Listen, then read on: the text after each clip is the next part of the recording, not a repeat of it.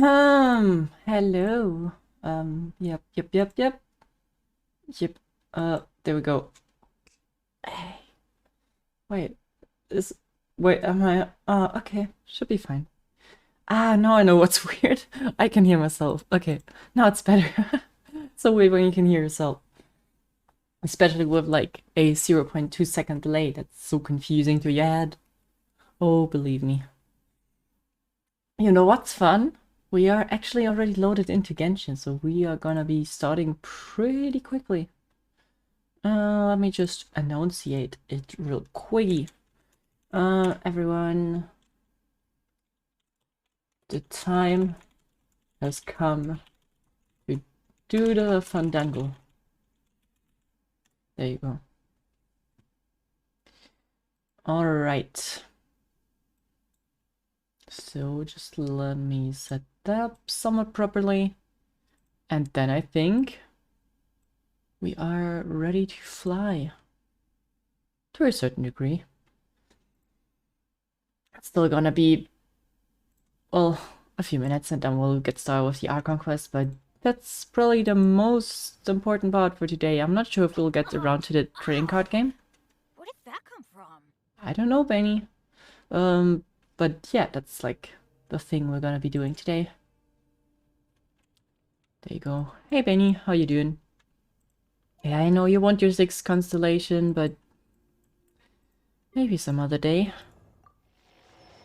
Goro can have his one though. Didn't I also get a Yanfei one? Wait, I didn't have Yanfei before? Oh, that's actually neat. There you go, Yanfei. Welcome in the gang of the level 20 characters. Yep, certainly no other character left that I don't have at level 20 yet. I'm sorry, Layla. We need 2 more. Wait, how much pity do we have? So many papers. It's fine, Layla, it's fine. Why can't I? Oh no, not details. History.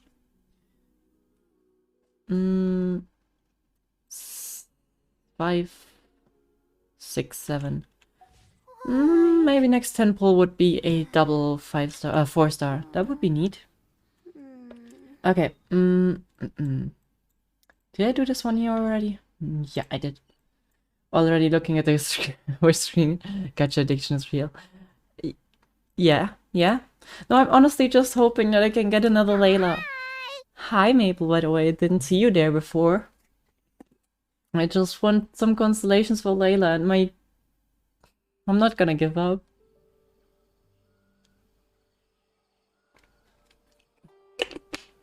Also, it was just the standard banner, you know? The standard banner has nothing to do with gacha, right? You can't compare them. I need to turn up the volume for myself.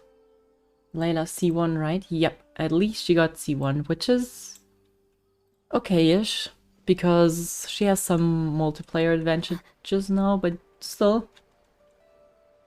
I would like if there was an ability to boost her normal attacks, but unfortunately I can't do that. By the way, I'm not sure if I showed that, but I crowned her normal attack. So, yeah. I was hoping that there was maybe a constellation that gives her level 13 there, but no. They're all just for the elemental skill and for the what's it called? The burst.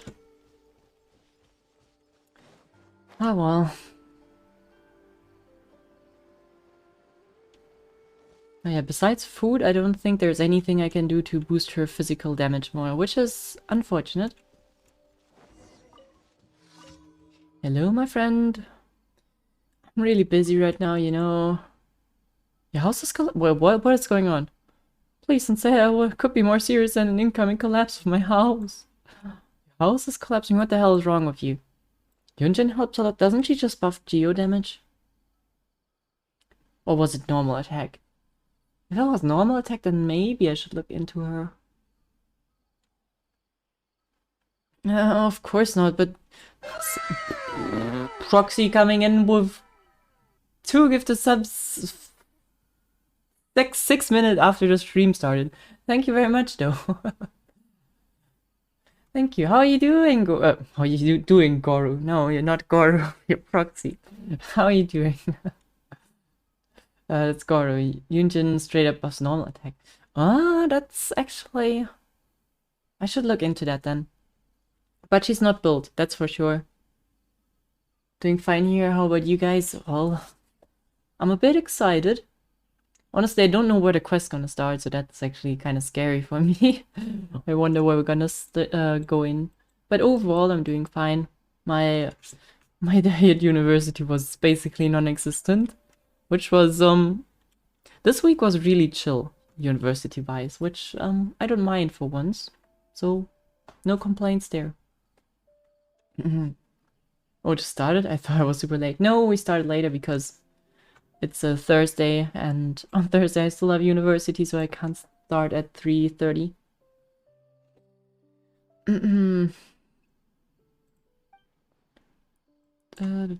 Okay, well, I'm sorry, guy, but I can't fix your house. Quick, give me primer gems. Thanks. Sure, yes. I do, you clap. I finished the quest an hour ago. It's a good one. I bet you'll enjoy it. Ooh, okay. Yeah, I will think we will need to recap a bit before we start the quest, just so that I'm aware of everything that happened, and maybe you guys are also refreshed. But I think most of the things are still in recent memory, so it's not that bad. There's not even a house up here. How is he doing 3,000 damage every once in a while? Oh, I know why, because he's like his mother. Yeah, right, we were talking about that last time. I want to remind you that he's level 50. With talents at level 2. Not really any artifacts for him. Why are you so good, Scar?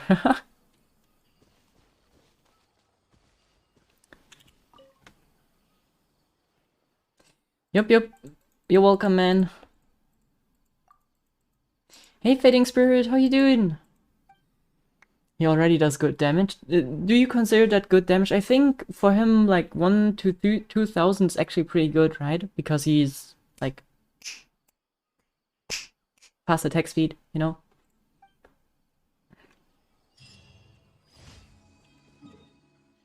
Okay, there's another one. But yeah, I think he has a lot of potential, if I'm not wrong. Maybe I will actually have a few good teams in the future. That would be fun. You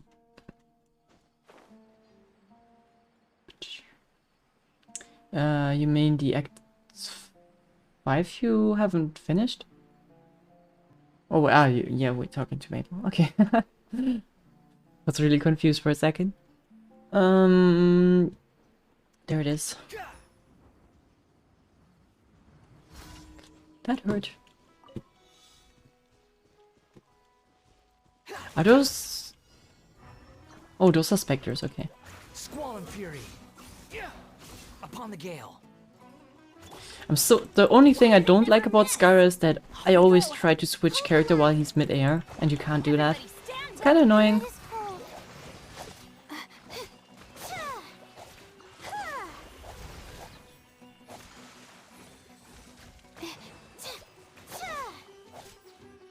Stars, shine for me. The wind rises. Nothing worth mentioning. My guiding stars. Oh, man, against those things he's doing really good damage though. Take your time and enjoy it slowly, because it's not going anywhere yet. And honestly, that's like the best thing about this whole update so far. Nothing that's here. Literally nothing. Besides the test run, okay. But like nothing here is going anywhere. The trading card game is not going anywhere. It's a permanent event. Thanks, Genshin. How come Layla did such good normal damage? Let me tell you. So we got. Oh, do you want to see my my my crit rate? um, it it's up there. Okay. I think I could use like a few more percent, so we would be on the better side. But yeah, I think her crit damage could certainly use some improvement there. But also, okay, well, this is part of the reason why she has such high crit rate. But yeah, this artifact piece. 35% increased shield strength. Don't really care about that. But 40% additional normal and charge attack damage while protected by a shield. Plus Eula's piece, which I somewhat stole. I don't want to talk about that one. Which gives her another 60% physical damage bonus. Plus her normal attack being at level 10. I think that's the reason. Also, Bennett was helping, I think. Allow me. Hey, Marion Bond. And Marion Bond. TCG is my new addiction. Ooh, you can put that right on My Strange Addiction. Quit following. The night is cold.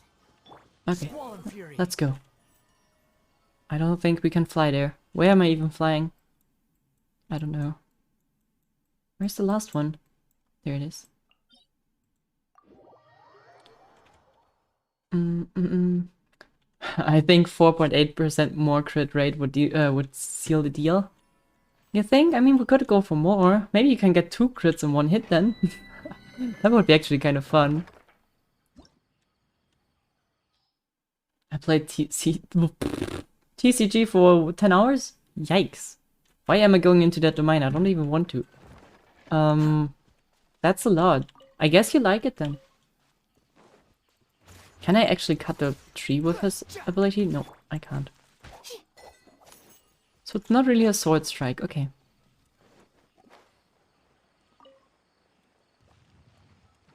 I knew it. Clearing them out? Easy. The only problem is I can't lose my 90% health right now, so I need to go down a bit closer and then I can go. Ungus bungus damage. I'm getting sick of this. Okay, Benny. Ignite them. Skara, lift off. And oh no, ooh, he can get shut down. That's unfortunate though. Okay, gotta keep that in mind.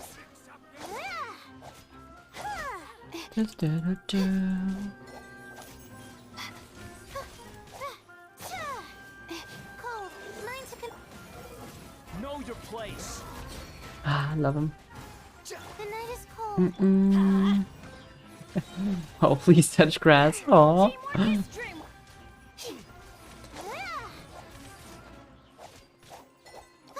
Can't say something like this to a Genshin player. This is unimaginable.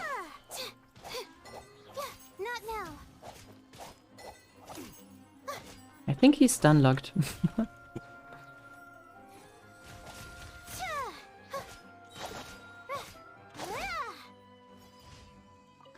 I did touch grass in Sumeru when I did my dailies. That's not grass. That's pixels on your screen, and I think you probably didn't even touch them. Except if you're a weirdo and you really touch your screen all the time. Ah, but I mean if you were playing on mobile. Well, touche. 525 burst damage. It's more like what? KT? What is KT?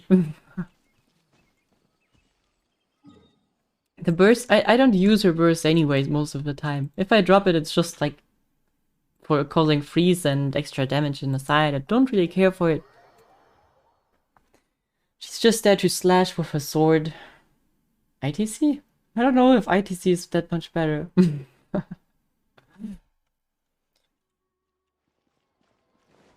we go. Add Astra at. Up. Thank you for I'm sorry, Catherine. Oh man, we're so close to level 56. Add Astra at. Nearly there.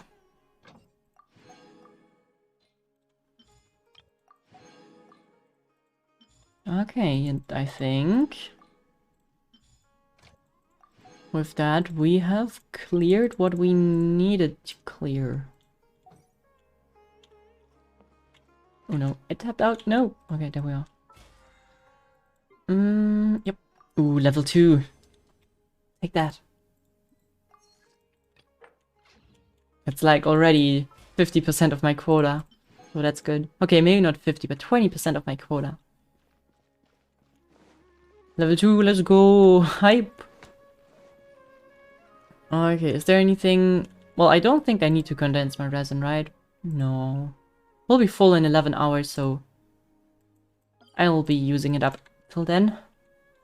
27 more days and you'll be level 10. Yes! That deserves some hype.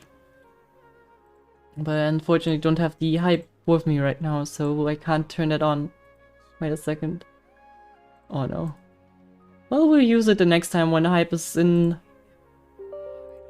When we're in need for hype. Congrats on getting the Wanderer. Yeah, that was a ride. It was not as easy as I thought. How much did you spend on him? 30 pulls? Yeah, I think 30 pulls, right? And then we wasted one on his weapon banner. That was unnecessary. You can ask Maple about that. It's his fault after all, so... I applied for vacation. I'm sorry, Layla.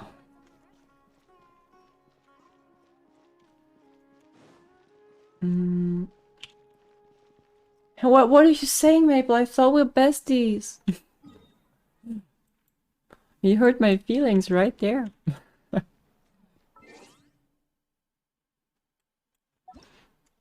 Oh, that was super lucky. No, it wasn't, because I was still at 85 pity in the end. So, not that that great. Absolutely not, little one. Ow, that hurt. I would give you a bonk for that one if I could. But my arms are not long enough to give you a proper bonk. Just gotta do so. But yours are long enough. Bonk. I think I can show that. Wait a second. I was just going through a folder because I need to clear it before we start with the Archon quest. Just a little sneak peek in what university life looks like. Oh wait, we should probably take this one. Where did that come from? Saying I times I, you can say power. It's like a lecture. Comma 2, and using the power function from the CMath library. Both You better listen closely. I just, in this It's case, important. I just use I times I because it's like a really simple power. So It's really important. Better listen up. I love him. Such a Chad. He's the Giga Chad of the informatics classes. But he's also like the person that uses... To be honest, I really like the way he goes about doing things, but I think I can pull that up. I talked about someone who's studying electrical engineering. About him a few times. Because he's also very sus. Like, really sus. Right there. The opposite is Like- probably true for me. That's like examples that he does with us in class, which, well, this one, I mean, fine. Nice example. But then again, you got like this, where he just creates a string that's called balls, balls, balls, balls, balls, balls, balls, which is a bit sus, if I might add that. But he can do whatever he wants, right? Anyways. Enough of university. He's an interesting being. He's a lecturer. He's a tutor. So not quite, but he's there. What's up with that? Don't question it. He's doing stuff, and we all like him for doing that. Okay, so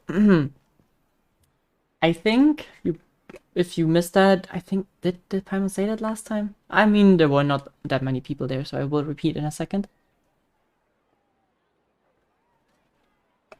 Ow! Dude, who's throwing those stones? There's like nothing above him. Must have been one of those. So disrespectful. Anyway, so last time Paimon said she still has a lot of questions to ask Miss Nahida. So that's where we're going. After that, she said that after the Kazuha quest. Also, like, the Kazuha quest was like... so I personally didn't think it was that bad. I missed everything that Paimon says, yeah. Fair. Yeah, but like, we played the Kazuha quest yesterday, and it was like, the whole story of the sword was like basically Scaramouche's story. I'm not sure if I'm just pulling the parallel right now because we're like within, well, like we talk about all that Scaramouche stuff as of late. But like, what? It was crazy to me because there was so much foreshadowing. And the quest was quite old, so... Have you solved all Dash Red stuffs? I don't think so. Whatever that is.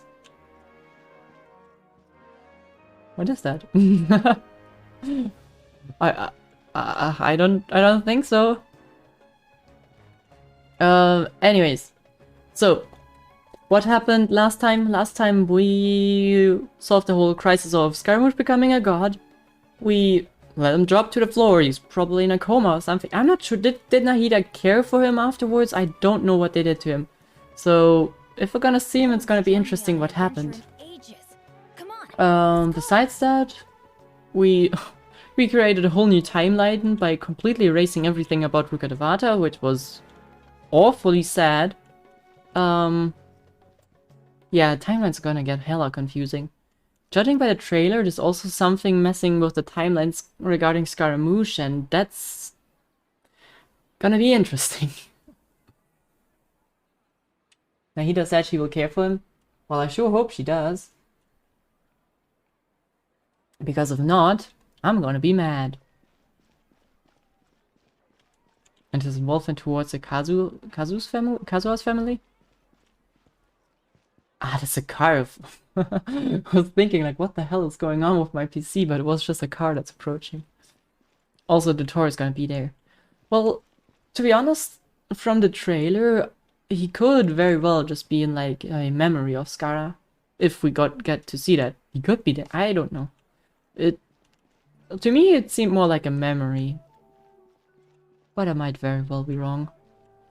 But anyways, I think there's still a lot of stuff that we need to clear before we leave Sumeru, so time to get back to Nahida and ask her lots of questions. Especially, yeah, that's the thing Paimon said, like with the Descenders, she wants to ask a lot of questions, and I'm with her. Like this whole Descender thing, she just dropped that and then didn't let us follow up on it because that was a huge lore drop.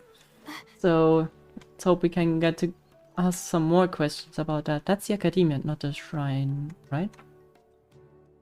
Where am I? Wait, the sanctuary is completely somewhere else. Oh, I'm the wrong... Oh, well... The Torian memory is also worthy of this. Yeah, fair. Vittoria is also worthy of this, no matter where he appears.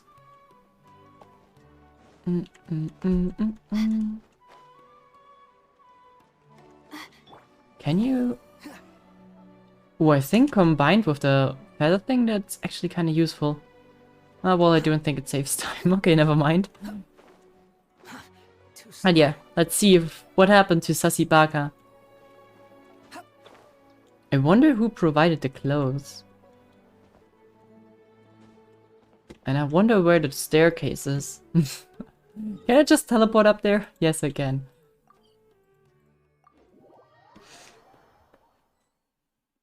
Okay, right into it.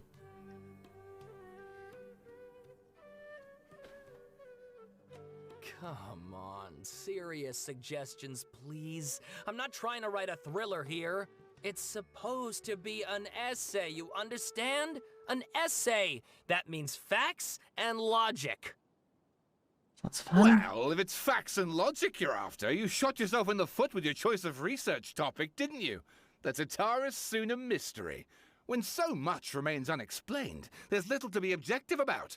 Unless, of course, you restrict yourself to textual criticism. To be honest, I like the voice actors really. Like, they're really good. Don't know why. Well, this is my teacher's area of research. I can't change that. But it's fascinating enough without having to sensationalize it, don't you think? The strange location, the missing details, a mysterious person. I want to write my essay on something interesting, and I'm interested in getting to the bottom of all this. That's the only reason I came to you. Who even is that? Yes, Do we you know came him? to me, so all the more reason to take my advice. The fact is, it's the I don't think so. dramatization that will make people want to read it. There's no getting around that. Okay, but... Did one of them just mention Tatarasuna? But that's all the way in Inazuma! I mean, it's not that surprising that they are researching it here, right? Is it just Paimon, or is it kinda unusual for someone in Sumeru to want to write a paper about that? Everyone here's just going about their business. Maybe it really is just Paimon. Guess people here are free to research pretty much anything. Yeah, I mean, it sounds fair. It's a country of research and knowledge, so it makes sense. But let's eavesdrop a bit. Great! Let's go find out what this Tatarasuna mystery is all about. Inversion of Genesis. That's a title.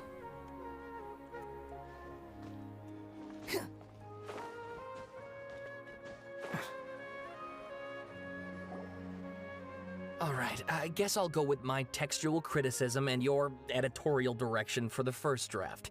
I have a feeling that the missing Kabuki Mono will end up being the main focus of this paper. Oh god, now we also have these insane Inazuma terminology stuff in here that I don't understand. What was Kabuki Mono again? Help? Kabuki Mono. I don't know.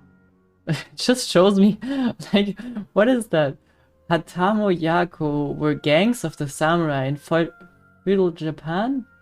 First appearing in the whatever that is? I'm not looking for history lectures. If only we knew where to find that traveler. From what they say about her, this seems like the kind of thing she'd know about. Do we need to start the how convenient countdown? Counter again? Oh no. Oh, you're the traveler, you say? Hey, what's with that face? Don't believe us? If you don't believe me, I'll just go. No, of course I believe you. Actually, I first heard about your great exploits when I was still in Inazuma. How convenient. One. Ding. This is my first time coming face to face with you and your mysterious silver-haired companion. I couldn't believe my luck, and out of force of habit, I started, examining the evidence. Sorry. Oh, Sawada, for the love of... Sorry, we don't get out much, so our social skills are kinda lacking. Well, I think everyone gets behind that one. Traveler, I hear you've helped many people a great deal and been to many places. Would you be able to tell us about Tatarasuna? Oh, let me tell you, I've just been going through a whole quest about it. Actually, we don't know much about that place either. In fact, we only came over here because we heard you talking about it and wanted to learn more. I see. Well, but apparently I can still not help this time. Well, sorry. My teacher chose this area of research as a personal challenge. He said it's difficult to get into because even Inazumans don't know much about Tatarasuna's past. But who'd have thought that... Oh wait, Tatarigami is something completely different to Tatarasuna. Well, it's... I love Inazuma, but I hate the names there. It's just so complicated. If you don't mind, I'd love to show you all my outline for the book I'm writing about Tatarasuna. Hold on, Sawada. Don't you think that's a bit of a deep dive for a first read? Well, fair point. In that case, please ease yourselves in gently by taking a look at Akaba's latest essay draft. Okay. Let me give you some background.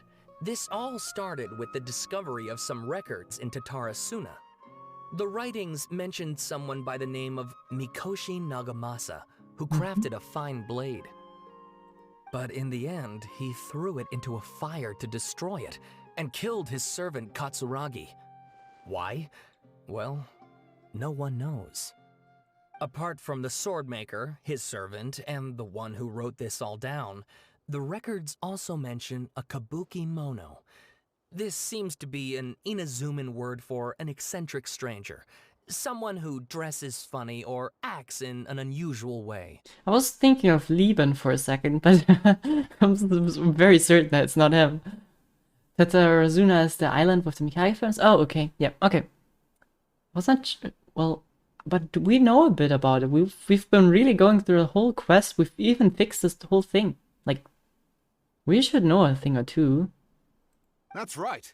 Akaba's teacher has spent quite some time researching these events on the ground. This kabuki mono lived in Tatarasuna for a while before disappearing without a trace. And shortly afterwards, as Akaba mentioned, things got pretty ugly. So first this strange person goes missing, then a murder happens? Seems kinda fishy to Paimon. Yes, Agreed. my thoughts exactly.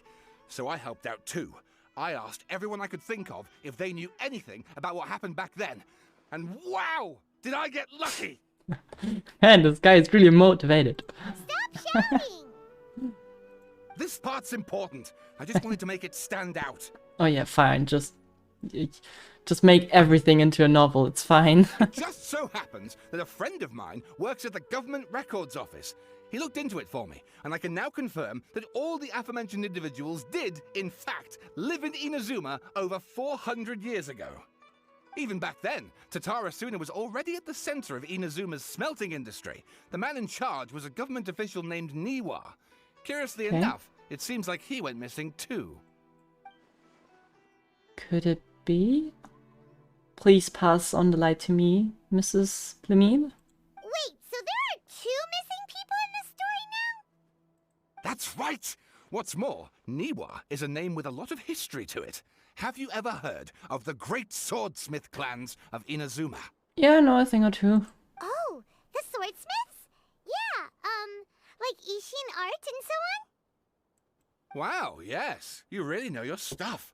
That makes things easier. So basically, this Niwa was a distant relative of the Kaidahara clan, the last practitioners of Ishin art. Mm-hmm.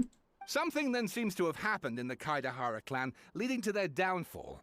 I don't know the details, but taken in light of everything else going on around that time, it makes you wonder whether it's all connected somehow. The Kaidahara clan? Sawada, you left out the biggest detail of all. Wait, there's more? Oh, yes, of course. How could I forget? Brace your minds, ladies and gents, for they are about to be blown. Or maybe you won't believe your ears.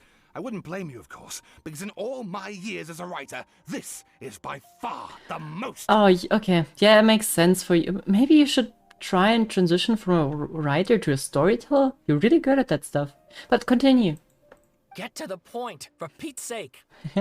According to information acquired by Akaba's teacher, the Kabuki Mono was not a human, but a puppet. Oh, okay. Yeah, well, that certainly shrinks the amount of people that are possibly referred to as Kabuki Mono. Exclamation mark. A puppet? Yeah, like, who is left then? That's, well, like, I don't know what Syndrome builds, but, like, that's either Skara or the Shogun. Is there another puppet? Wasn't there, like, 3, if I'm not wrong? But yeah, I mean, it's certainly not the Shogun, right? So I think that shrinks it down quite far. Literally shrinks it down to 1 person. Yeah, pretty much.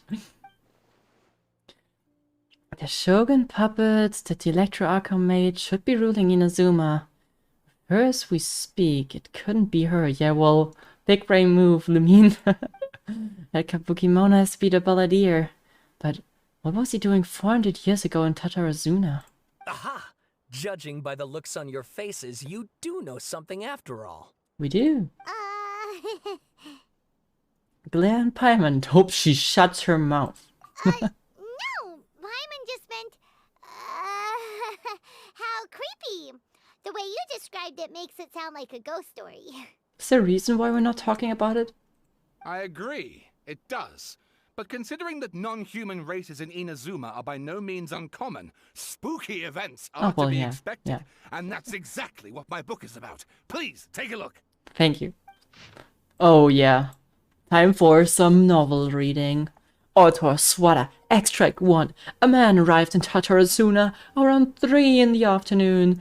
From afar he spied laborers walking along the mountain roads towards the factories, their shoes scuffing along the jutting stones. They walked like people convinced that so long as they reached the fire raging in the mountain's belly, they might extract from its gems beyond price. The mood that the sight inspired from was ineffable, whatever that means, beyond mere description for those not present to witness it.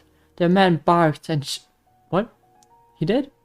Oh, okay, he barked a cheerful greeting and sprinted to join the procession. Not possession. Oh god, that's not gonna go well.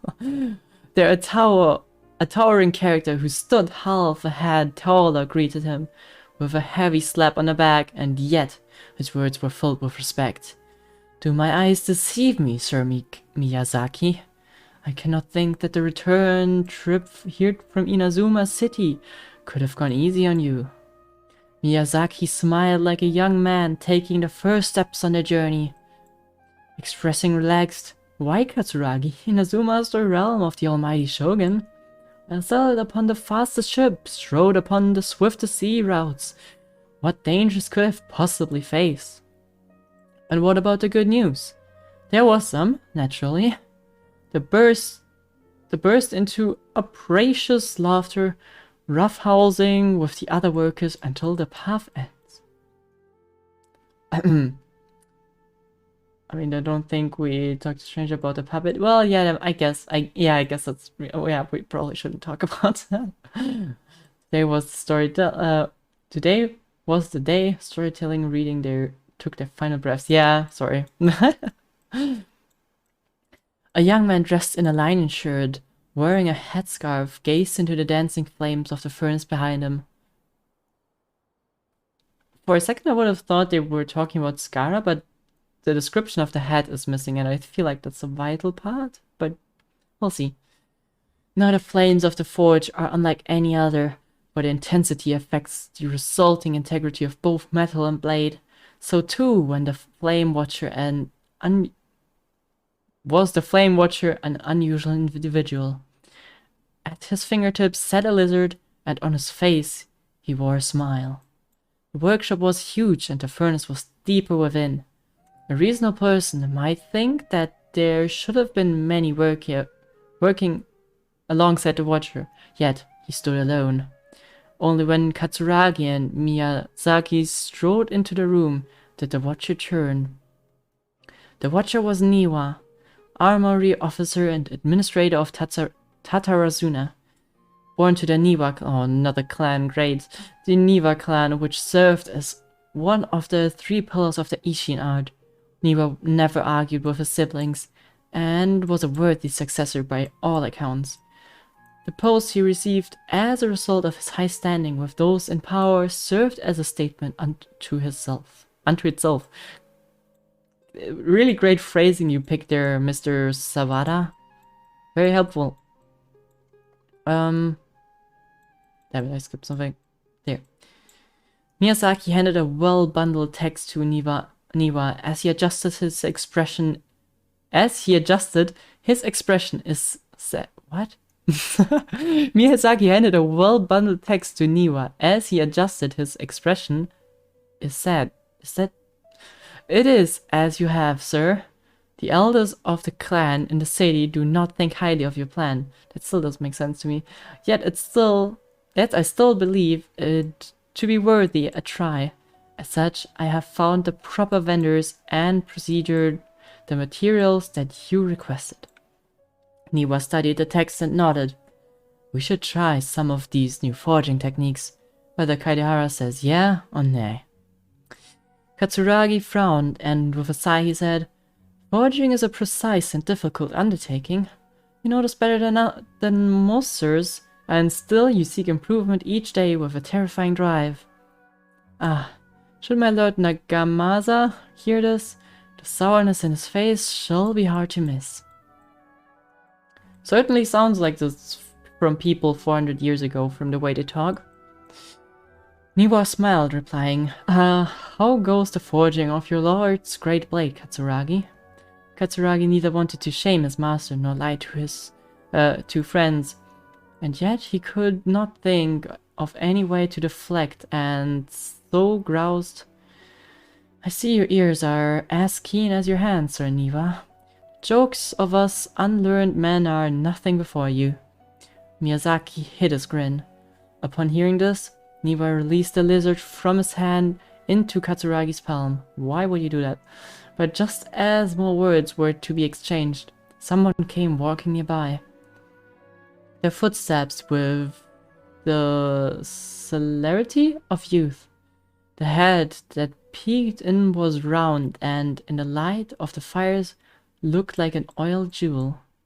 The young man placed some boxed food at the side and, nodding, he prepared to leave. Okay, whoever was that? Katsuragi called out after him. What about your share? Aren't you going to eat it? What was it, young man? Okay, they're kind of random. Anyways, the young man, upon hearing these words, found himself slightly at loss. After a while he answered, Very well, I will try it. You're welcome to the food. We all eat the same fare, after all, Niwa said. The man nodded and left, seemingly deep in thought. Extract 2. Just saw the scroll and it had so much text. Yep. Gonna be here for a few minutes. ...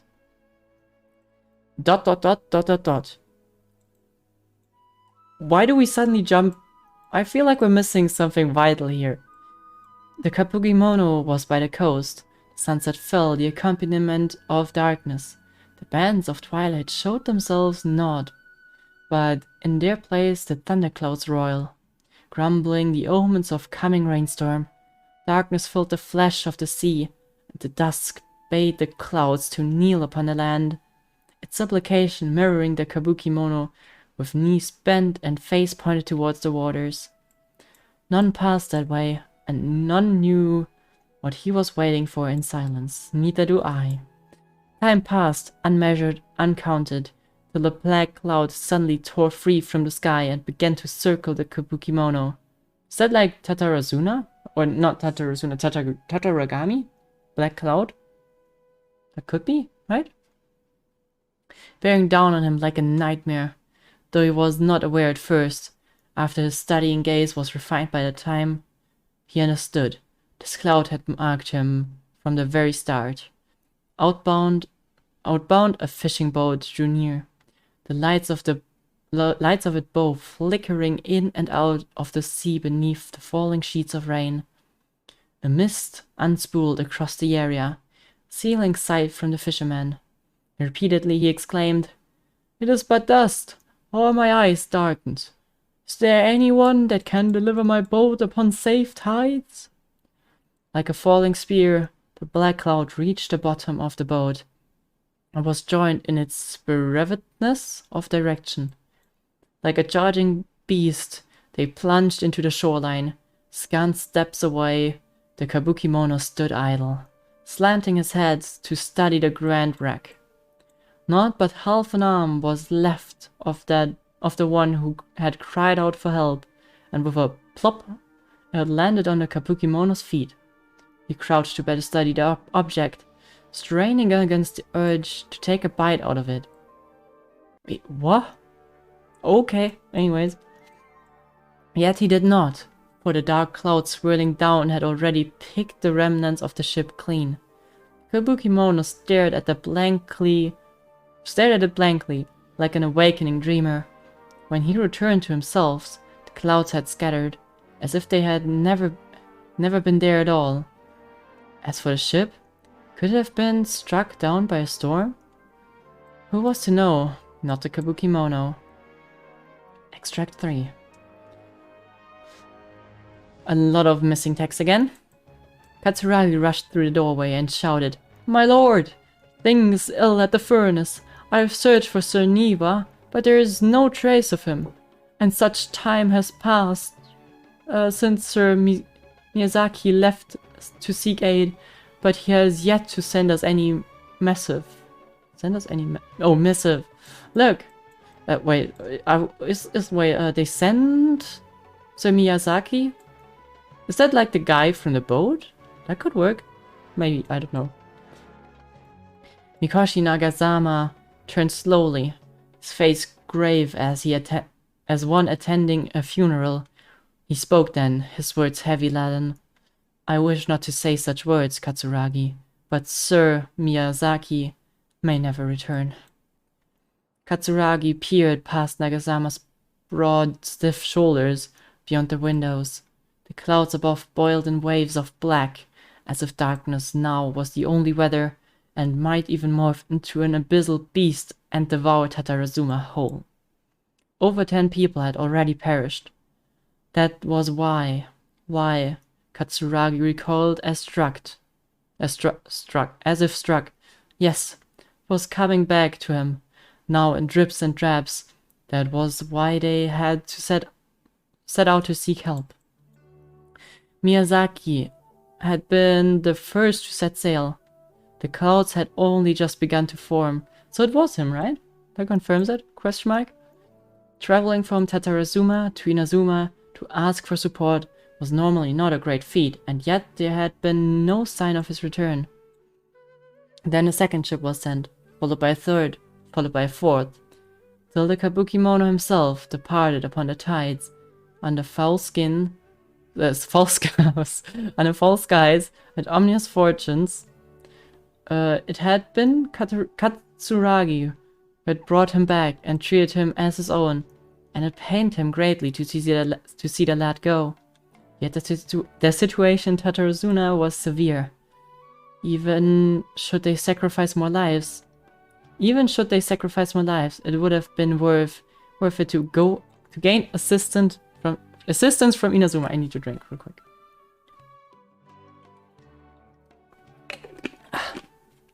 Okay. Onwards. Niwa was gone, and no one could find him. Afterward, Nagasama led a search party into the mountains, and the area around the furnace, all to no avail. Folk began to wonder if Niwa might have encountered an accident, but very soon turned to suspicion, and they wondered if he had fled, unwilling to bear the sin of having caused the incidents. The people grew ever more suspicious, and Nagasama himself strained against his discontent and fury. His face had grown to resemble the rumbling clouds above. Suddenly a figure flashed by. Their presence did not go unnoticed by Nagasama. He drew his blade out and cut through... what is happening? He drew his blade and cut through... He only nicked the silken veil the intruder wore. For a moment they swayed and... Wait, what is he cutting? Wait, someone appears and cut. Cut what? Cut through? Cut. Comma. Through he only nicked the silken... Okay, well no, I guess not. I guess we don't get that. For a moment they swayed and then, like a marionette pulled by strings, they moved behind Nagasama, laughing darkly. Are you seeking someone, my lord? Niwa, perhaps? Nagasawa bellowed in fury. You dare address Sir Niwa directly? Yet the figure parted like mist before his falling blade, only to rematerialize beyond reach, but not beyond sight. A ghastly apparition? Indeed. Was it you who slew my people? Nagasama howled and charged, held back only by Katsuragi's desperate grip. As his senses returned to him, he realized he was but an inch away from falling into the furnace. Oh god, careful. Seems that the rest of his work remains unfinished. From the existing text, however, it is apparent that his novel is of a fantastical, colorful sensibility from an imagination well utilized. Wow. Yes, please keep hydrating. Yeah. Hey, I need to take a look at that part real quick. A figure flashed by. The presence did not go unnoticed by Nagasama. Oh, okay, okay. That way around. Okay. Okay. What I thought was happening, the figure flashed by. Ignore that sentence. And he drew his blade and cut. Like, the figure just came and cut. Cut who? Cut what? Cut when? Okay. So, they tried to defend themselves. Or fend the person off, whatever. That was a lot of text. But, to be honest, I'm not sure how much of that is like a fable. And how much of that is, like, actually something that is true. Because even the game feels the need to clarify it in the bottom that this is like fantastical and colorful novel born from imagination. So I'm not sure how much of that is all true. I guess it's like I suppose something like that happened. How true it is? I don't know. Oh, and please read my essay draft as well. Oh god, no! They got to be kidding! Ah, well, there we go. Details. This text belongs to a series of works sponsored by the Humama project. It has yet to be numbered. Author, Aquaba. Is that how you pronounce them, by the way? That sounds like a Pokemon. Abstract. The Tatsuzama area has always been a major pillar of Inazuma's smithing industry. 2 incidents have occurred there, and the details behind the first are vague at best.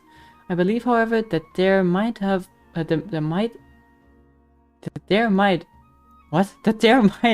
hidden history. I believe, however, that there might a hidden history behind the events that transpired. I think there's missing a word here. Hence, this paper will attempt to analyze what may have unfolded from the available data. A glossary. Oh, great. Now we're in a scientific paper. It makes it all a lot more boring. Tatarazuna area, Raiden Gokuden, Mikoshi Nagasama, Kabukimono. Introduction. This paper continues and expands on the works of my mentor Mr. Rumi in his report on the happily hidden tales of Tatarazuna, and is intended to further this avenue of research. According to the data, the blade forging techniques of Inazuma were originally handed down from the Electro Archon, also known as the Raiden Shogun. Using the arts they inherited from the Archon, the people of Inazuma devoted themselves to the process of forging.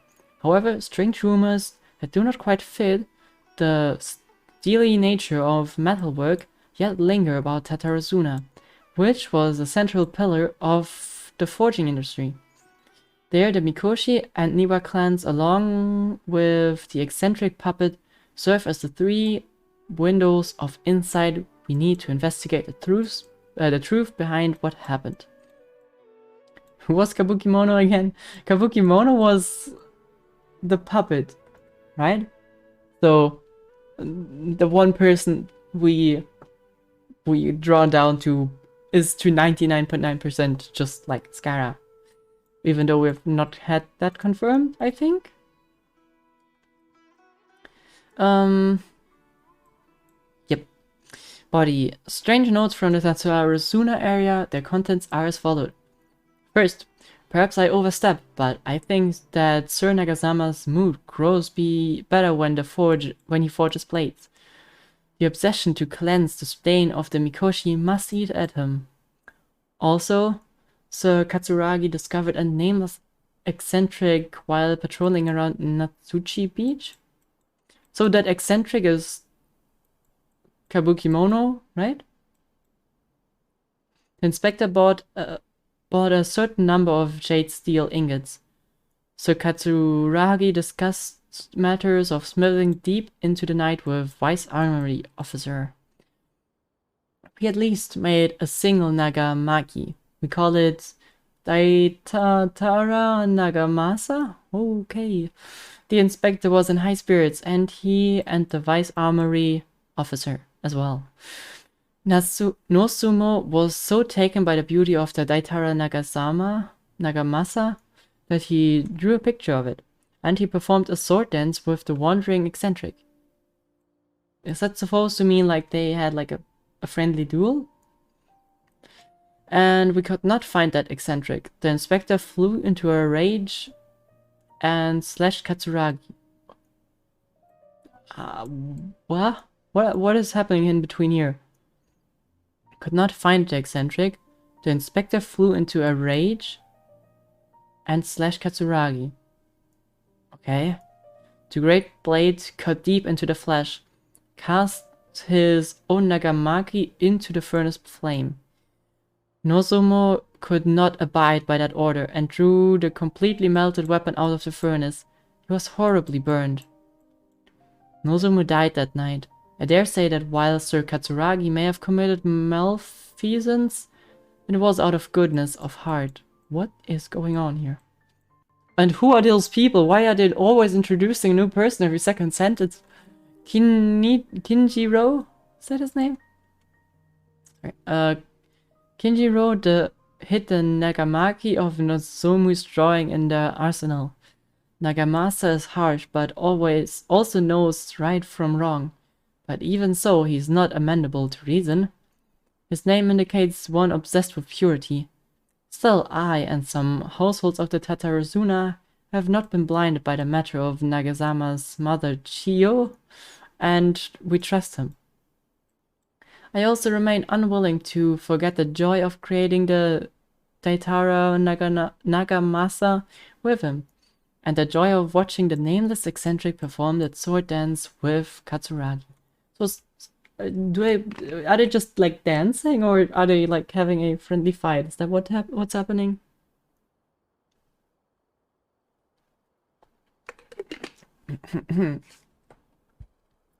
Before we withdrew, we should have divided the arsenal key into 3 parts.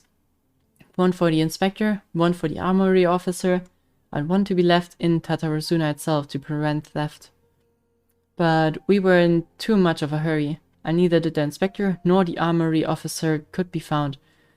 So I was so bold as to hide the 3 pieces within treasure chests in Tataruzuna. The 7 notes mentioned prior had been scattered across the Tataruzuna area. Among the 7 notes, 6 seemed to be of good physical integrity. Okay, so these were like some things we found in the chests. Okay. Though they all look quite old, while the last one looks more recent, I believe that the first 6 notes and the last are of different time periods. Though the gulf in years between them needs to be verified. The contents of the first 6 should also be related to each other, as the incidents mentioned are quite consistent with another. Rumi once mentioned in Happily Hidden Tales of Tataruzuna, hereafter known as Hidden Tales, that in the past researchers from Sumeru had investigated the cultural histories of Tataruzuna and Inazuma. Though their place has fallen into some degree of despair since the Hidden Tales were written, things have improved since the time when I wrote the original article. Regardless, what used to be an area of major industry remains a place most inhospitable, and residents of Tataruzuna may be found living and dwelling by the waters.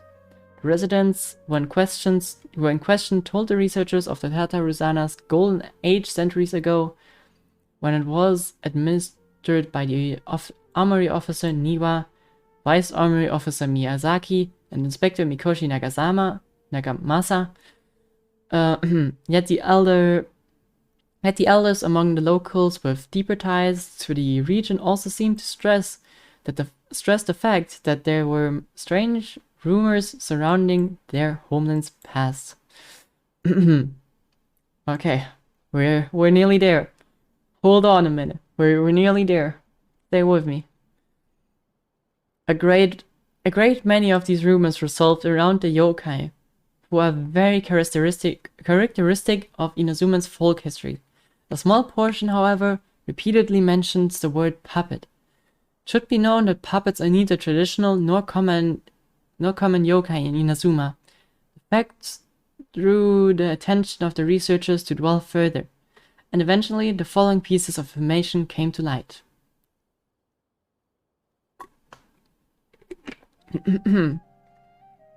A puppet once appeared in Tataruzuna. Its visage was elegant, its apparel impeccable, and the way it dressed hid all the joint lines of it on its body. If no one were to mention that it was indeed a puppet, it would be hard to tell at all. Additionally, this puppet seemed to possess special joint lines that would fade with time, potentially even disappearing altogether, which would perhaps eventually make the puppet seem entirely human. The name of the puppet was known to almost none. Some folk claimed to have spotted him appearing around Tatarazuna, while others mentioned encountering it in the central regions of the area. Some even claimed that it would frequent the beach. It would frequent the beach. Man, this kind of language is really strange to me. But okay, I think I get what they're saying. Tales spread of it standing beside the sea and gazing across the waters towards Inazuma City. Well, what it was that the puppet was gazing at remains a mystery. Maybe like looking... I'm not sure what exact time frame that is. But at some point he was cast away by the Shogun. Or by A, I guess. Maybe he's looking back at there. Or maybe he ran away. I actually don't quite remember how that all worked out. I guess he was a prototype and then discarded, right? Maybe he ran away then? Afterwards? Or he ran away because he didn't want to get destroyed, if that was the plan? Or they just sent him away? Many options. Certainly they didn't want him anymore, that's for sure. As mentioned earlier, the six notes all document a certain nameless eccentric. The eccentric, which can also be read as kabuki mono, is usually used in Inazuma to refer to a figure who dresses or behaves in a peculiar manner. It is understandable, therefore, why this character would have left such an impression. He was discarded, A couldn't kill him. She couldn't, or she didn't want to? It would surprise me if she couldn't, because that seems like, I mean, she's a lot more powerful, I would guess. Or at least in the past. Didn't want to, okay. That seems a lot more likely. There. Should the people of Tatarazuna indeed have had a puppet in their midst, incurring mass panic? A good possibility considering the coexistence between a yokai and human in Inazuma at large. Then the puppet would have very likely become a local resident. What is less well known is if the Kabukimono was just another title for this puppet. Perhaps because it was uniquely dressed to distract attention from its more special characteristics. A workable theory, but one that still lacks enough evidence to support it. Still, it can be retained as an analytical lens of sorts. A list of individuals related to Tatarazuna has been compiled here based on historical documents from Inazuma. Starting from the administrators, the records are as followed. Couldn't, as in didn't have a heart to kill him. Okay, yeah, fair. She wanted to kill him. Yeah, she would have snapped him. What, napped him? Snapped him? Probably. It would have probably been one slash with the Musuno Hitatachi, right? I don't think it's a problem for her, especially in the older days where she was like in possession of her gnosis and at full power, so that's for sure. Vice Armory Officer Miyazaki. Full name is not relevant.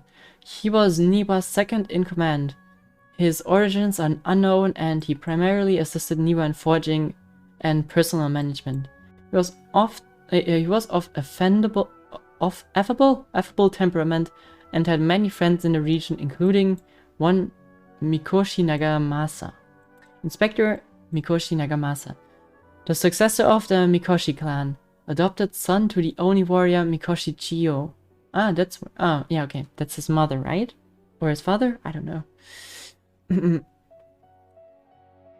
And the younger adopted brother to the Mikoshi whatever, also known as the Iwakura the successor, with his mother missing and abandoned by his brother, Nagamasa alone bore the family name, striving daily to wipe their shame from their history. Through the records state that the Mikoshi Nagamasa was a stubborn figure. He was also noted to be a person of moral virtue and integrity. It has been noted in various records that he practiced forging swords with cultivation and specially requested special instructions from Miyazaki to further his capabilities. However, the famous blade Daitatara Nagamasa was forged. He used it to slay his subordinate Katsuragi for reasons unknown at present. Ah, that's good to know. That's really like no reason for it. Okay, great. Subordinate Katsuragi. Katsuragi's full name and background remain unknown. Despite all the material I have sorted through, I have yet to find any more additional personal information regarding him. As one of the Mikoshi Nagamasa's subordinates, he was a loyal warrior who had been saved by the Nagamasas in his youth. From then on, he swore to stick by his lord through thick and thin, and to give his life in service if it was asked of him. So he basically turned into a slave. Okay. Kabukimono, full name unknown, background unknown. From the many sources I have combined with Rumi's personal observation, this character might have been the puppet mentioned in the rumors. Kabukimono was a figure of fashionable grace and gentleness.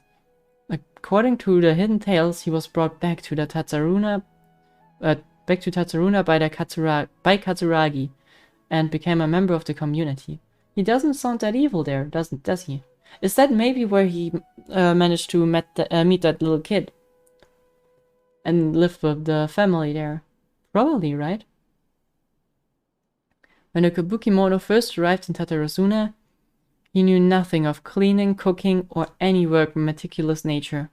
The locals taught him their skill over time, showing him how to clean his attire, dance, and craft small trinkets. Recordings state that the Kabukimono was there when the Daitara Nagamasa was forged, though his trail ends before Mikoshi Nagamasa slew Katsuragi. I believe that the Kabukimono was indeed the aforementioned puppet, and that he quite likely had a hand in Katsuragi's death. It seems that the rest of his paper remains unfinished. One thing is for sure, though, a lot of thought was put into this. Well, and when Makoto was still alive. Well, that's a different story. I mean, then there were obviously twice the power, right?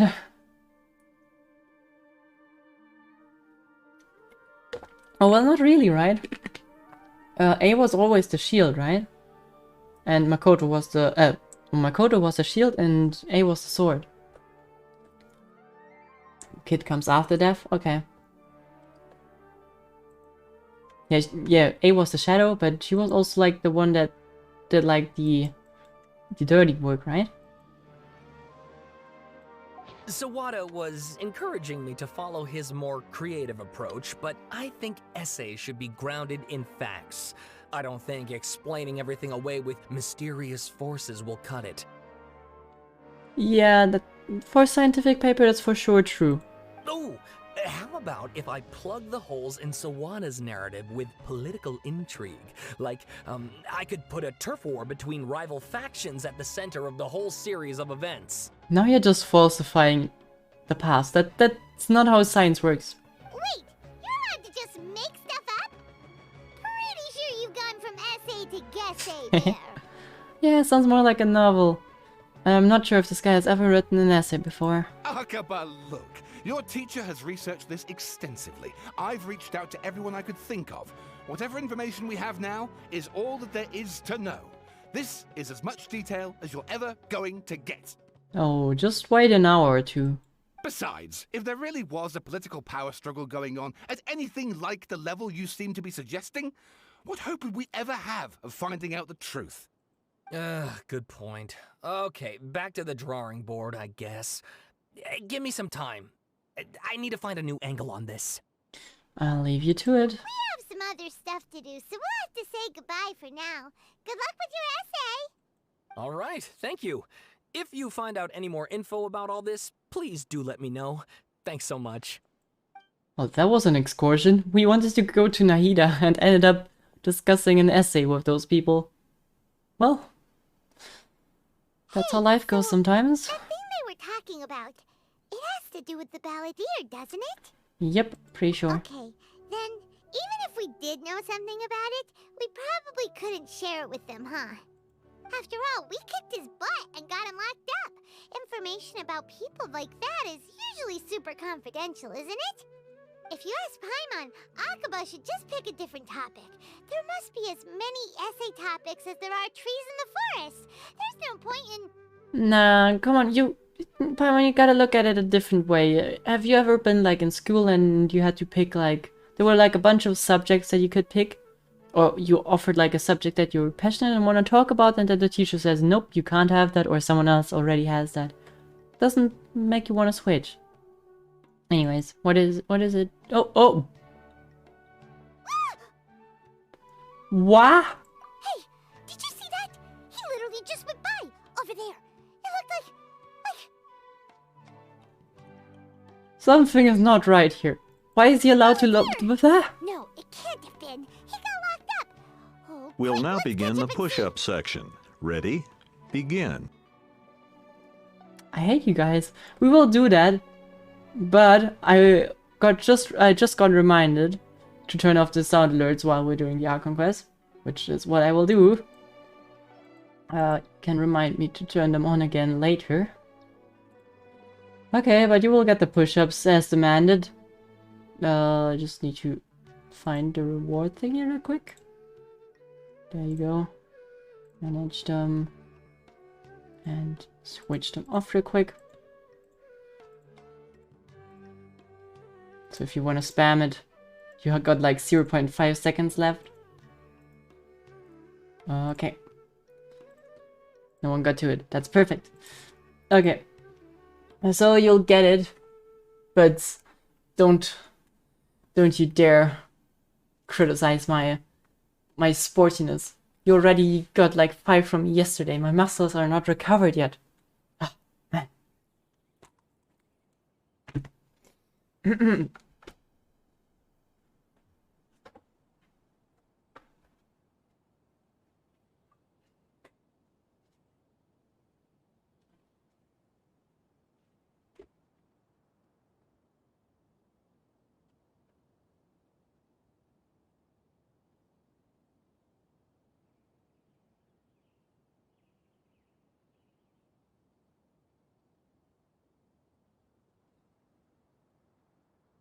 Okay. Solved.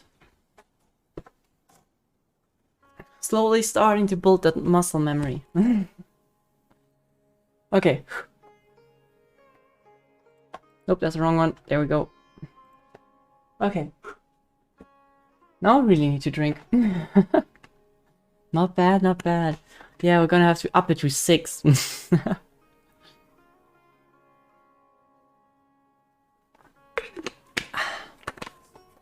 Okay. Anyways, you completely threw me off, like, the Balladeer just walked past us and now we began to do some push-ups.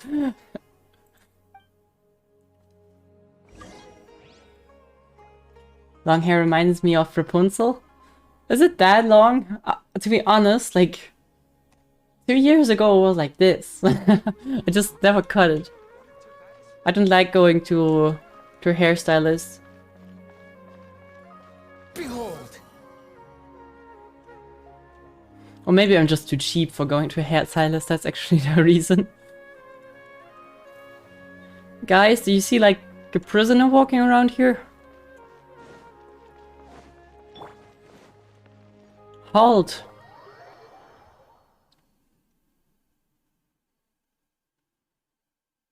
I think no one cares.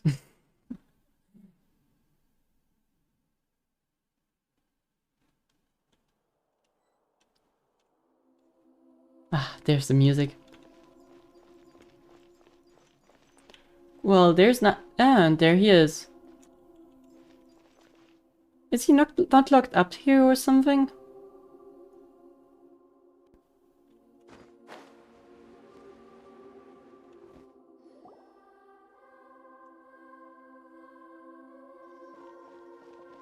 She's smiling. That's a good sign. There you are. Nahida, bad news. We just saw the balladeer strolling around in public.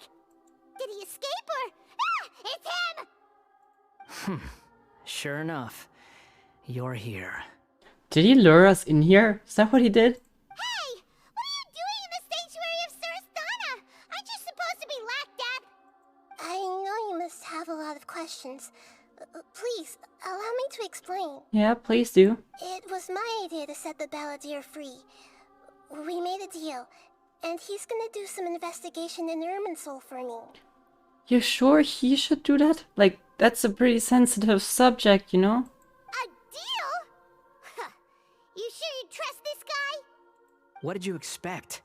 Why do you think Sumeru would keep me around otherwise? Or maybe killing me is all you can think about. I did not say that. I just said you probably shouldn't be walking around freely. But if that's the case, why haven't you done it already? Don't flatter yourself. It was... Nahida said there's still some mysteries in you to figure out.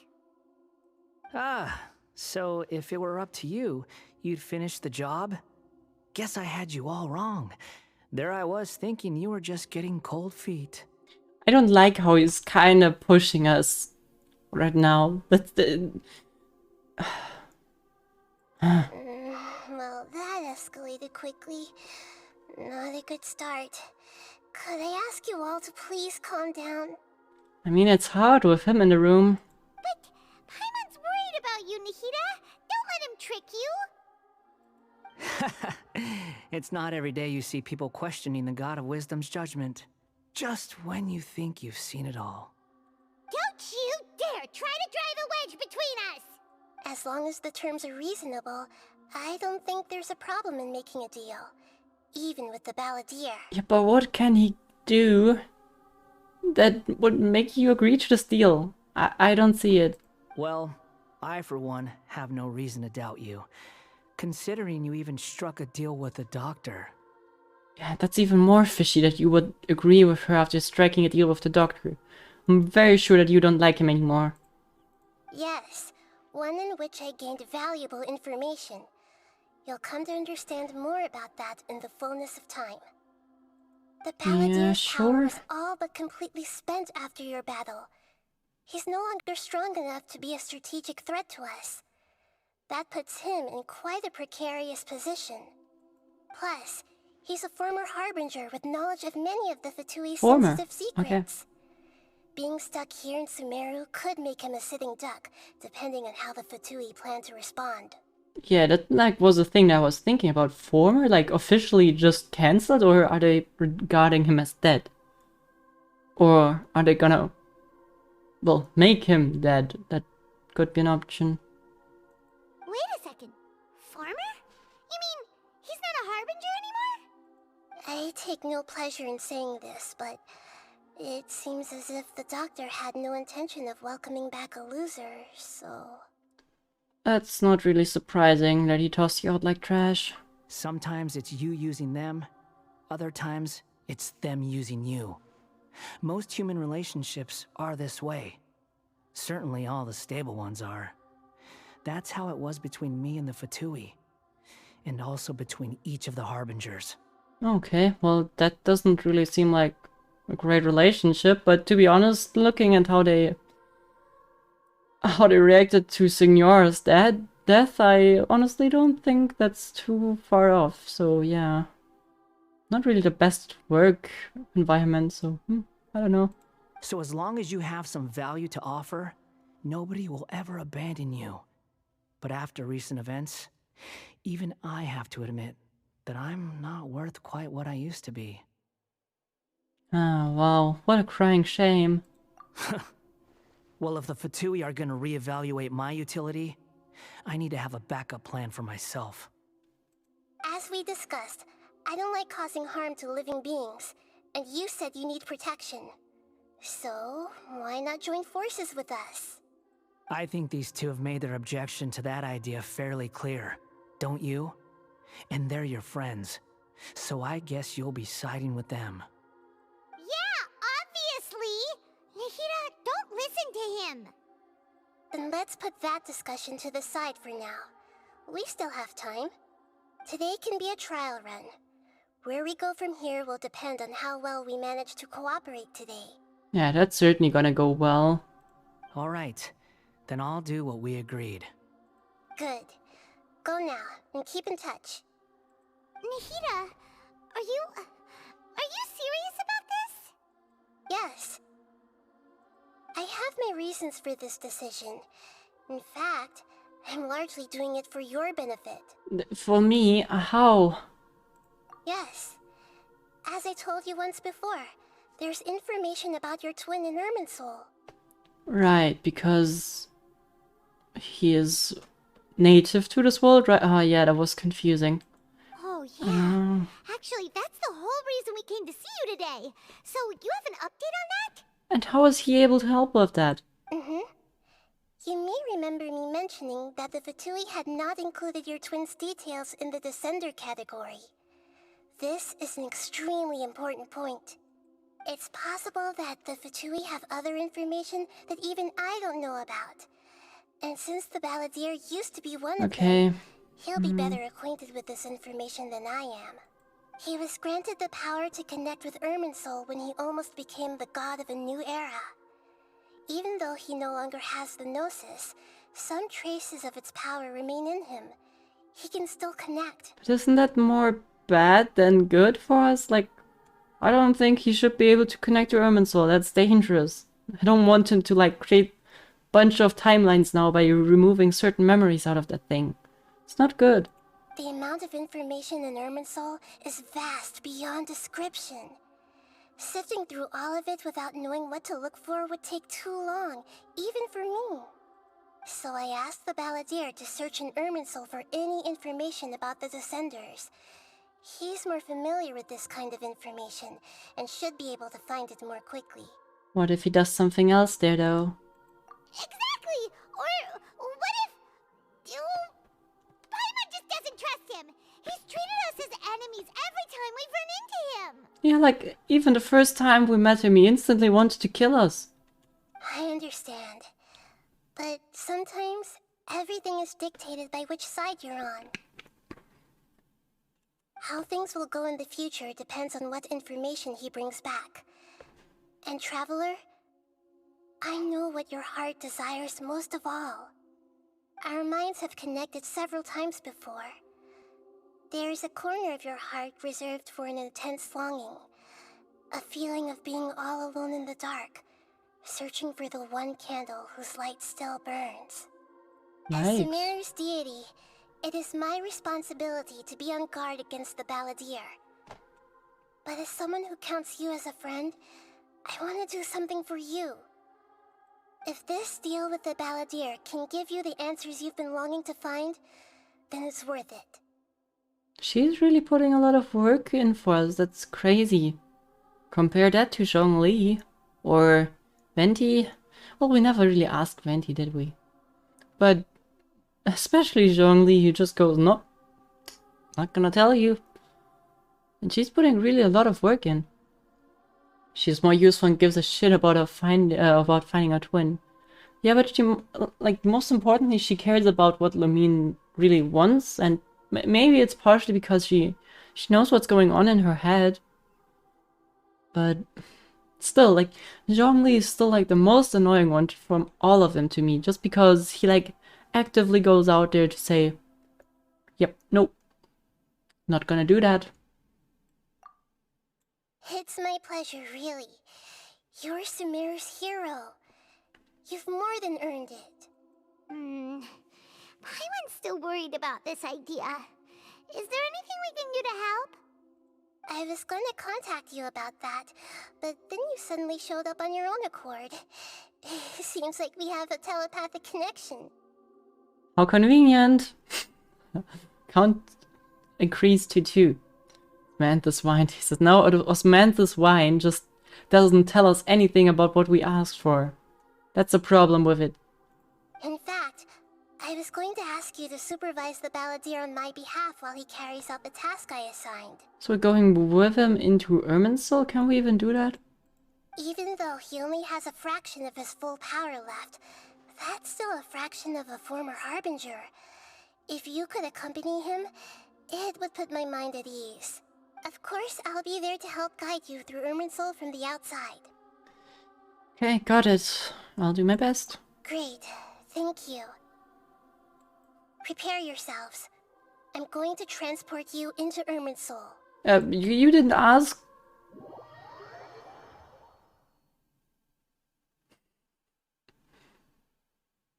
Wow, it looks pretty different here compared to last time. The colors are gentler. Guess that must be because Sumeru's at peace now. Yeah, it was a lot more purplish, right? Huh. It's 11 AM. Good night. Yeah, good night. Go to bed whenever you feel like it.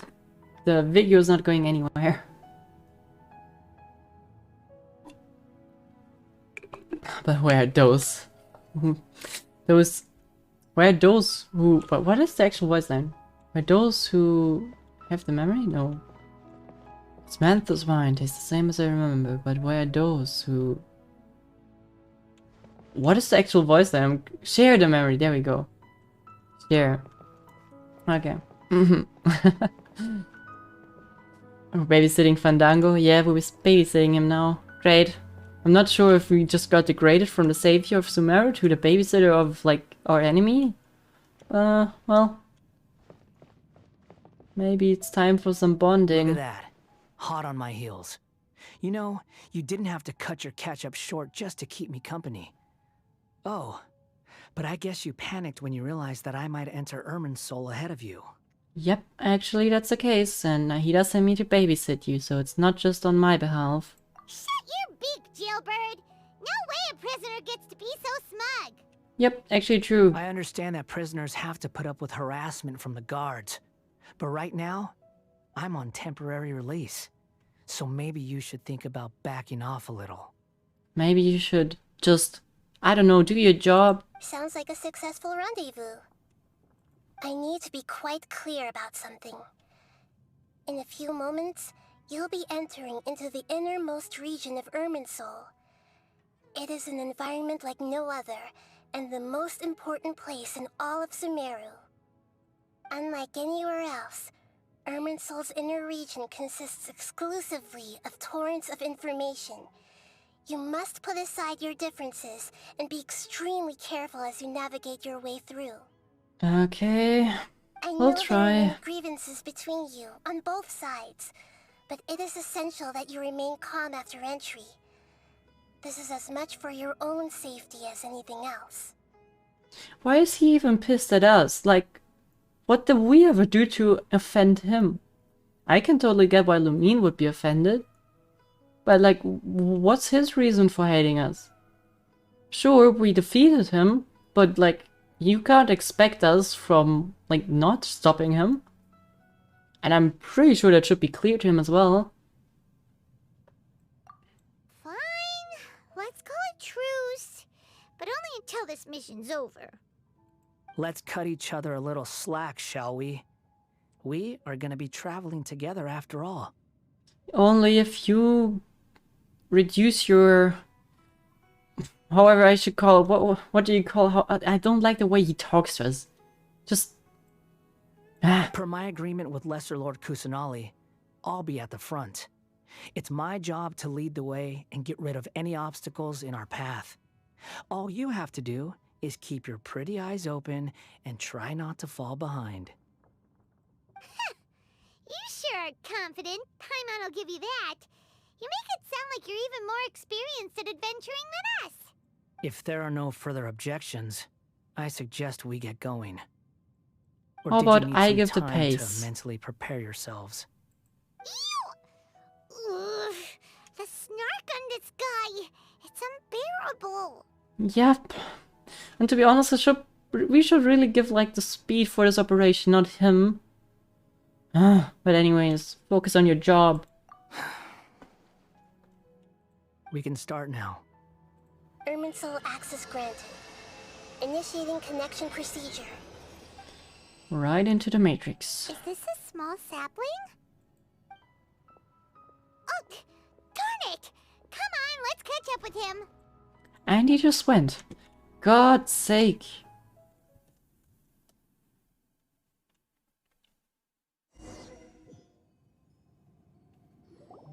Wow. Ooh, pretty. So this is the inside of Irminsul. I certainly imagined something else. Ooh. Paimon's never seen anything like this. And it feels like a sacred place. It reminds me of like the arena we had with the Shogun, and where we also planted the Narukami tree, or the tree of the shrine, I guess. Huh. Irminsul is closely intertwined with the entirety of Tevat. Every bit of information flowing here means something. Pick your jaws up off the floor. It's time to go. Why is it that Paimon just wants to do the opposite of everything he says? Oh, I feel you, Paimon. Lesser Lord Kusanali, we will now proceed to the heart of Irminsul. Can you still sense where the heart of Irminsul is? Yes. Permission to begin searching for information there? Permission granted. Go ahead. At least he Let's asked go. her. Stay close. Don't go running off. As if I'm gonna leave your side. Hey, so, say we did go running off in here. What would happen? What Of are you course. smirking at? I was just imagining the look on your travel companion's face if you went and got lost. Anything's possible in here. You can't rule anything out. So if you want to stay safe, your best option is to stick close to me. I don't like that option, but that's what we're gonna do.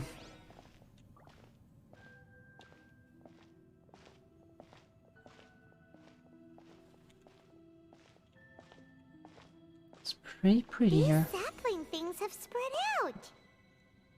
Pigments have dissipated. Those Ooh. are all packets of information from inside Irminsul. Be careful not to touch them. Oh.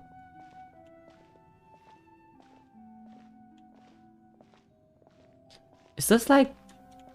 Are like these paths different ways to like different nations? It This looks is- the same in every direction.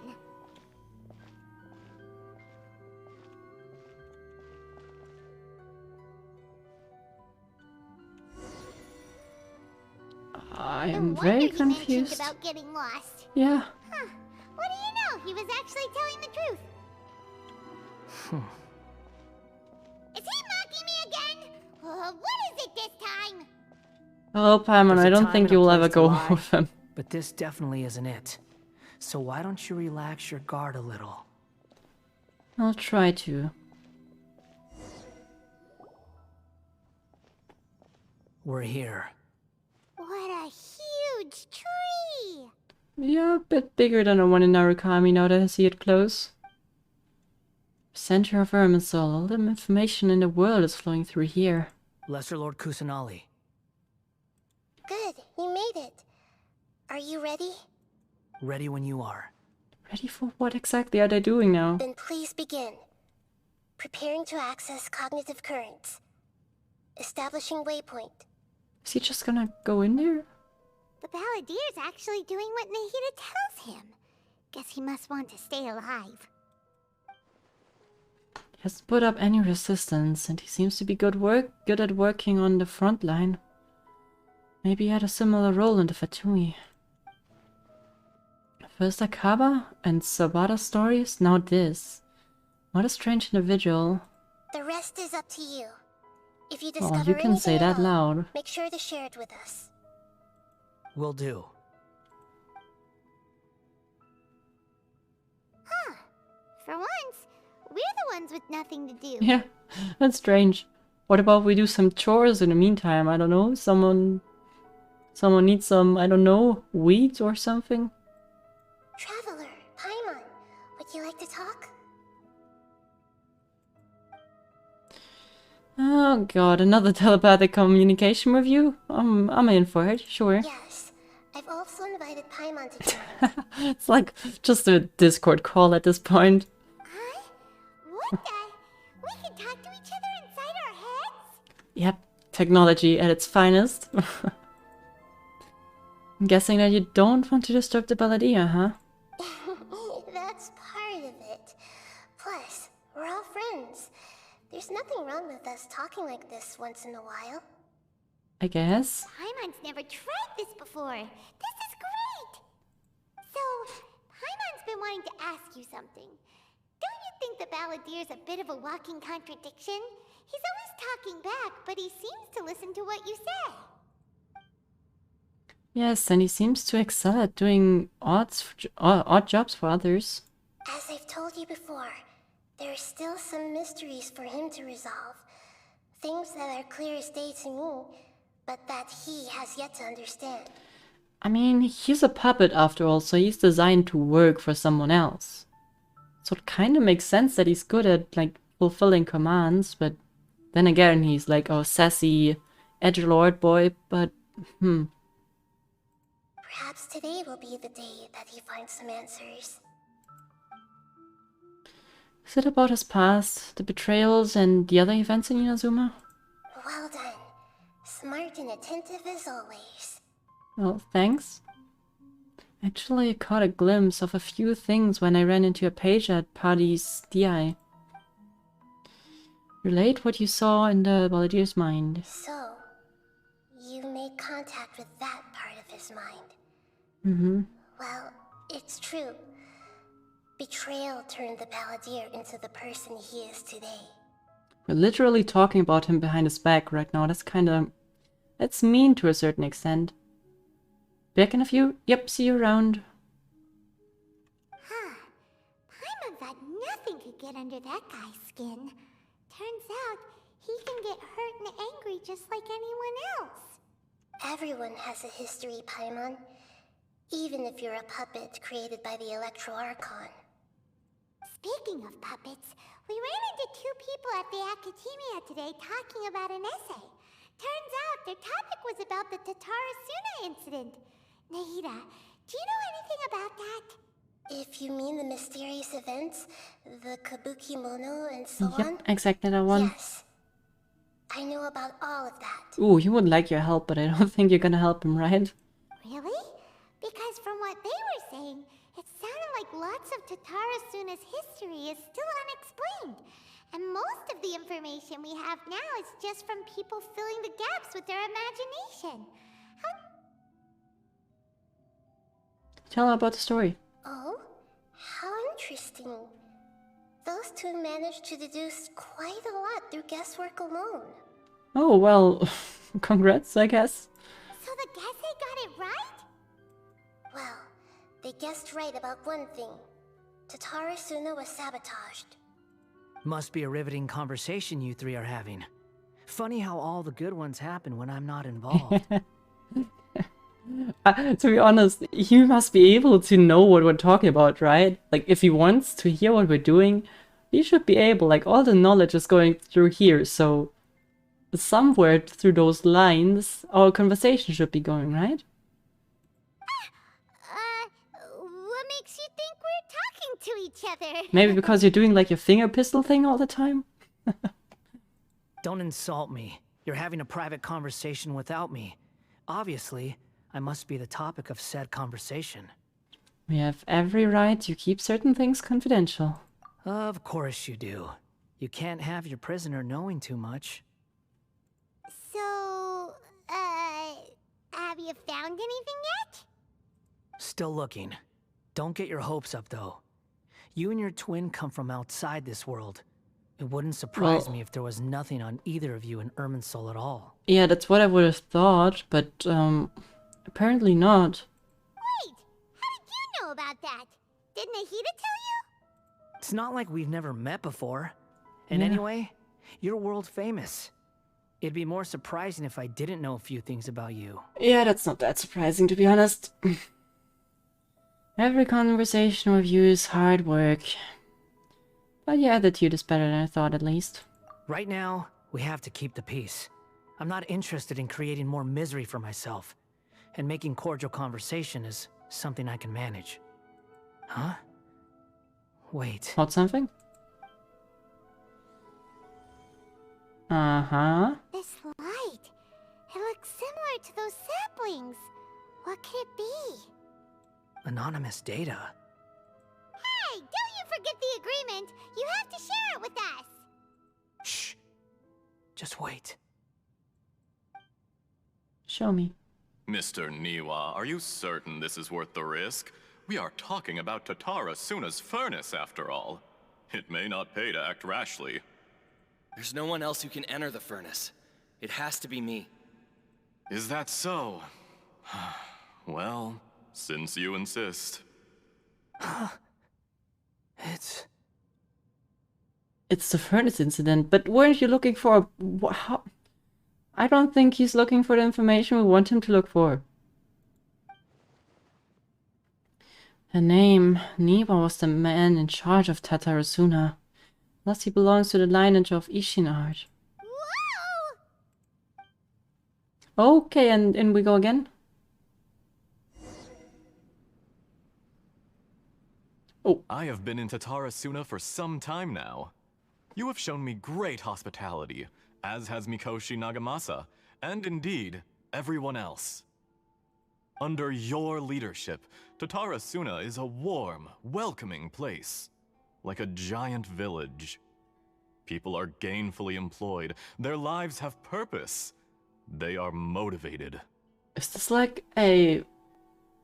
well, a grandfather of Kazuha? Because of like this hair strand here? As I understand, the Raiden Shogun has, in recent years, eliminated much of the evil that plagued Inazuma. As for Tatarasuna, it was originally established as a means of safely disposing crystal marrow. The forging industry with crystal marrow as a raw material has since flourished, giving rise to generations of swordsmiths. Some world-renowned, others unknown. All skills, blood, dreams. Every smith brought into this trade looks to find their purpose between steel and blade. That is why you accepted the proposal brought to you by myself and Akame. Yes, well, were it not for Oh, you well, coming to Inazuma even the and vocal happening cords to sound make similar. Akame's acquaintance, the two of you never would have joined forces. And he would be the first to admit that there's no way he could have revolutionized our forging process like this on his own. At least not on the same timescale. You allowed Akame to take all the credit for a method that you jointly developed. He sold it to me, and now every piece of ore here is smelted using the new technique. Even now, you remain one of Tatarasuna's key consultants, working right here alongside us. I believe it is you, sir, who are truly responsible for the changes in our manufacturing and forging methods. You flatter me. From the outset, I saw much that was commendable in the forging industry of Inazuma, and it has been my great honor to befriend you all. Well, that So sounds you say, good. Escher. But is this really the truth? My good sir, what do you mean? I tried to resist thinking it was all connected, because I didn't want to speculate, and I didn't want to believe that things could turn out this way. What have we gained from adopting your new technology? Ominous black smoke? Mounting production problems? Worker fatigue and casualties are up and continuing to rise at an alarming rate. Yeah, that doesn't sound as good. Is that... so... is Tata... well, what is it called? Damn it, forgot it again. Tatarigami? Yeah, Tatarigami. Is that stuff coming from the crystal marrow then? And recently, as you well know, someone died because of that strange filth inside the furnace. We've kept the truth from spreading outside, but still, I suspect you understand it better than I do. None of the people who went out to get help have come back. Now, our mutual friend, the Kabuki Mono, is taking the Golden Feather to Narukami Island to seek an audience with Shogun. This is our last hope. Oh, this puts a very different light onto the situation. Okay. But that doesn't faze you, does it, Escher? Nothing does. Otherwise, why would you still be standing there with that smile on your face? Yeah, just be careful, he has a knife on his back. I'm just surprised that you finally chose to be so sincere. I'm sure you've been harboring these suspicions for quite some time. Mikoshi Nagamasa may have noticed that there was one common denominator among all these events. Namely you, Escher. But Mr. Mikoshi is more cautious than I. He does things by the book.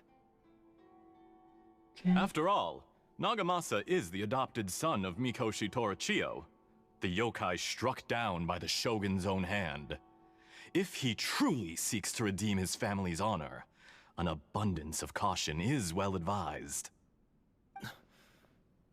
You're well informed on the subtleties of his situation for a mechanic all the way from Fontaine. Are you sure you're not a little overqualified? Why, Mr. Niwa, are you suggesting I find a job as a diplomat? Sadly, I am so very attached to my craft. I'm not sure if he's getting more suspicious every time he opens his mouth or if he's trying to be sensible. Enough, Escher. I'm here because an evil force is raging inside the furnace. And someone needs to take your new device inside the high-risk zone so we can absorb it and put an end to the problem. I'm in charge here. And I'm about to take some responsibility and head inside. Probably to my death. But what about you? What are you still doing here? Judging from the look in your eyes, you don't seem to trust me. Well, if that wasn't apparent through the conversation for you, then I don't know what is. Drop the act. We're past that now. Whoever you are, it looks like your plan to destroy Tatarasuna has worked. I just want to know what you're still doing here. What's left? Don't you have all your answers by now? Honestly, I'm just waiting for the right moment. To stab? A moment like this, where you finish talking and I stop you from entering the furnace. You... Why would you be so careless though? Like, they are literally making swords and you are like completely letting your guard down around them. Wow.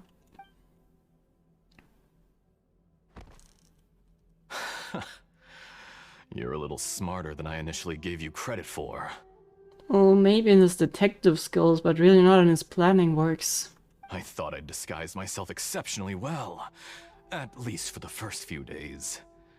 But to my surprise, you had your people look into my background right from the start. It's a long journey from Inazuma to Fontaine, but that didn't stop them. Eventually, they managed to confirm that Escher was an alias, and that I was not from Fontaine at all. And yet, despite all of that, you still fail to realize my true identity, and what I seek in Tatarasuna. Did you really think you would be able to see through my plan? Oh, fuck's sake. I saved myself from giving the comment of, he kinda is speaking like the Tory, isn't he?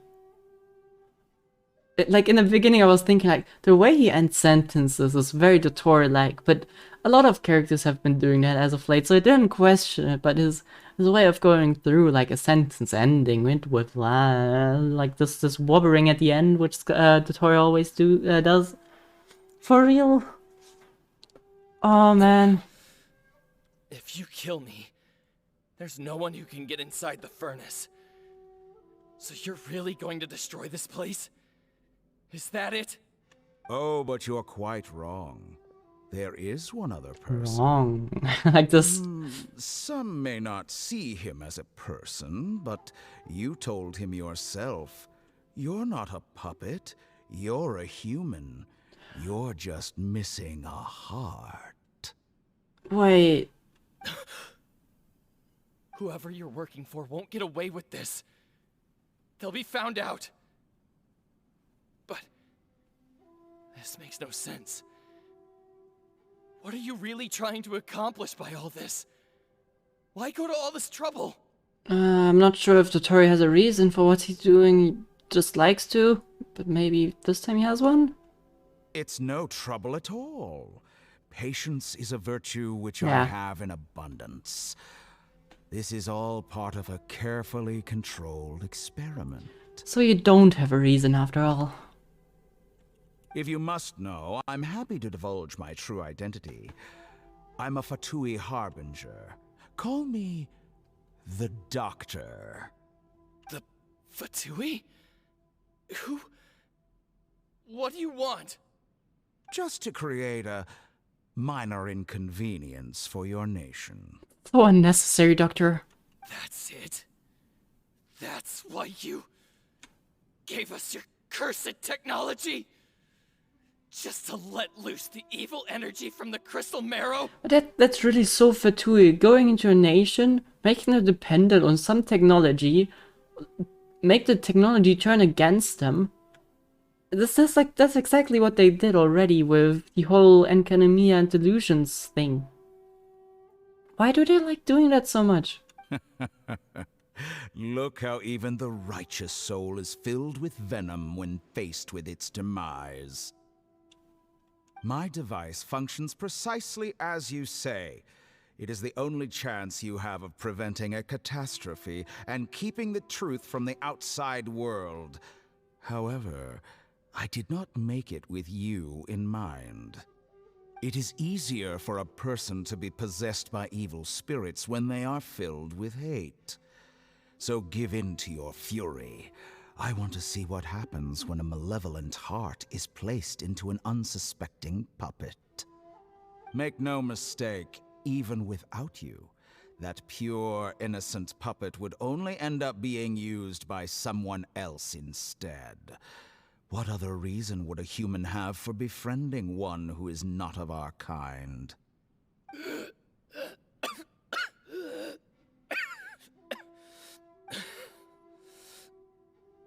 If you give him my heart, tell him that both Nagamasa and I see him as one of us.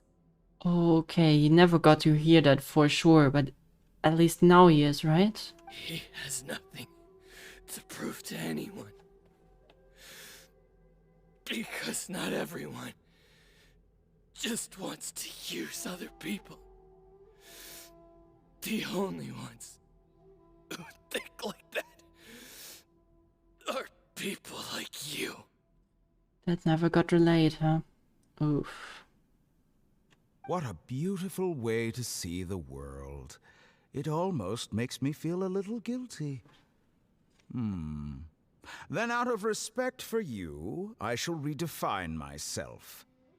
And yet, even though he was the one with the beautiful view of the world, he's now the dead one, and you live.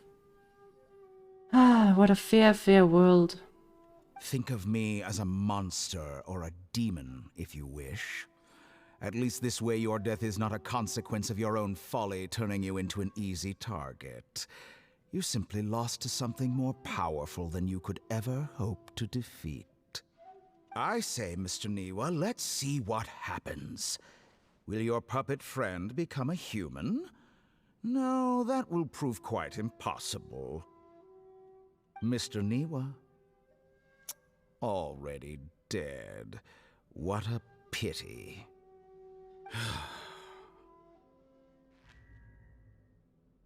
Yep. Jester, I have completed the task you gave me. Creating a gap and infiltrating Inazuma's inner workings. What fun it was. Oh, what a terrible human you are. Honestly, you're more like... Instead of being a doctor, you're more like a scavenger after all. I'd like to introduce a puppet to you. If he proves useful, let's make him our newest comrade. And if not, let's turn him to dust. Okay, so Scar certainly has a reason to not be on their side anymore. That's painful, but he had to hear that. That's important. Hey, are you alright? Dottore.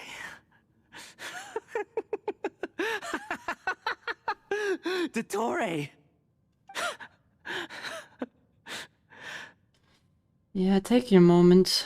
Good. Good. You don't have to listen to them anymore. Was that the doctor? Did he turn into a mechanic from Fontaine? I'm afraid so. You caused the whole accident those 400 years ago. Man. 400 years. Are you not getting bored of being like this terrible guy? Really? But why do we see things from his perspective? When I touched the doctor to confirm whether he'd eliminated all his segments, I read this memory in his mind. You have to admit, it must be the truth. Maybe so, but it means nothing. Does it? Does it? Yeah. But this memory shows that Niwa didn't betray you. He never meant for you to be the one to take the device into the furnace. You know very well what that means. Even more so than I. Gotta admit it, Skara. This betrayal was a lie. He has believed for hundreds of years. Was all part of Doctor's experiment. If the betrayal never happened, it existed only as an imagination. But where does that leave him? It leaves him with a shattered belief, which is terrible. Like, he had been... He thought that's the case for like 400 years then. And now imagine that's all wrong. You can't just accept that instantly. He needs time. Let's give him some space. Yep. He looks really mad. Paimon doesn't want to be anywhere near him right now. Let's go over there, but try not to get You lost. need to give him some time to process his emotions. For sure. Paimon's still confused about the Tatarasuna incident. So, the doctor was behind it, but why has that gotten him so worked up? Nobody has ever deceived you like that, Paimon. It's natural that you find it difficult to understand. Perhaps he needed to learn this someday. So now you have the complete picture. Katsuragi took the Kabukimono to live with the people of Tatarasuna. Later, the doctor showed up, disguised as a mechanic from Fontaine. And that's when the trouble began. It was all a horrific experiment planned by the doctor. Everything he did was just to plant seeds of disaster in Inazuma that would bear fruit in the future. Of all the unwitting participants in the doctor's experiment, the balladeer became the main test subject. After the events you just saw in that memory, the doctor put Niwa's heart into the device and handed it to the balladeer. Then, he instructed him to enter the furnace and absorb all the filth caused by the smelting process. And that's how we got like the Scaramouche that we came to know, huh? Wow, I really wonder how he was those, well, 400 years ago. Maybe we would have actually gotten along quite well. The load was far beyond what he expected, but the balladeer survived.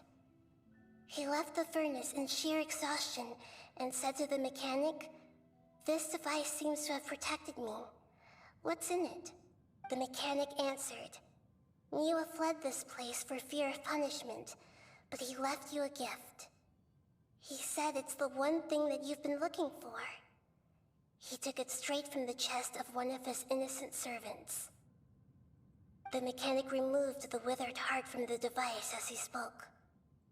The balladeer was stunned that such unthinkable cruelty had brought him the thing he'd been longing for his entire life.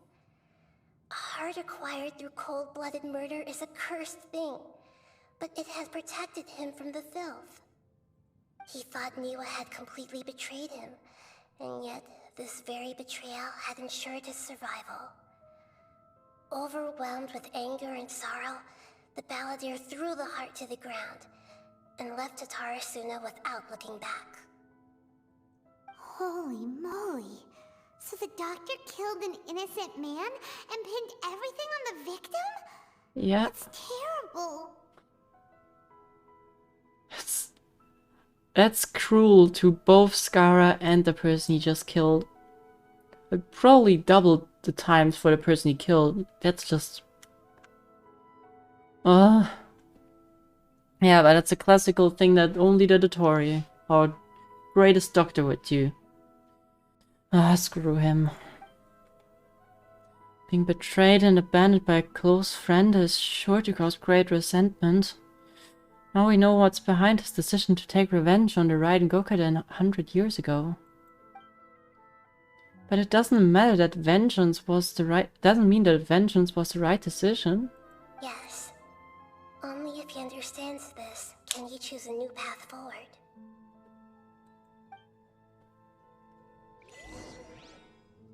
Totoro, you brazen-faced... Niwa didn't run from justice. You killed him. Yeah, seems like he's getting it.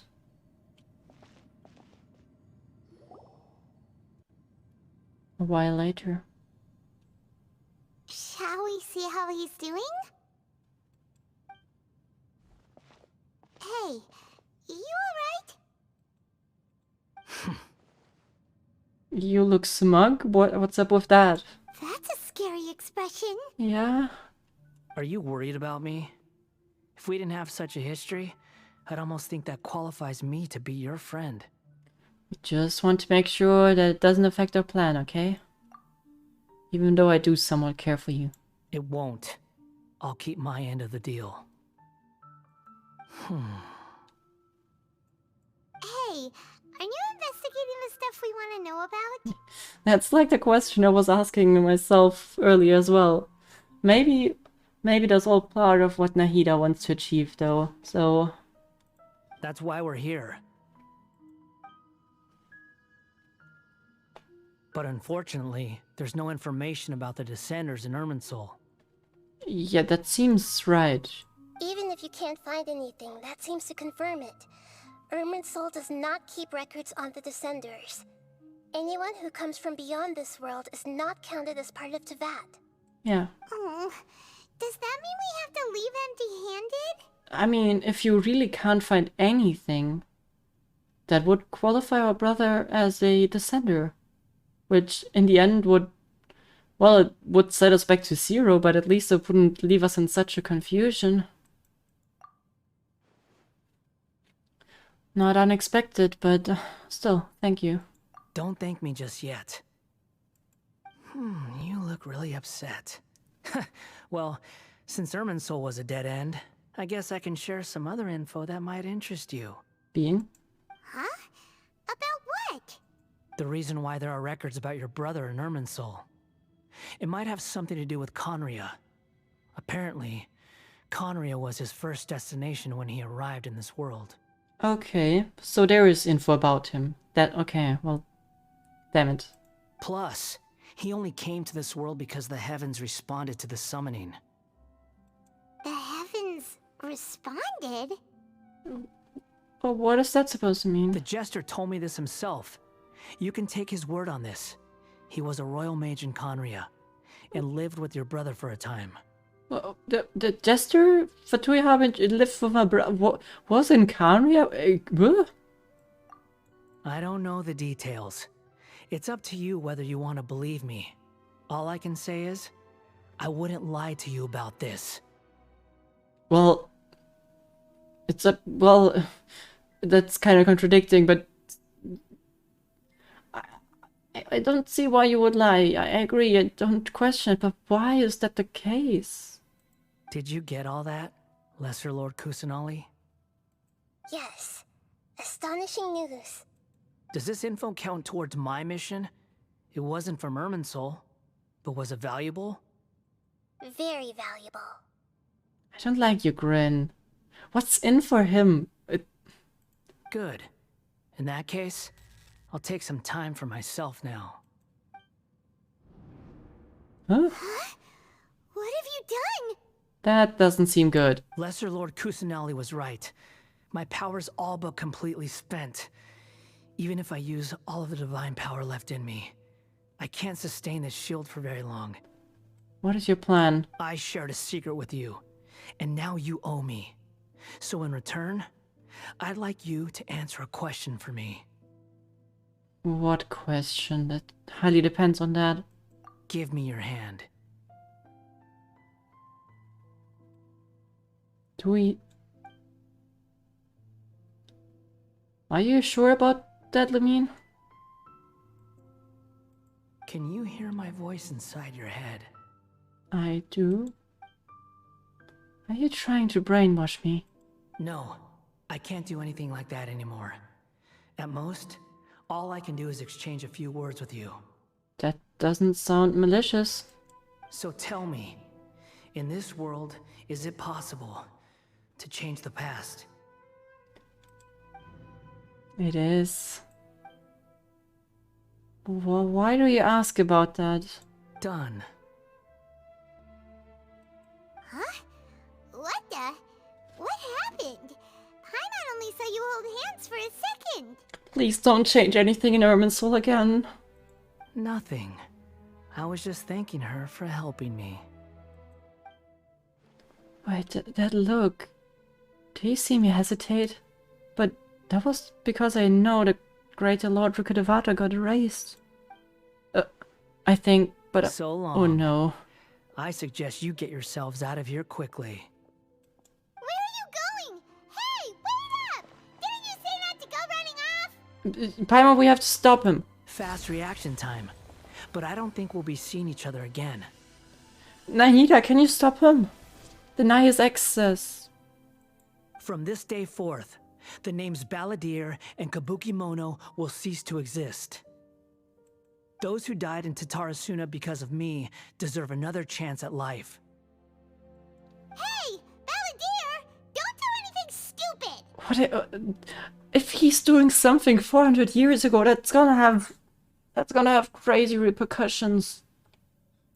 You know, I never did like insects. Hordes of the puny things swarming together can be a real nuisance. And I enjoy nothing more than to stamp them out like the pests they are. But if a colony of harmless ants isn't threatening anyone, I guess they deserve to be left alone. Luckily, everything can be set right. It's time to solve this once and for all. Balladeer! Balladeer! Uh-oh, he disappeared. Come on, we gotta find him somehow. How? We're not even... He told us that we're not gonna be able to find any way out here. We're lost. We're just stuck. Oh no. Oh no, he's really gone. Yep, don't you say. Oh, can you hear me? Loud and clear. Nahida! Traveler, Paimon, Balladeer, what happened just now? I was suddenly cut off by some kind of power. Yeah, guess what? It was the Balladeer's fault. He shut you out. You tell Nahida everything.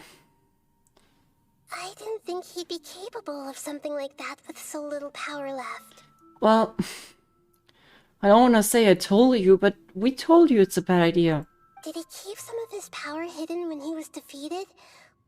Or did he achieve something beyond his abilities, and it took everything he had? Where the heck did he go? Ugh, it's all our fault. We were supposed to keep an eye on him. Sorry, Nahida. Don't be. It's not your fault. Please, let me handle this from here, even though I'm not sure I can solve it. We're running out of time. Follow my lead and get out of Irminsul as soon as possible. But he's still in there. That's... Oh, that's a problem. That is not good.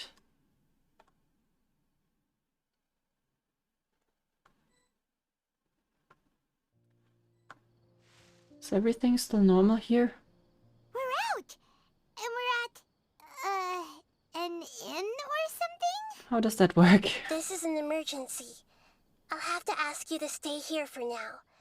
Everything's arranged, and nobody will disturb you. Wait, we're gonna be... No! We need to help you.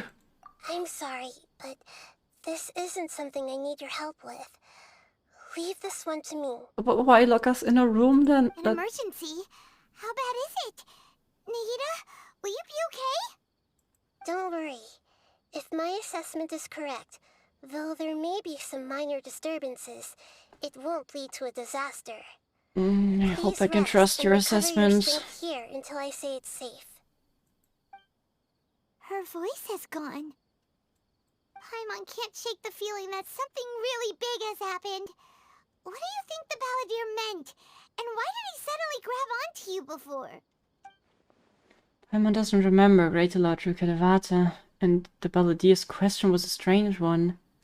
It's hard to explain in full, and the truth might be very hard and distressing for Paimon. Skip the part about Rukkhadevata for now and focus on the Balladeer. Tell Paimon what the Balladeer asked you and what he might have been He wants to change the getting past? from it. But surely that's impossible. It's not easy, that's for sure, but not impossible. Right. You can't just rewrite history. All that stuff happened already in real life.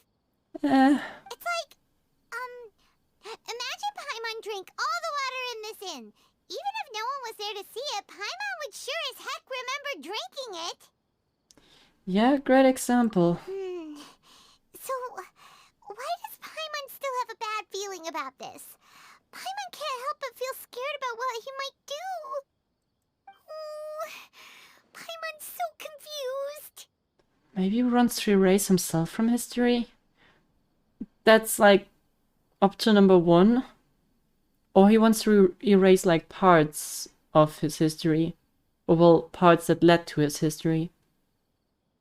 It's not good.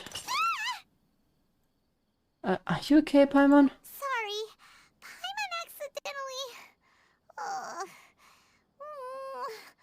It's the Balladeer's fault for causing Paimon all this mental stress. Do you need a hug? But erasing yourself from history? It's unthinkable. Is that really possible in Irminsul? Not necessarily, but maybe... yeah. Uh-oh. Paimon's head is overheating from trying to understand what he's up to. And it's still not working. Just don't worry, Paimon. Paimon's had it with that little brat. He's been nothing but trouble ever since we met him. Yeah. There's no way he'll actually succeed, right? Otherwise, won't everyone who's connected to him be affected too? Not just that. Should be even worse. Indeed, if the Balladeer does erase himself from Irminsul, many people in Inazuma will be affected. Can't imagine what that situation would look like. Yeah, that would change everything. That would certainly also have effects on me, because that guy was somewhat related to Kazuha, so Kazuha's whole family tree is changed, which means that maybe the whole situation with Kazuha saving us from the Raiden Shogun doesn't even happen at all. Also could be that the whole past is completely different now. We're going right into the butterfly effect and it's not good. Worst case scenario, it will affect everyone with a connection to the Raiden Gokuden. Kazuha, Ayato, Ayaka. Does mean that they'll all disappear? There's nothing we can do about it at this point. Hey, have you got any ideas on what we should do next? I am absolutely clueless. I'm sorry, Seems like Paimon. now there's nothing left for us to do but to go to sleep. But Paimon's still so worried. Paimon won't be able to sleep a wink tonight. Well, me neither. So, how about, we list all our favorite foods to take our mind off things? Heck, if that doesn't work, Paimon's probably gonna collapse of anxiety here. Alright, Paimon will start. First dish. Munstack grilled fish. Oh, and chicken mushroom skewers. Tea break pancakes. Cream stew. Sauteed matsutake. Seems to be working. And Dragon chili chicken. Almond tofu. Satisfying salad. Oh, also Adeptus Temptation. Golden shrimp balls. Triple layered consomme. Lotus seed and bird egg soup. And... Are you done? Calm down, Paimon. She passed out. Too much thinking of food. What's wrong, Paimon?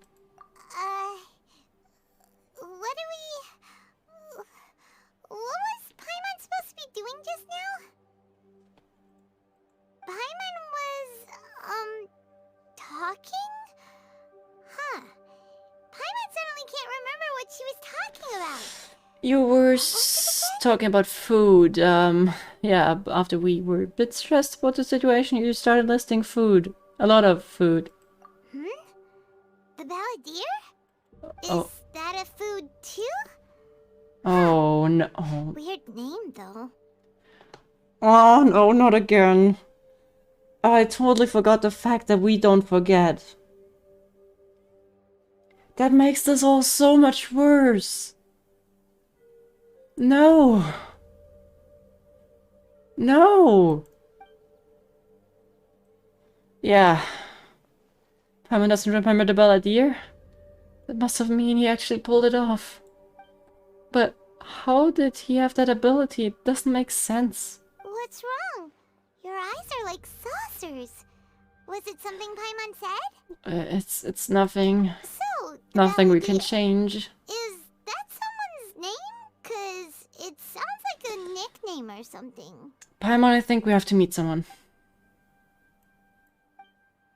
This is really happening. I need to see what else changed. Paimon, let's go. Okay, sure. Where are we going? I want to go back to Inazuma. Huh? Fine by Paimon, but is everything okay? You're acting like this is an emergency. Let's get there first. There's no time to explain. Oh, damn it.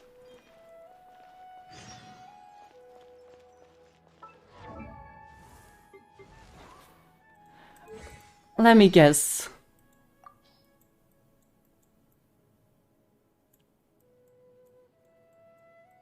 There was probably also like something about himself and now it doesn't exist anymore. Oh no, they pulled that one again.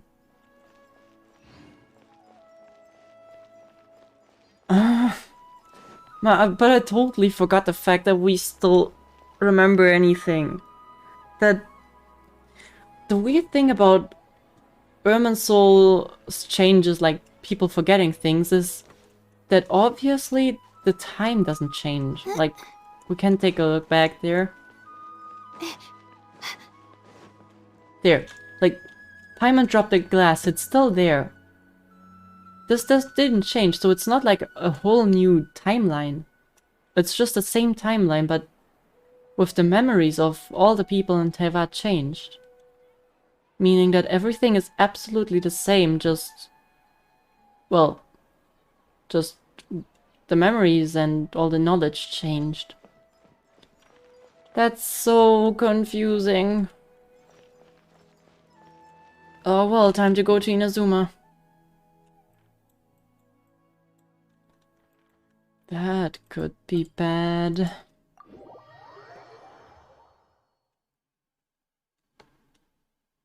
Teyvat has his own laws? Oh, hell yes it does. I feel like Sumeru has its own laws as well, that override the laws of Teyvat.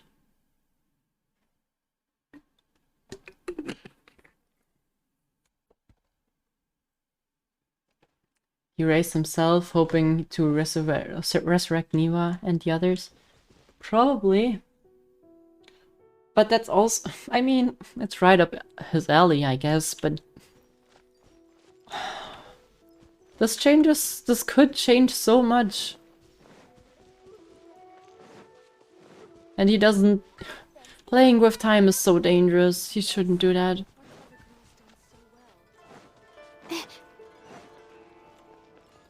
Oh yeah, they should certainly know something if something happened.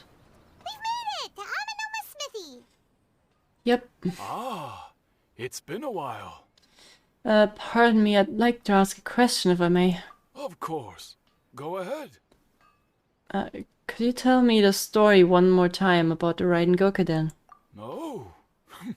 Now there's a question I wasn't expecting. Very well. I'll tell you what I know once more.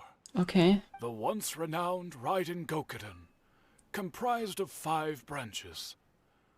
Amenoma, Futsu, Ishin, Hyakume, and Senju. Okay, yeah. The art of forging practiced by these 5 clans was first taught to them personally by the almighty Shogun. Over time, the 5 branches diverged from one another as generations of bladesmiths honed and perfected their craft until they became 5 distinct traditions. Mm-hmm. Most of the great swordsmith clans So of far, old so good. have since fallen into decline, and for a long time, only the Amenoma branch kept its art alive. Okay. But fortunately, Kaede Harakazuha recently returned to Inazuma and took up the mantle of the Ishin art. Now, 2 clans remain of the original Gokuden 5. Yeah. If my memory serves me right, you yourself were present when he forged the Ishin blade. I was, yeah. So that seems unchanged. Oh, yeah, we were! Paimon remembers that now. Yeah.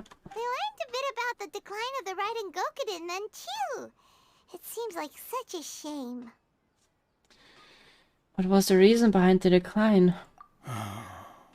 That, my friends, is a tragic tale indeed.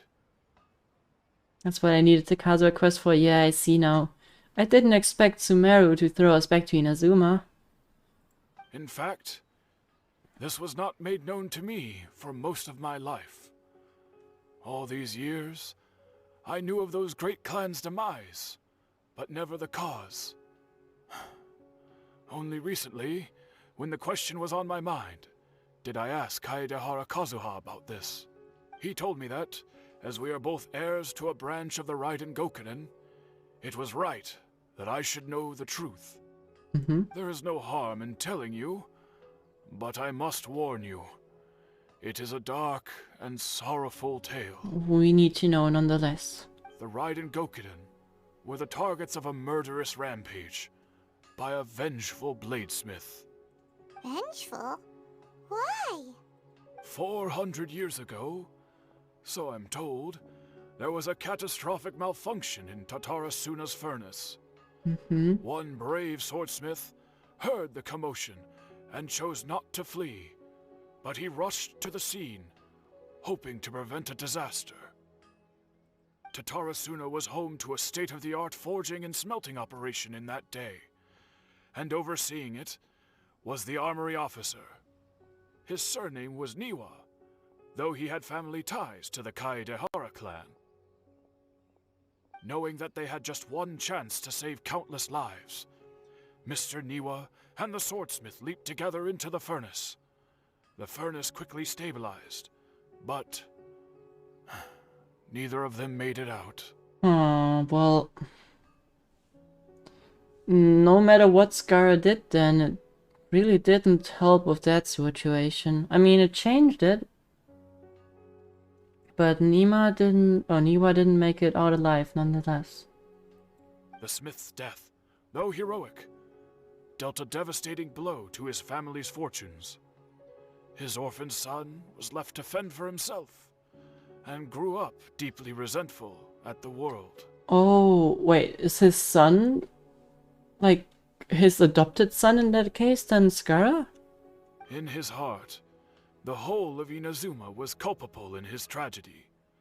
He hated the almighty Shogun for her apparent indifference towards his father's death, and he hated everyone who had done nothing to try and save him. Oh, it doesn't sound too different from what was the case for the other path that Skara took then.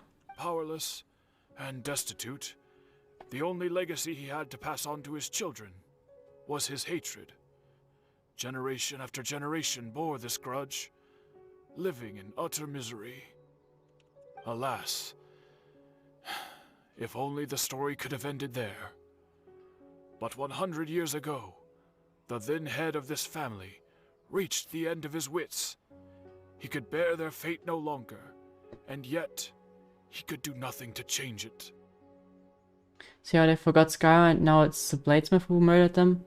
But not understanding that people can't be resurrected, just a memory change. Yeah, that's exactly the thing I was thinking of earlier.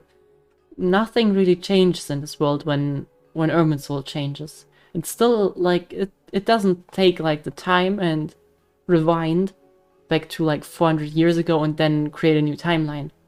It still stays at the same point in time, but all the memories that were in Irminsul just change. So no one dies, no one gets killed, nothing changes physically.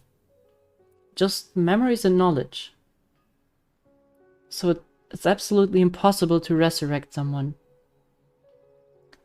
And I guess, to a certain extent, when you try to change something like this, you leave some open interpretation for Irminsul, I guess. Scar didn't understand that. Yeah, I didn't understand before Paimon dropped that whole bottle thing and then it was still there. Finally, He made a drastic decision to take revenge on the Raiden Gokuden. In doing so, he sought to vent his pent-up anger and shake the very foundations of Inazuma's forging industry. In his fury, he murdered indiscriminately, killing even bladesmiths from the Hyakume clan which he belonged to. His goal was absolute, the devastation of all of the Raiden Gokuden. But when he came to the Kaedehara and Kamisato clans, his killing spree came to an abrupt end.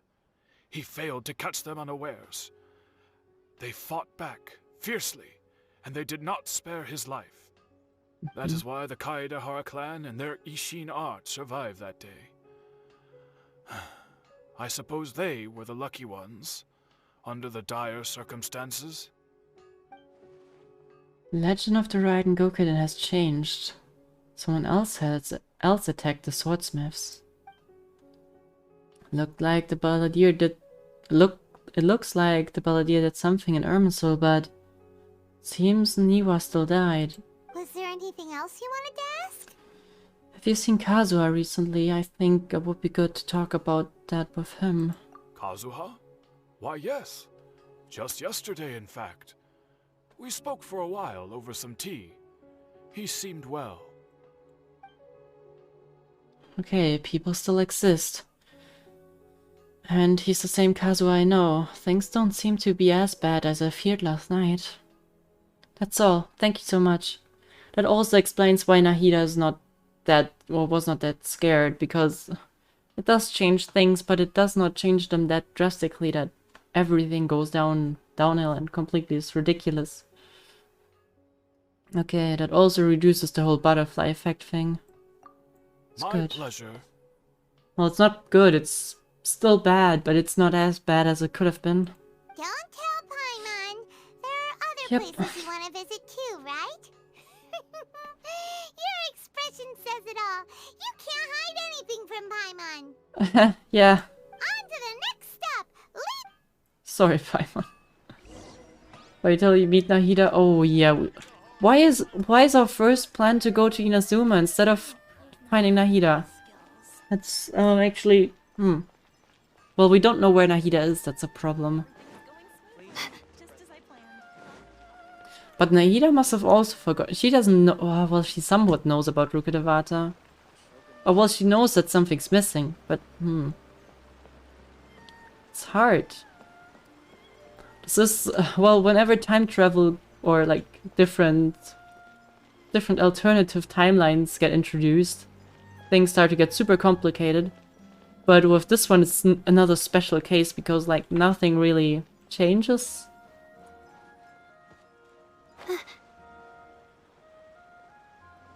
Oh man. Oh well, I guess we'll teleport up there.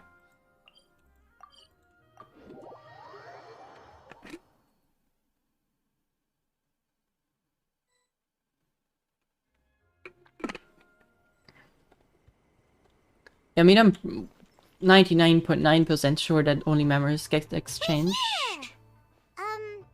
This is the Yashiro Commission's headquarters, so... Traveler, it's been a while. Hello there. If you're looking for the Commissioner and Miss Kamisato, I'm afraid your timing is unfortunate. They're not here right now. Are they out on business? It's unfortunate. The Commissioner is out on business, and Miss Kamisato is standing in for some meetings in the Commissioner's place. If it's urgent, you're welcome to wait inside until they get back. Yeah, I guess that's what we're gonna do. Shall we go in? Thank you. We'll take you up on that offer. Can we take a walk in the courtyard? If it were anyone else, I couldn't allow it. But seeing as you're so close with the Commissioner and Miss Kamisato, I think it should be okay. We'll be heading in then. Thanks! Yeah, honestly, we've been walking in there plenty of times, but things could have changed. Dears. Is there something you want to say? Oh, yeah, I would like to ask you a couple of questions. Of course, traveler. Yes, I know who you are. Miss Kamisato has told me about you. Well, she seems to really like talking about us, but that's not part of the topic today. What would you like to know? How are the Commissioner and Kamisato Ayaka these days? Oh, they're both very well indeed. Lately, Miss Kamisato has been rather busy attending all kinds of meetings and occasionally paying visits to some local organizations on the Commissioner's behalf. As for the Commissioner himself, well, you know, busy as ever. That much hasn't changed. Although he does seem to be in a rather good mood these days. Well, I mean, I'm happy for them. So pretty much business as usual in the Yashiro Commission, huh? Yeah. Very much so. Hayato is still Yashiro Commissioner, Ayaka is still a lady of the house. Nothing changed. As far as I can see, nothing changed in the Yashiro Commission either. I was expecting as much, but it's still a big relief to know that the Kamisato siblings are both safe and well. Well, got any more questions? That's all, many thanks. You're very welcome. In fact, I would love nothing more than for you to come and visit more often. But I'm sure you must be far too busy. Oh, to have if you time would for know. that. I honestly don't even have time for this right now, but... Miss Kamisato talks about you all the time. She seems so thrilled to have you as a friend, and she's always saying how talented you are and how much she admires you. That's very I kind. must say, many things in Inazuma seem to have taken a turn for the better since you arrived here. So you're not just Miss Kamisato's knight in shining armor, you know. You're a hero to us all. I'm very flattered. Thanks. Alright, goodbye for now. Where are we going next? Tatarasuna. Great! Goodbye, ma'am! Don't worry, we'll see ourselves out. All right then. Take care now. Hope to see you soon. Thanks for having us, but Oh, maybe on a are different you two occasion. leaving already? Yep, everything's taken care of now. Don't worry. Very well. Safe travels. Goodbye. Thank you, kind sir. Okay, Tatarasuna. Oh, wait. Important. Okay, what are we looking for here? The furnace? Probably. But I'm not sure what we're gonna find there, or well, what we should look for.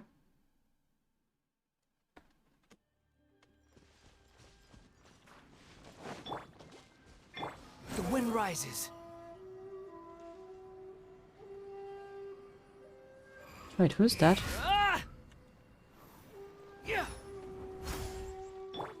Is that the guy that helped us fix the furnace? Yeah, it is. Oh wow, I recognized an NPC. But what are we looking for? Something or someone? Javier is probably our best bet for now.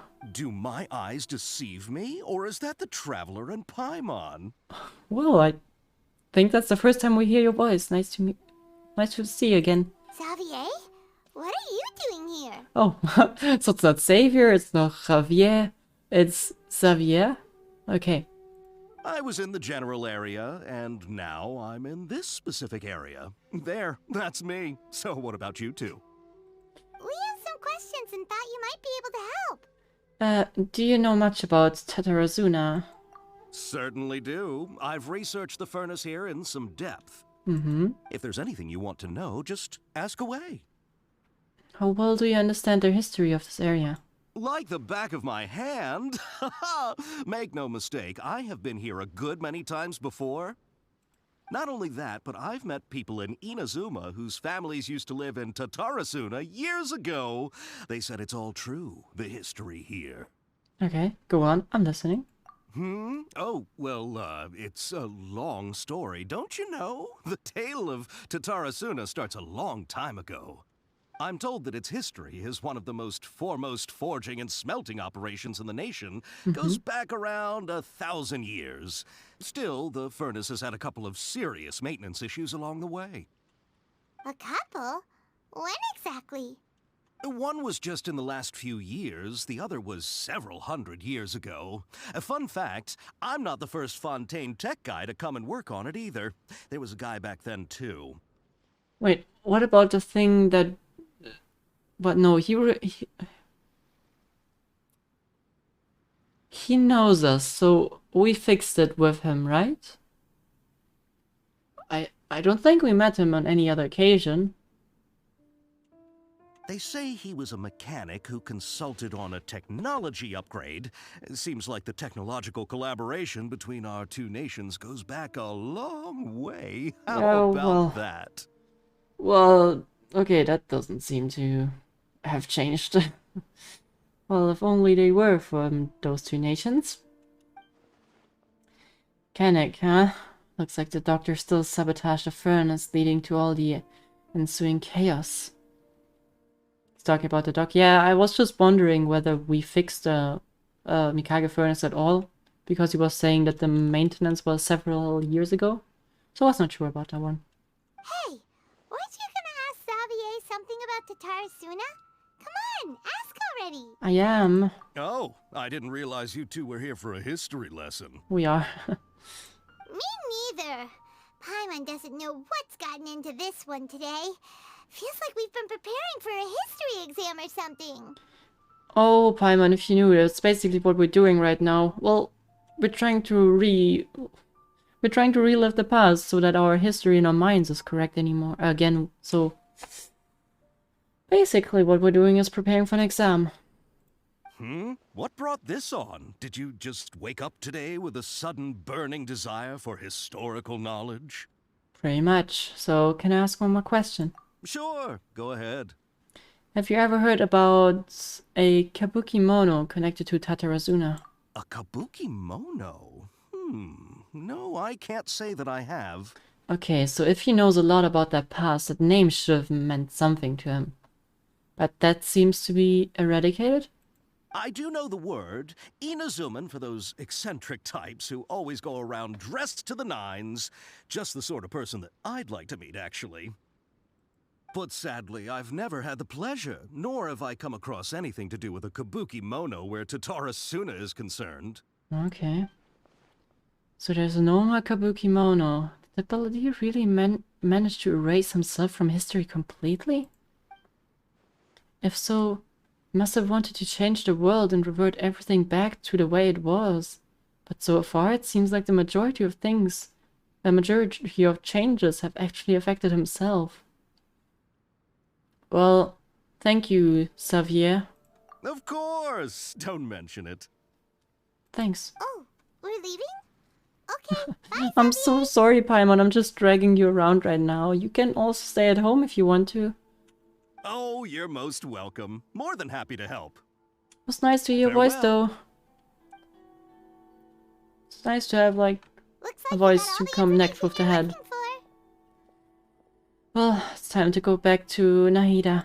Sure, but what's up with you today?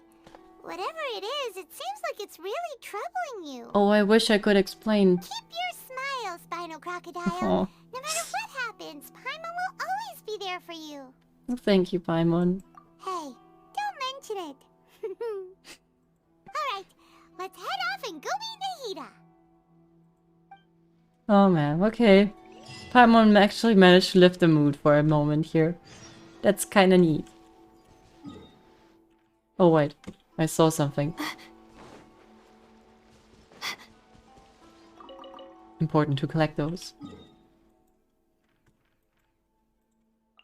Okay. Let's see. That was a speedy trip. I wonder how long that really took in, like, in-game time. Can the traveler canonically teleport? I don't think so, right?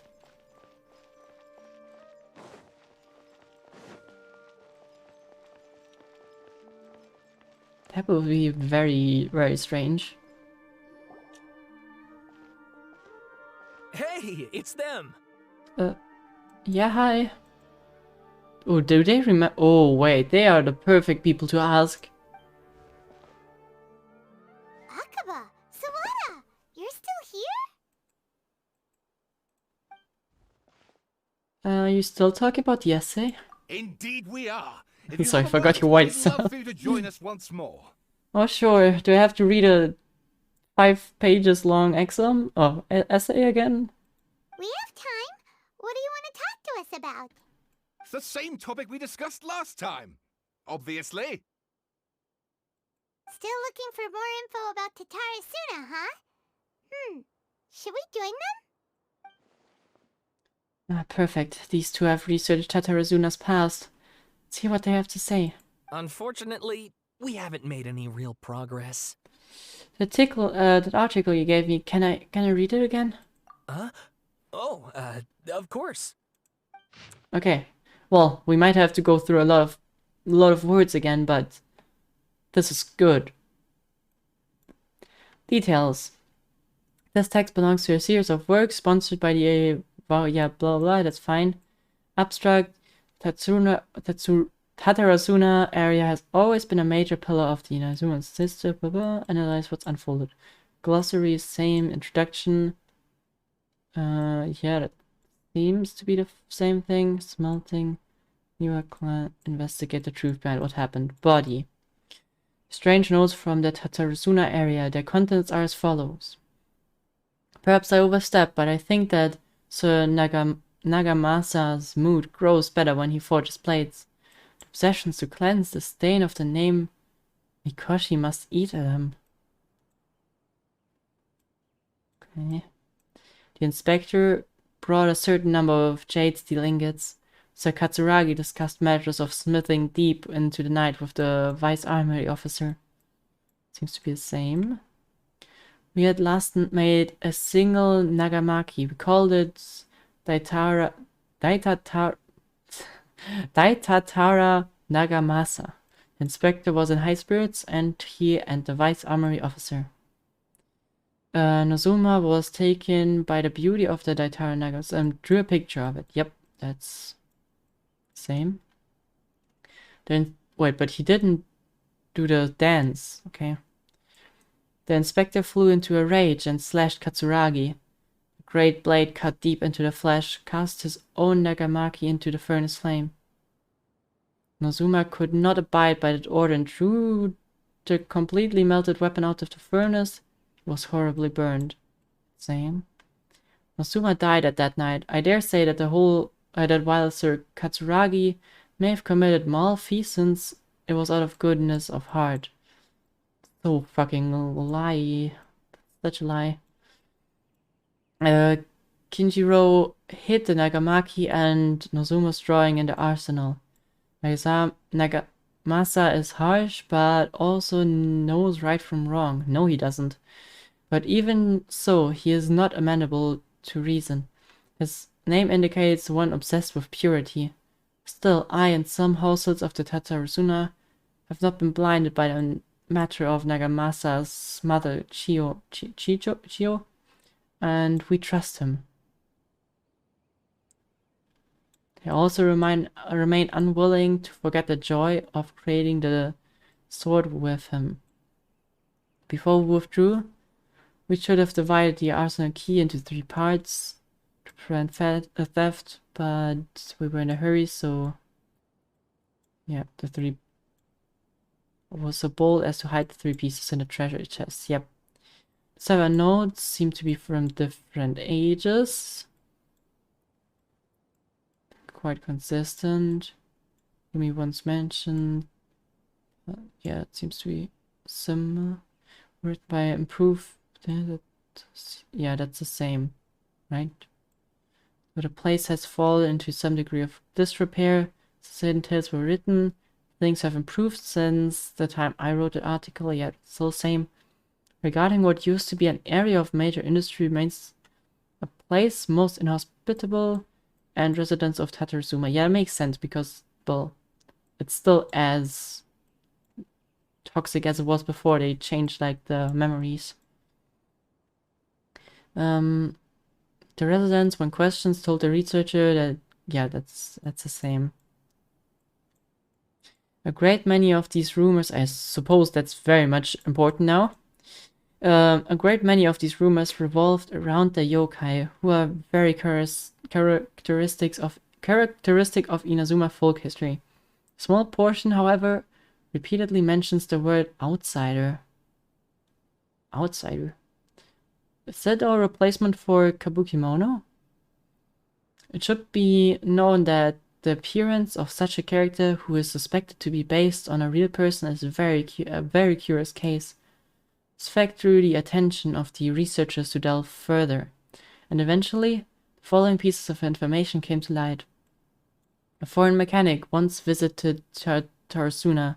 Reportedly, the reason for his immigration was the exchange of knowledge and forged ties with the locals. There you go. However, the mechanic seemed to behave suspiciously, often wandering around essential and restricted areas. And if someone tried to turn him away, he would only earn incomprehensible mumbles from his lips. The mechanic often stared into the furnace, seemingly to check his condition. Unsettlingly, he also spent a substantial amount of time watching the local residents. Judging from the era, it was not uncommon to see cross-cultural exchanges of technological knowledge in places such as Tatarasuna. After traveling across the tides, foreign experts being welcomed into the region was likely not unreasonable either. Yet calamity came not long after the exchange of knowledge, which hints at a high potential for causation between these events. However, some current residents believe that these assumptions were merely results of their forebears' overactive imaginations attempting to theorize how things actually unfolded. A list of the people related: Armory Officer Niwa. Yeah, that should be the same. The important thing here is this one. Yep. No, not this one. Where there's not even anything about. There's nothing about the, how do they call him? The outsider. Inspector, yeah, that's all the same. Yeah.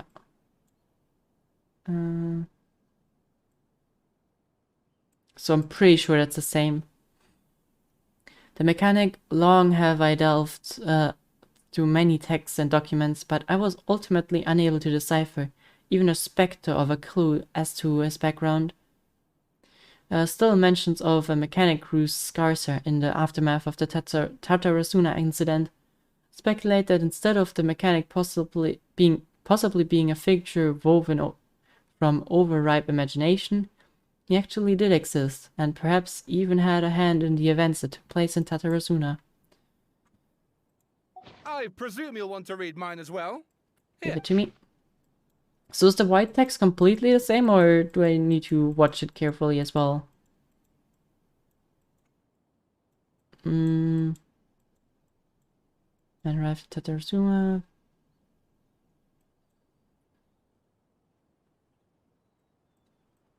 It seems the same to me. And only the ley lines, and only the traveler can cure them, like the teardrop crystals from the Valen. Yes, that could very well be the case here. Oh, Katsuragi neither wanted to shame his master nor he lied to his friend. It's in your eyes. See, your ears are as keen as your hands, master. As your hands, Sir Niwa. Jokes of an unclean man as nothing before him. Miyazaki hid his grin. Upon hearing this, Niwa released the lizard from his hand into Katsuragi's palm. But just as more words were to be exchanged, someone came walking nearby, their footsteps steady and confident. The head that appeared by the door was that of one from abroad.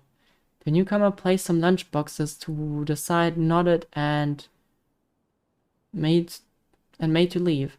Katsuragi called out after him, "Sir, what about your meal? Are you not hungry?" The man smiled upon hearing Katsuragi's word. "I already ate. I hope that you, my lords, may also find time to set your hunger soon." "You are a guest, sir. To see you help in these trifling matters fills me with embarrassment." Niwa said this with sincerity. The man smiled as if it was no matter. Then with a nod, he departed. And that's the second extract. That's with him being at the coast. Okay, yeah. Is there anyone that can deliver my both upon safe tides? Then we start. Like a falling spear, the black cloud reached the bottom of the boat and was joined in the breathless of direction. Like a charging beast, it plunged into the shoreline. Scant steps away, the mechanic loved slowly approaching the grand wreck. Not but half an arm was left on who had cried out for help, and with a plop it landed on the mechanic's feet. Crouched to better study the object, straining against the urge to take a bite. Yet he did not, for the dark cloud swirling down had already picked up the remnants of the ship clean. Wait, so Iskara, or like the... Is he like now represented by the mechanic? Or is he the outsider, or both?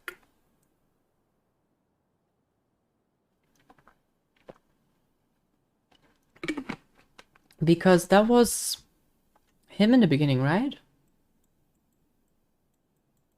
I'm not 100% sure how the original text was at that point.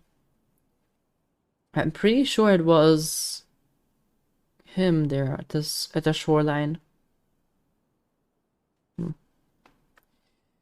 He had been the first ship to sail, and the clouds had only just begun to form. Traveling from Tatarasuna to Inazuma to ask for help was normally no great feat, and yet there had been no signs of his return. Then a second ship was sent, followed by a third, and a fourth. Each who left to seek salvation did so under foul skies and bleak fortunes. Reason dictated that they should have not risked anyone else, but the situation in Tatarasuna was severe. They needed to gain aid from Inazuma, even should it cost them more lives. That seems very much the same as it was in the beginning.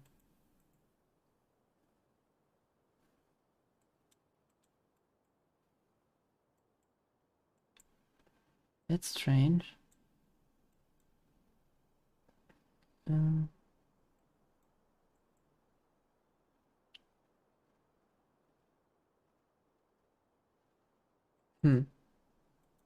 Strange. Content has changed. Not the effect of the tampering with the information in Irminsul. Balladir said he'd erased 2 of his names. If he really succeeded, it must have taken all of his might. But still. What? If he really succeeded, it must have taken all of his might? All of his might? Or is that like a might... ... But still... Well, what do you think? A masterpiece. Hey, traveler. Remember how last time Akaba was saying how he wished he could gather more information about all this? Well, we just got back from Inazuma. So how about we tell them what we learned? I mean, sure. What did you find out? Something big? It's a long story. Basically, we have some friends in Inazuma, and... Black screen, white text. You told to write us what you learned about the Raiden Gokaden. So many new details. Thank you so much for sharing that with us. You're welcome. Well, so it all comes down to one man's desire for revenge. Huh. You heard this from a member of the Armanoma clan, you say? Then I guess it must be true. Ugh. So there's no ghost story here after all. Well, not quite. This new information actually lends further credence to my hypothesis. Evidently, swordsmiths were seen as having an incredibly prestigious role in society those days, to the extent that harming them was conceived of, at least by the perpetrator, as a way of exacting revenge against those in power. Yes, okay, point taken, you were right. But that doesn't mean I can't carry on with my novel. And they're back at it. These guys are really into this. Well, we got something to take care of. Bye-bye. Oh, so sorry. Look at us, prattling on about our projects and ignoring you. Thank you so much for the information. You're welcome. See ya. Keep us in the loop if you find out anything else. Will do. Well, all that did to me is really, well, it further confirmed that something was changed, yeah? But also didn't really help clear any of the confusion. Stars, shine for me. Oops.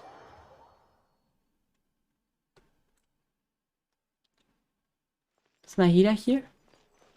Nahida's here.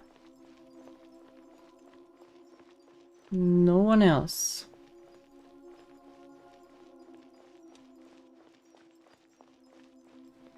Nahida, we need an update. Nahida, we're here! Traveler, Paimon, how have you been? It's been a time. Ugh, where to start? Paimon hasn't had a moment's rest this whole time. That night, we ended up chatting and chatting until suddenly the sun was up. And then she decided she wanted to go to Inazuma. I was investigating the situation with the Balladeer, but I assume you don't even know that. The Balladeer? This sounds like some kind of code name. Yep, just as I guessed. Oh no. You look troubled. Is there something you need to tell me? I don't even know what to say anymore. Even Nahida doesn't remember. Just like last time, any changes to Irminsul affect her as well. Balladeer acted quickly, finished racing himself before Nahida could stop him. I'm the only one who still remembers the things that were erased. Once again, I'm the record keeper. Traveler? What? Hey, what's wrong? She can't read her mind right now, right? Well, there are things that happened, but only I can remember them. Guess you guys just have to trust me with this one. I have to tell you the truth. With a heavy heart, you piece back together the story that was broken and scattered across time. Which one? The Skara one or also the Rukkhadevata one? There once was one named the Balladeer, created by the Archon. He was a puppet who lived among men. After a series of events in Tatarasuna, the Balladeer, thinking he had been thrice betrayed, but left Inazuma to roam the world beyond. With no trust for humans and loathing for the gods, he bore his grudge for years as he grew in strength, then returned to Inazuma to take his revenge. He tried in vain to become a deity with a gnosis, and ended up losing everything. Finally, he entered Irminsul and learned the truth behind his betrayal. Knowing that his entire life was built on lies, he did the unthinkable in an attempt to reverse his tragic fate. That's quite a story. Well, it's not just a story, unfortunately. So, this puppet known as the Balladeer erased himself from Irminsul, hoping that he could change the past. That's it, yep. But how was he even able to do that? As the Traveler said, he very nearly became Sumeru's deity. Admittedly, I remember it a little differently. I don't recall finding anyone inside the machine after we defeated it. Oh, so we defeated the machine thing happened, and we didn't... Ugh. Okay. Nevertheless, it does make sense. If someone were to successfully erase themselves from Irminsul, the world would change to reflect the new reality. So, you believe this person really existed? Come on, give me some And we slack, just don't Paimon. remember Trust him me. Because, well, because he literally changed the world? Yes. Theoretically speaking, it is possible to do this. But I'm struggling to imagine the kind of person who would dare go through with it. Well, The Traveler comes from a world beyond Javat. That's why there's no information about her in Irminsul. And it also explains why any changes to Irminsul wouldn't affect her. Yep. So if there's anyone in the world capable of retaining memories from a past that has been rewritten, it's you. It's quite incredible when you think about it. you can say that again. It's also not the first time that happened. Paimon's having a hard time understanding this balladeer guy's motivations. Why did he do it? Well, I can it's a only long make story. inferences based on the information we've been given. As for what kind of person he was, only you remember that. I mean, we were not friends. I'm not sure what kind of person he really was. We were enemies after all. Don't know his perspective on all of this, so I can't say why he did something so extreme. Did he want to reset everything? Or save someone? Or did he want to completely undo his existence? Everything can be set right. It's time to solve this once and for all. Maybe that's all there is to it. Still remember the question he asked. He asked me specifically, and my hesitation gave him the answer. I hesitated because I witnessed Greater Lord Rukkhadevata's erase, her own existence. But I can't tell Nahida that. To put it in another way, I know why the Balladeer was so sure it could work. But I can't tell them that. Something else worrying you? Something that you can't share? I can't tell you anything. I just feel empty, I guess. It couldn't change the fate of the ones who had died, right? Yeah. Once the Balladeer realized he hadn't been betrayed after all, it must have completely changed his view of the people of Tatarasuna.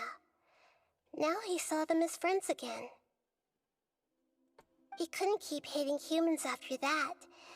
And if he thought there was a chance he could save his old friends, it would be hard not to try. The story makes sense, every part of it. The Balladeer tried to achieve godhood with the Doctor's help. He was unsuccessful, but retained the power to connect with Irminsul.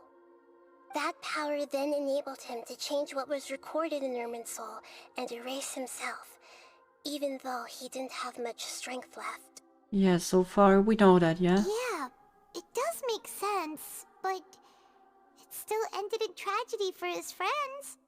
It just feels so hopeless.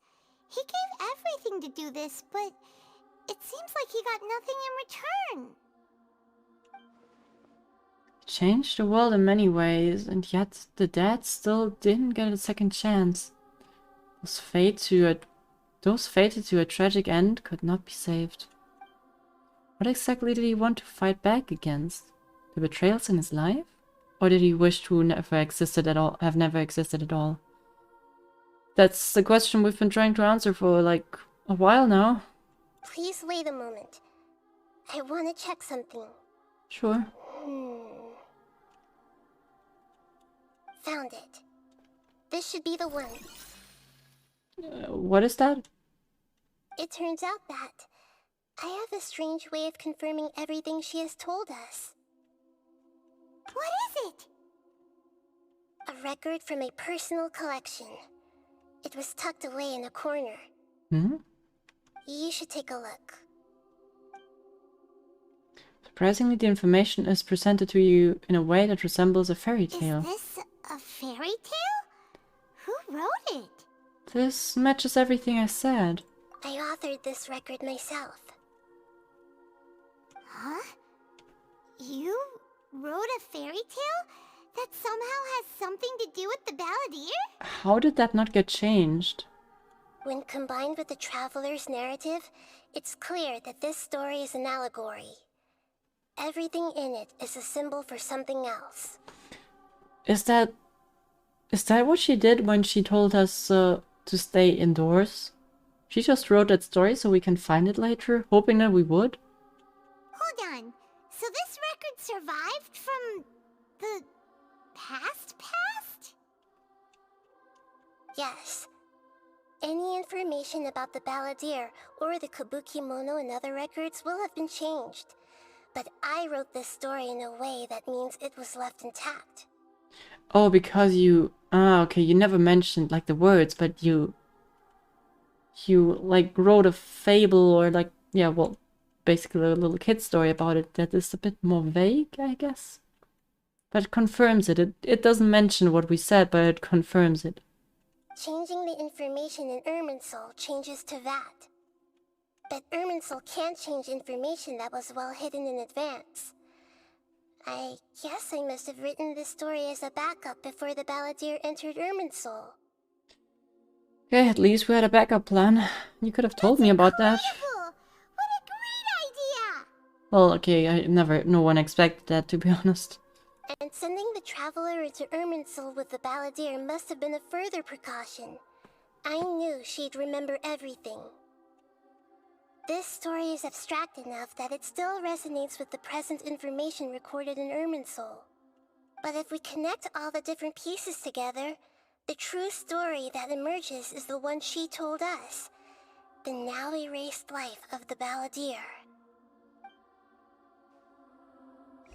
But where is he? Like... There was once a lone monster draped in fox fur. The monster found a family of foxes, joined them, and they became friends. The monster lived with the family day and night, and everyone treated it as one of their own. Once in a while, the monster would take off its fox fur at night, and lament to itself as it gazed at its reflection in the water. I am a monstrosity, yet they are too foolish to see it. I pity them. But the monster soon found solace when another came to live among the foxes who was not their kin. A kitten, carved from the wood of a white tree, who had been abandoned by the humans. The kitten too wished to become a fox, but its tail was too slender, and it could not grow a coat of richly colored fur. Yet when the other foxes saw this, they spoke words of comfort to the kitten. Even without a tail and fur like ours, you are still one of us. Okay, so Skara is the cat? Dotori the monster? Pretty sure. Yeah, he even referred to him as a demon, right? Furious at this happy resolution, the monster lit a fire on the mountain. The terrified animals panicked as the fire spread. The only way to extinguish the flames was to make a sacrifice. A gray fox stood up and addressed the monster. It said, "You are the cleverest among us. Surely you can help us find a way to solve this." The monster smiled, led the fox toward the fire, and murdered it. The gray fox's heart was turned into a beautiful drop of water. Yeah, exactly. Clear, spotless, and pure. The monster gave the heart of water to the kitten, telling him, "The foxes have decided. You are the one who must be sacrificed. Take this, quench the flames, and die for your fox kin." Where's Skara? What, cat? The fire was extinguished, I guess but in the that kitten case. lived. It left that side of the mountain and found a little bird who had a broken wing. The two promised they would spend their whole lives together, but the little bird did not have long left to live. It passed away soon after. So that's a kid he met then. After burying the bird, the kitten left the mountain for good. Never again would it cherish a single creature, nor a single blade of grass that stood on that mountain. The kitten spent the nights wandering aimlessly, gnashing its teeth at the moon. How it wished to swallow the moon and devour the moonlight. If the world could only return to darkness, then it would finally be peaceful and content. I will become the new moon, the answer to everything. Then, no one will know that there were once birds, foxes, and cats in this world. And no one can know that they were different. Yep, that's very much his past. We solved it! I remember now. This is not just the Balladeer story. It is his very own memories. I made a backup so that it would be preserved no matter what happened. How did you... To become a god, okay. He was experimented on and modified countless times. It was brutal torture, and the only reason he was able to survive is that he was a puppet. This memory was extracted from him by the scholars. Presumably, they kept it to have something to defend themselves with. Creating a deity was just the first step. Some of them wanted to be able to control Yeah, it. well, obviously. That's why they backed up his memory for later use. I buried it deep inside one of my own dreams, and then hid it inside an allegorical story so that it wouldn't be altered. It's hard to believe that this person really existed, let alone that he tried to get rid of us on more than one occasion. Oh yeah, how did our encounters with him go?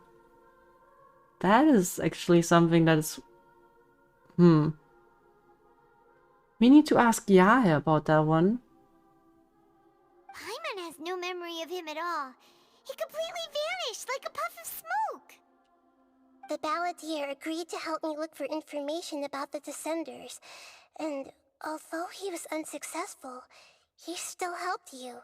Before he vanished, he confirmed an important detail, that Conria was where your twin first came into this world. We still don't know how the change to Irminsul will affect the senior ranks of the Fatui, but in all likelihood, they won't even remember their own Harbinger. Never had this feeling before. It feels like life is as insignificant as a feather. That's depressing. It sounds like Paimon wouldn't like this guy a whole lot if he was still around. Oh no, you didn't. Still, Paimon doesn't like the way it all ended that much better. This is why wisdom alone cannot answer all our questions. We look, we see, and we comprehend, but the question still troubles us. So the answer is not everything.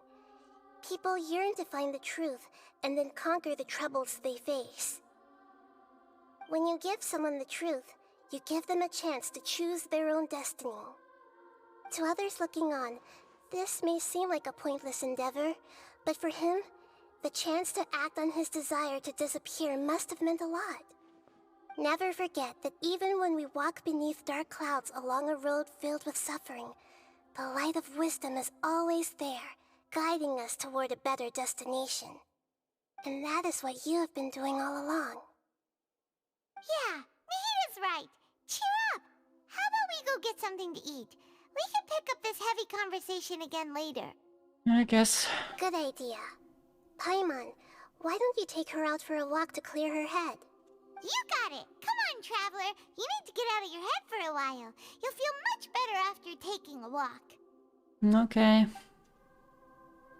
Let's go get a snack from one of the stalls in the Grand Bazaar! That'll be sure to lift our spirits!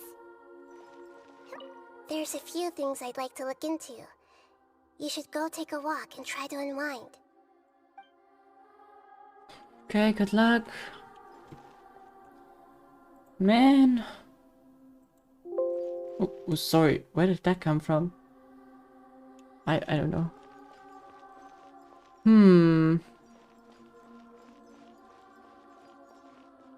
There are a lot of things that should be really different about our past, though. The weird thing is only that Paimon and the others should remember, but we don't. Because our memories didn't get altered. That's so strange.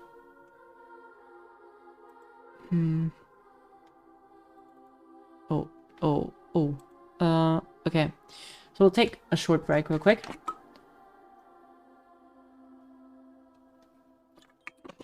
Like, just a few seconds.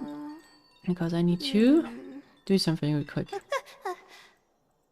Okay. Oh, no, what did I do? Oh no. Oh no. Oh no. That's so confusing. But, I mean, he's gotta come into play again, right? So I don't think we will My legs are so be without him for long. Guess I must have been sleepwalking Okay, last night. so let's get out of, well, okay. 1 second. So I'm gonna head to the toilet real quick, and then I'm gonna continue right away. I'm sorry for this short delay, but I need to do it real quick. And we'll see each other in a few seconds.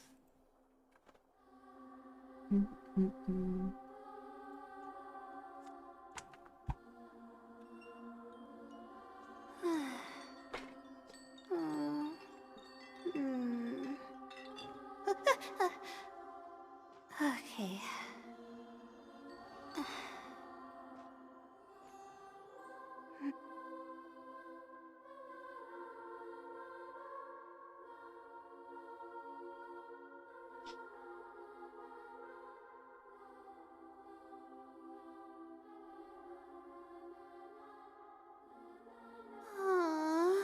Why do I have to write so many papers? Why?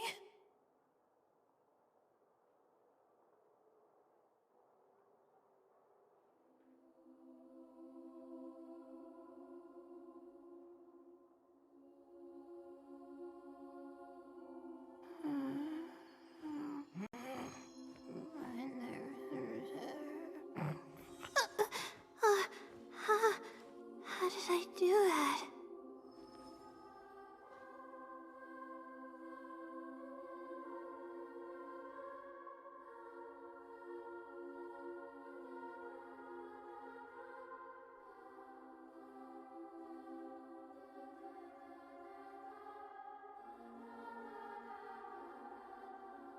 Even when we're not looking up at the stars, they're always there, watching over us.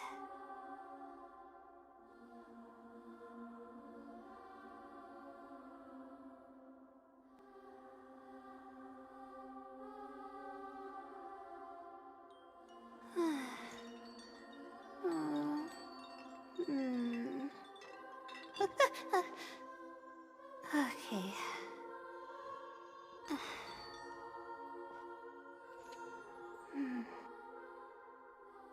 Okay.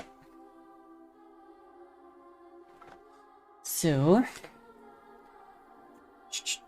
there I am. Okay, let's stop the camera from shaking and then continue. So there should be some space again, right? Oh, enough, I think, hopefully. Don't know how long the quest's gonna be, but yeah, it should be fine. Should be enough. Okay.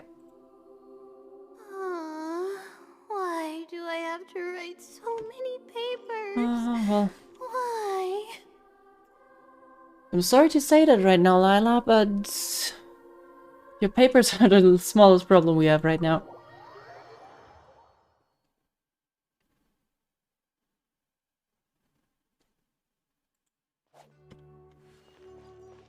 Take a walk around the Grand Bazaar to clean your head. To clear, not to clean.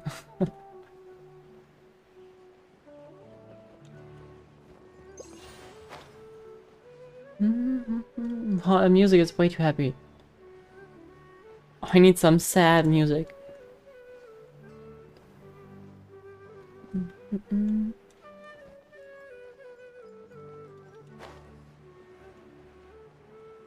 Where's there's an entrance. Okay. Perfect.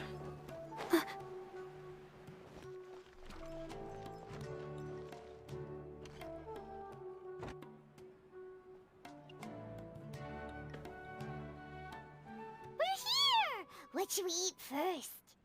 Your first thought. I have a nagging feeling like there's something important I'm missing. Something... yeah, something important, yeah. Hey, are you gonna answer or what? Yeah, we're gonna eat something. Sorry, give you a moment. I'm still processing. Alright, whatever you want. Well, Paimon will be right here when you figured stuff out. Then we can get something to eat. Alright. Come on, brain. Let's dig this out. It's gotta be there somewhere. Something about Irminsul and deleting oneself. Greater Lord Rukkhadevata. Forbidden knowledge? Nahida. What is it? Have you figured it all out? Paimon, shut up. Yes, that was it. Greater Lord Rukkhadevata. She said that no one can erase himself from existence. Not even her. Otherwise, why would she need to create her own reincarnation in Lesser Lord Kusanali to do the deletion for her? There would be no point. Why'd you jump up all of a sudden? I got it. No, I can't tell Paimon. She doesn't know about Greater Lord Rukkhadevata. Neither should she. But this is a crucially important detail. It's simply not possible for the Balladeer to completely erase himself from his existence. In which case, the question is, what happened to him? Excuse me, boss. There seems to be a small problem with the last bill. Look, here. Once again, how convenient, that's the third time, and how dare you appear all of a sudden? You're looking mighty different. Yeah. Hey! Hey, wait! You mean me? No, not you. That kid! Didn't you see? Little rascal grabbed my last 2 fresh Sunsettias and ran off. Look, if you're gonna help out here, you can't keep spacing out, okay? What is it? The work's too boring for you? Or has the big city got too many distractions? I wasn't paying close enough attention. Sorry, boss. I think you're right. Maybe it's the city. It's so exciting. It can be hard to focus. Who's that guy? You know him or something? That's our guy. The Balladeer. He's who? Yeah. You're a strange one, kiddo. You say you don't want any money for helping out here, and then when I actually give you some work to do, you keep letting yourself get distracted. I don't want to take advantage, so I'm happy to pay you what I'd pay anyone else. But if you keep acting like this, pretty soon I won't be able to afford to. No, please. I mean it. He's doing you don't honest need to work. Pay me anything. I'm just so thankful you agreed to take on an outsider like me. But what happened to him that he ended up like that? His path was completely strange now. You're welcome, no. I guess. But I got bigger things to worry about. Look, we're all out of Sunsettias, and I promised the lady down the street I'd deliver a fruit bowl this evening. Leave it to me. I'll find some more. Just a moment. I'll be right back. Stop. I'm gonna level with you, kiddo. I've never met a worker who said they didn't want a wage before. And at first, I got greedy. Couldn't believe my luck. But I figured you'd start asking for something in return eventually. He's doing that for free? You don't want money. You don't take days off. And in your free time, all I see you do is wander around, taking in the sights. Are you a drifter or something? That's right, I am. We can talk more about that later. First, let me get those fruits you needed. Sunsettias, was it? I'll be right back. Hey, what do we do now? Follow him. That's what we're gonna do. Okay, stay out of sight. Don't let him see you. Yep. Time for some hide and seek. Where is he? I lost him already.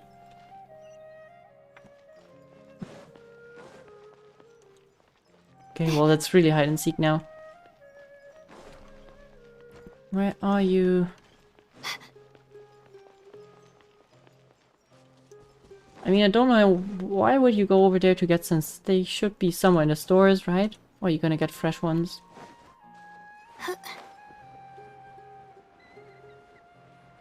Let's follow him. What is this? What is he? Well, it's hard. I don't know. Yeah, this'll do. Even though you say he's the balladeer, what are we planning on doing? Stealing his Sunsetias? Isn't that a bit too cruel? No, shush! We're not stealing his Sunsetias. Oh, alright. This should be enough. Guess I should wash them before I take them back. If I wasn't seeing this with my own eyes, I wouldn't believe it. Huh? You two over there. Is there something I can help you with? No, we're just staring at you. Don't worry. He spotted us! You've been following me all the way from the city. I'd have to be blind not to notice. You're right, we're following you. But blah, can't speak. Well, you're right, we're following you, but... So... Have we met before? Well, somewhat. Not really, I guess. No, we haven't met. But you know me? Yep. I have no recollection. It's complicated, but I do know you. Are you absolutely sure? Paimon, trust me. Sorry, but Some level of trust sometimes would get us very far. I can actually prove it. You're a puppet. A puppet? What makes you think that? Paimon, we've talked about that. How have you forgotten already? Huh? You were right. The look on his face. I guess you do know me after all. That is not something I share with a lot of people. If with any at all, I guess. Look, I'm just a wanderer. But seeing as you've gone through all this trouble to track me down, I'm sure whatever it is must be important. Well, there's somewhere I want to take you. Or have to take you, I guess. Okay, but please let me deliver these goods to my boss first. Are you really working for that guy? He said you don't want any more for it. Is that true? Yeah, that's not considered working then. Yes, I ran into him out in the wilderness during a storm, and he let me take shelter in his cart. In return, I said I'd be his helper for a while. That's oddly nice of you. Yeah, arguably that's a pretty neat thing to do in, well, offering a favor for another favor. Let me take these back. It's fair. Then I'll come with you, okay? Alright, sure. Then let's return to the city. I don't see him running away. Like, he could, but... I don't think this Scaramouche or... What is even his name? Like... He's not just called a Wanderer, right? He has a name.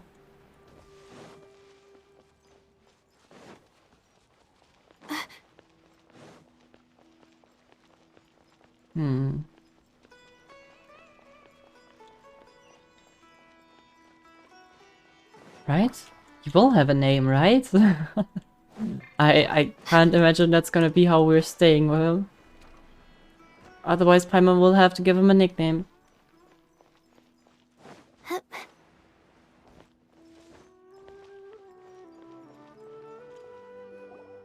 Here you go, boss. I'll leave them right here. Oh, you really went and picked some more. Who are these two? Oh, come on. At least you guys should know about us. Come on. Something's come up, and they need to borrow me. Sorry, boss. I'm afraid I'll be away from the stall for a while. I was just about to pay you anyway. Go wherever you want, kid. Don't waste your time here. What? I get it, okay? You just wanted to help me out, to thank me for giving you shelter from the rain that day. Even then, I don't understand why you're so adamant that you don't want any pay for it. But look, it was pouring down, and there you were, sauntering along without a care in the world, like you had nowhere to be and didn't even care that it was raining. Imagine. I mean, you were as me a for hat. second. It's a little weird, right? Why is this guy traveling during a rainstorm if he's not trying to get somewhere? And why is he taking a shortcut through the open country if he's not even in a hurry? But anyway, taking you in didn't put me out even slightly. You don't owe me a thing for it. Certainly not all this. Your time is valuable. You know, you should go live your life. Skara seems so confused. Seems like a completely different person. But I don't... You don't what?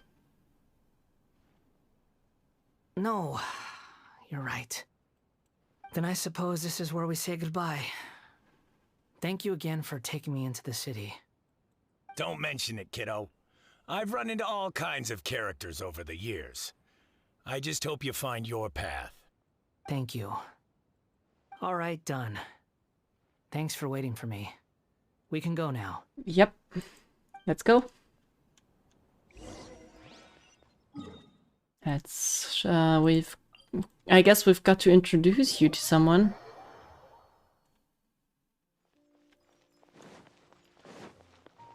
It's gonna be a strange encounter now.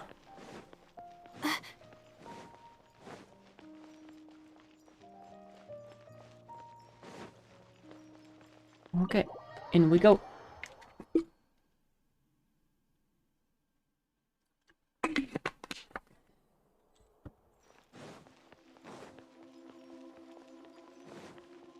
Oh, what's she doing?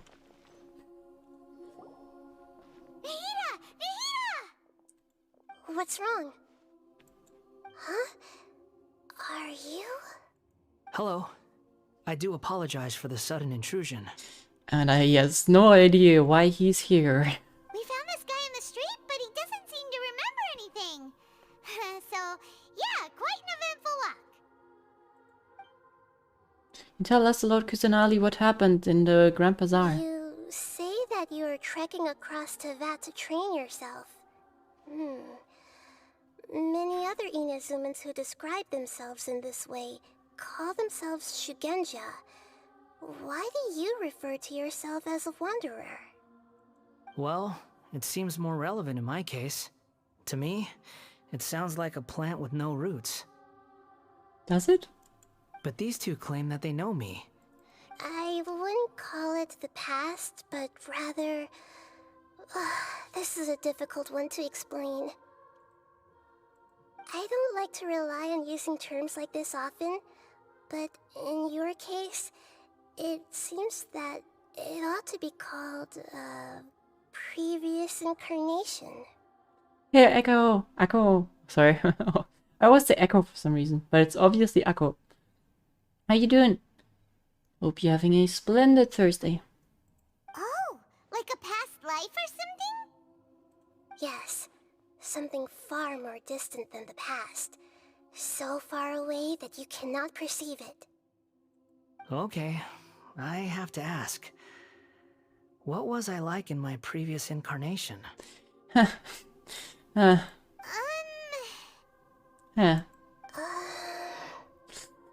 Oh, okay. I see. Yeah, I'm sorry.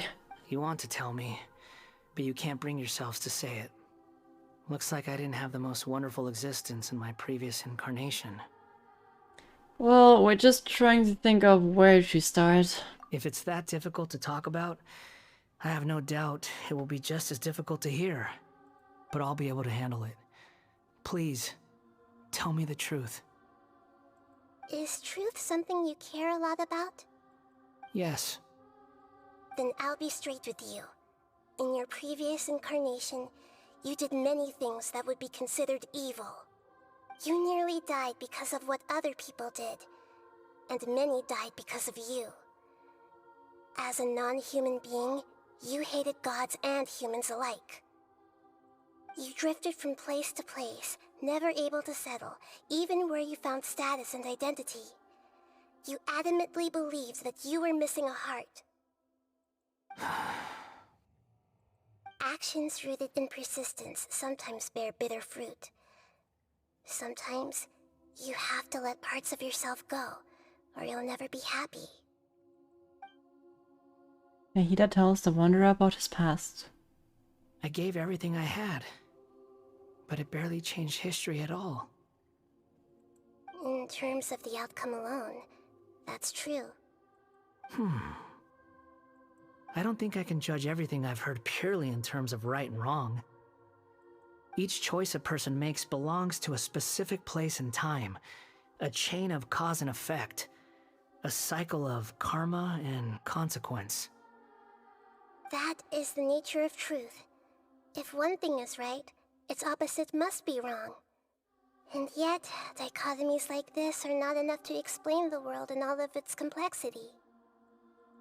It seems like my previous incarnation wasn't the most likable individual. Yeah, yeah. We're not trying to hurt your feelings or anything, but yeah, we weren't your biggest fans. Yeah, we were each other's enemies, to be precise. If we were enemies, why are you trying to help me find the truth? This is so frustrating! This guy's supposed to be our arch enemy, but now he's just some random stranger we met on the street! He's got so much to answer for, but we can't make him talk because he doesn't remember anything! What Yeah. a weird situation! I guess that's very much true. Lesser Lord Kusanali, as the god of wisdom, I trust that everything you told me must be true. Yes, it's all true. I can even show you the memories themselves, if you're willing. Please, I want to see them for myself. I want to experience my own transgressions. Even though it will cause your present self great mental anguish? I'm just a puppet. With no heart and no name. He still has the same problems, There's though. nothing in this world for me to cling to fill the void within me. Except maybe these sins that can never be undone. Very well. As you wish. Wait, shouldn't we go with him? This one's kind of on us for bringing him here. Don't worry. Whatever danger I might face, it's my burden to bear. Traveler, could I ask you to supervise him on my behalf? Sure. Well, Good point. I hope history doesn't repeat itself. Unique situation. We'd better keep an eye on you. Understood. Thank you. Now, prepare yourselves, everyone. Okay, in we go again, I guess.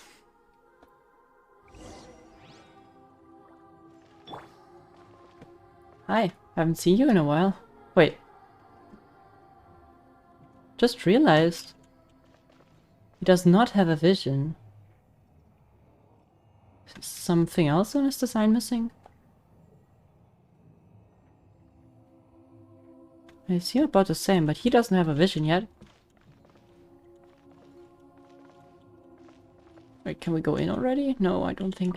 It's time to get ready. Yeah, I got him yesterday. We wanted to play yesterday, but it didn't get to. Are you ready, Skara? Oh, sorry. Are you ready?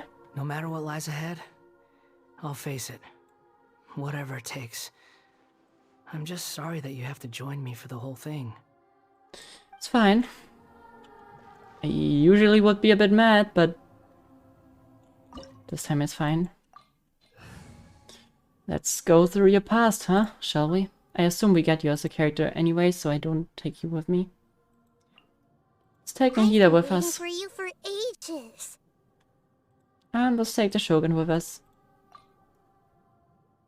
Stay close and you... Okay, let's see. It's probably gonna be super depressing. Let's see. This looks like Inazuma. Yep. Right now, you're in a dream I created using information extracted from your memories. These memories will show you the raw truth, but be aware that enemies may react just like in the real world. Please be careful. Sounds like an immersive experience. Well, It's a good thing we came along. You don't need to do this for me. I don't deserve your protection. what did you do to not deserve it? This one at least. Give up halfway. Well, we had to once, but that was your doing. No, we're just finishing a job. Alright. Thanks. Wanderer, this is the Shake Pavilion. In your Balladeer incarnation, this is where the Electro Archon placed you after your creation. You had a great many memories here. Is that because this is kind of like His birthplace? I guess to a certain sense. You could say that, in a sense. You'll see why shortly. I hear footsteps. This place is huge. I can't believe the landslide didn't fill it in. I wonder who built it. The Crystal Marrow Miners? No, there's no way. Look at this exquisite construction work, and so well preserved too. No mining crew would be capable of this. Nah, it doesn't seem like it. There's someone passed out on the ground. Who are you? You're awake. What happened? How'd you get stuck here? Are you injured? Huh. Not a scratch. And these fine clothes. Who are you? This man is Katsuragi, deputy to Torichiyo's adopted son, Mikoshi Nagamasa. He found the balladeer in Shake Pavilion and took him back to Tatarasuna. And the rest is history. Well, it used to be. In the original version of events, Katsuragi was ultimately killed by Nagamasa. Let me get you out of here. Our people are nearby. Hang in there. During the Tatarasuna incident, Niwa was murdered by the doctor disguised as a mechanic. The balladeer, then known as the Kabukimono, disappeared not long after. As the second in command at Tatarasuna, responsibility for what had happened fell to Mikoshi Nagamasa. But Katsuragi had sworn lifelong loyalty to Nagamasa after the latter had once saved his life.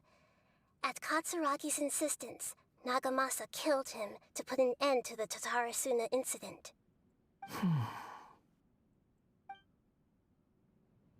Katsuragi seems like he was a good guy. He looks like a warrior, but he has a kind face. Why couldn't he live a long and happy life?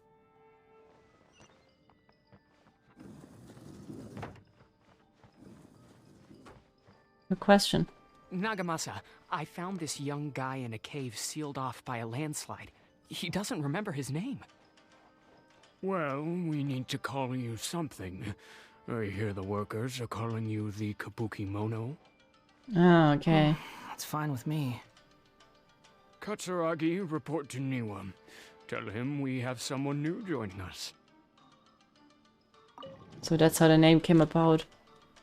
Makes a lot more sense. How do I...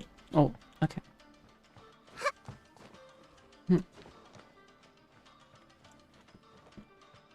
Ooh, chest. Nice. Honestly, would have preferred to find a way though. Is there another lever?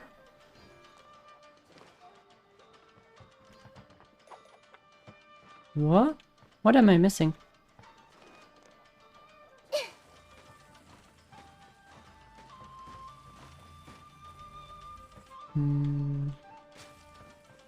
There should be a second lever then, I guess.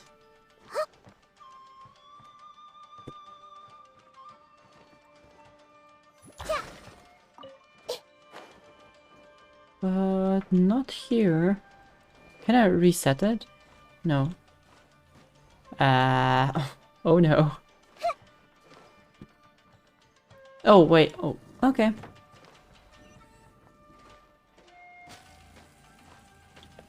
My guiding stars.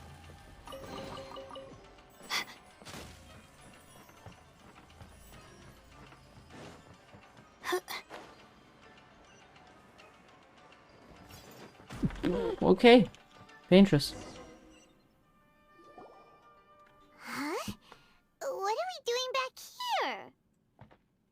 I hear voices. Whoa, this is where you were born?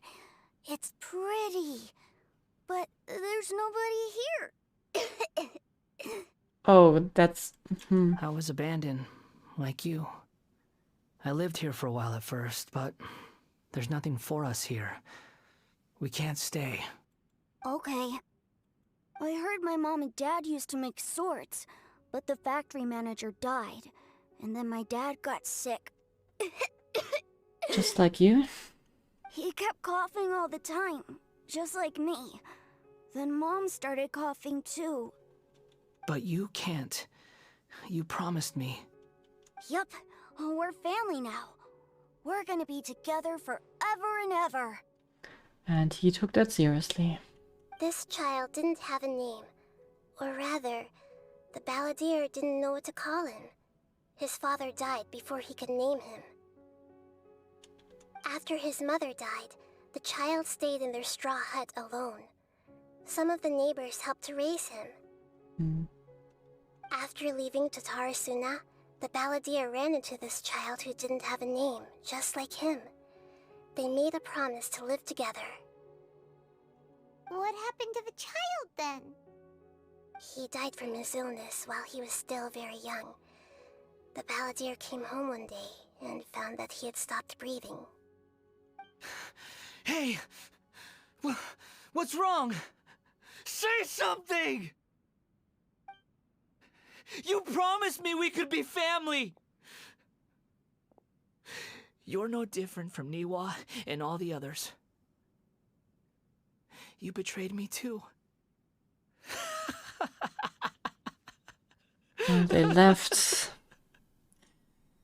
Well, two of them at least did not do it because they wanted to. The voices have gone. It looks like the memory ends here. Let's keep going. Oh man, Skara.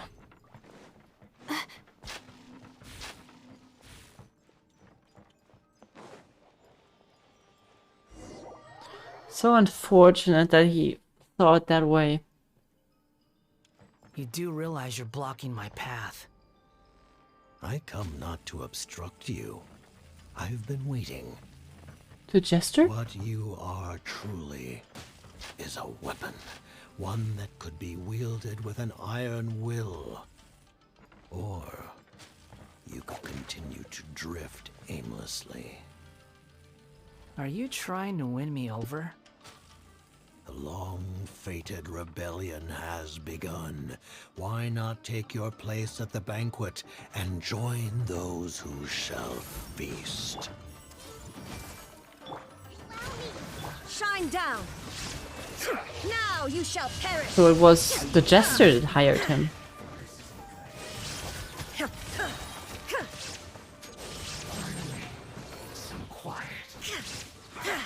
Illusion shattered!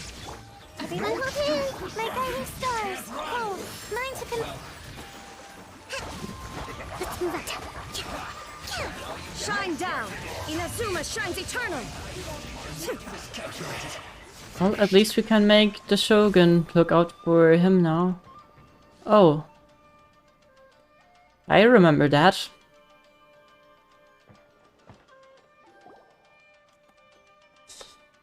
This place is dark.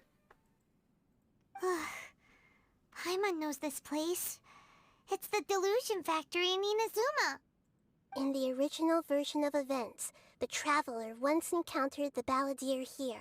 Yeah, what did happen now though? Such a creepy atmosphere. And so familiar. I remember this. It was an unsettling place. Yeah, well, we nearly died here. Hey, look over there! Well, well, my fair lady. Is this rundown factory and these incompetent fools all for me? Wow. You shouldn't have. Huh. What do you have to gain from belittling your subordinates? You might not want to admit it, but you are a part of this plan. Perhaps you find fighting in the Abyss to be a more meaningful use of your time? Oh, but of course, even this pales in comparison to being experimented on by the doctor. Okay. Seems like even they didn't respect him that much. What a sharp tongue you have. Funny how negotiating never seems to be your strong suit. For the task ahead, I suggest you keep your true feelings to yourself. Save your breath. I know what I have to do. I'm sure you think so, but I still think you need to hear it. Don't start thinking you're invincible, and don't let your emotions get in the way. Well, we all know how that one ended. Surely you're not worried about me. I just can't have you getting in my way. You and Child never failed to find ways to complicate things. Fair. I'm merely lighting a little fire in this chaotic nation. But you, being tossed out like trash, must make you want to destroy it completely. Do you remember the last time you were here? That was a lot of swordsmiths you killed. I'm sure the descendants of the Raiden Gokaden are still suffering the consequences now. Look at you. Oh, don't get so sentimental. Now, give that poor little tongue of yours a rest and stop pretending like you're above everyone else. Well, at least now I know why he's so snarky. Being around people like her all the time. Well, you don't have another choice, do ya? Bye then. See you at the victory feast. Yeah, that didn't happen. Poor little tongue? She's playing with fire talking to me like that. Who does she think she is? Forget it. Someone might find me here any minute now. I should prepare to give them a warm welcome. And that's where we came into play, right? The plot does not end here. There is more of this story to come. Wanderer, are you able to continue? Yes. Next scene might hurt a lot. Please don't worry about me. Why are you staring at me in silence? Can't you think of a nicer way to express yourself? I'm under no obligation to be nice to you. Besides, I thought nothing mattered to you except results and your own interests. Isn't that right, witch? Muddle-headed puppet. You're only number 6 because you can take more abuse than other humans. Do you really count that as an asset? You're about as much fun to be around as a raging inferno. But before we murder each other, it'd be best if we finish our duties. Okay.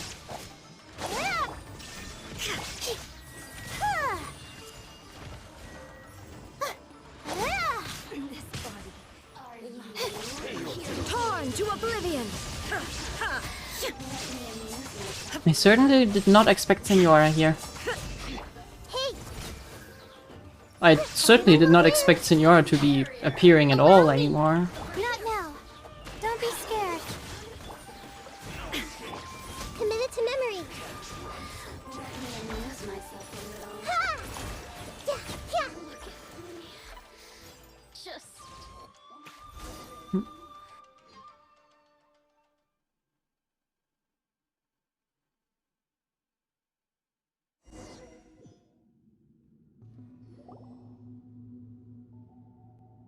Looks like we've arrived in Sumeru. Oh. Is that? Considering that Amorta's sage, Nafis, refused to join this project, I'll take part in the experiment in his place. Welcome. I look forward to a fruitful collaboration. When do we start? You seem impatient.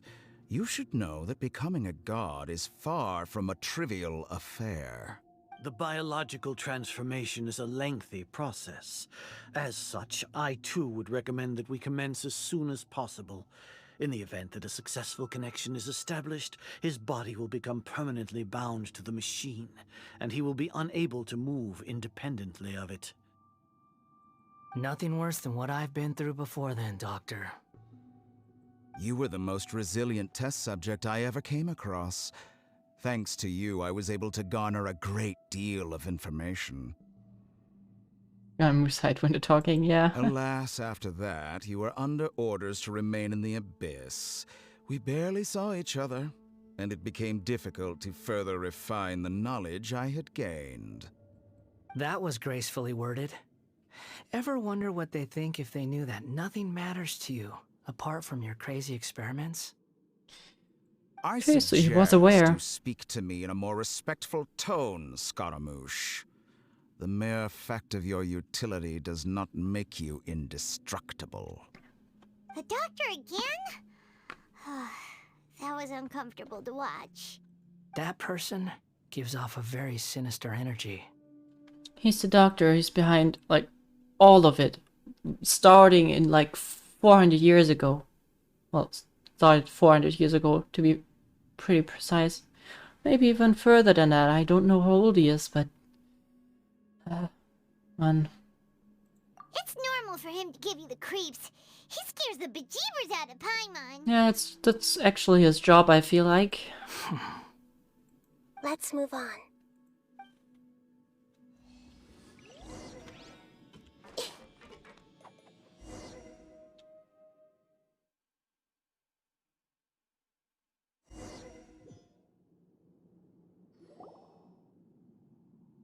You're a god. Do you think I'm evil? If you accept that he is you, just as you are you, then yes, you are evil. In your eyes, are there any differences between humans and puppets? Do you think there are any differences between your present self and your previous and future incarnations? If not, then what are the differences between humans and puppets? Answering a question with a question. Whoever has tasted the joys and sorrows of life in the human realm is human. Whoever has loved and lost, cried with grief, howled with rage at the tragedy of death that eclipses the miracle of life, they are human too.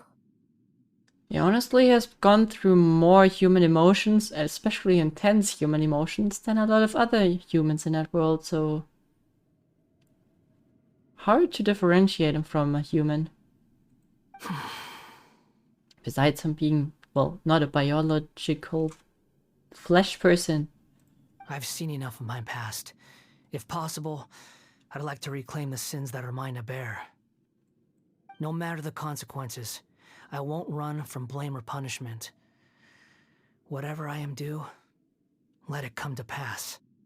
Are you saying... Can you return my memories to me? Oh. Huh? But won't that mean you'll lose your current identity?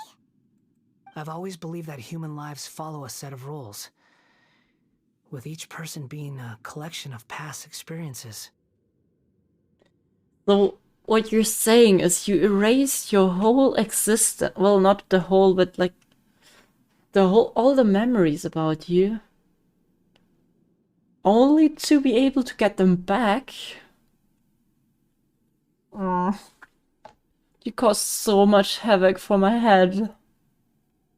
As a puppet living in a human world, my life is subject to the same rules. Regaining your memories means reverting completely to your previous incarnation. All the emotions that you discarded will return to you. Okay, so gonna be old Scaramouche. Are you sure you want to do this?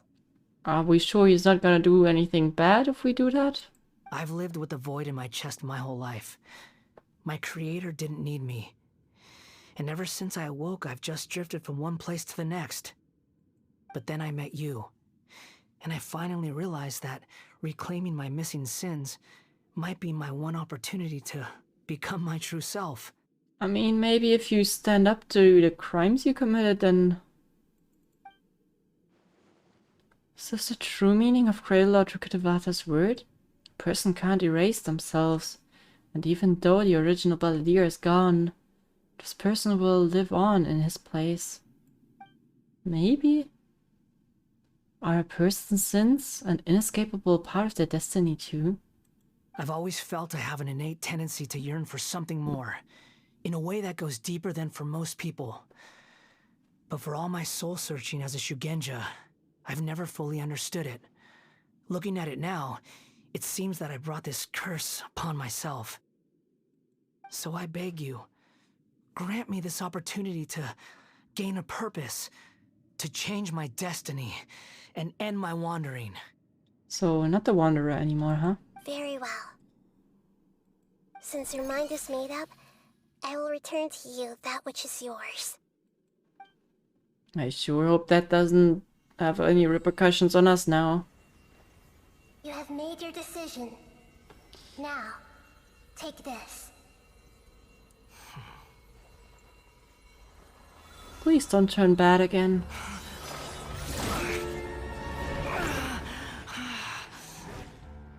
set him free. A puppet? What's he doing here?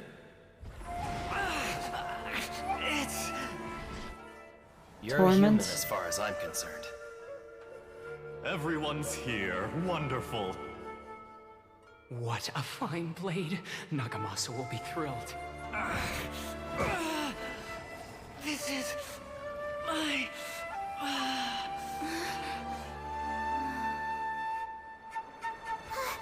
Is he alright? Oh. What?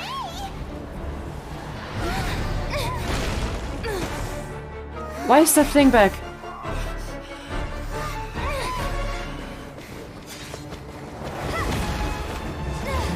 I was wondering why his theme plays again.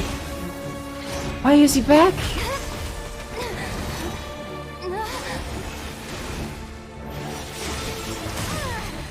Good job, Lamine.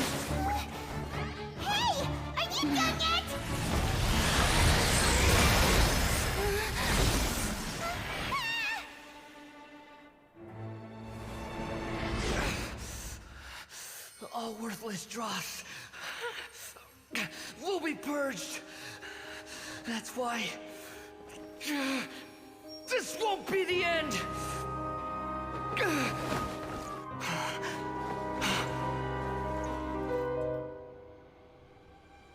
Gotta let him go.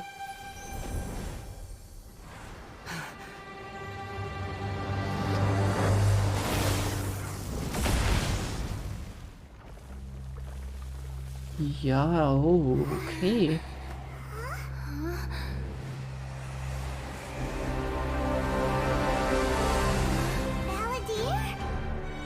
What?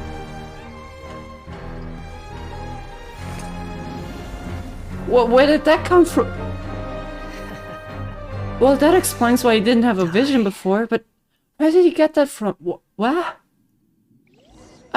This is trying my patience. Okay. Have you got any more stupid questions? Oh, well, it's him again. Feeble human. Who are we fighting against if it's not him and there anymore? Oh, damn it, I need to fly higher.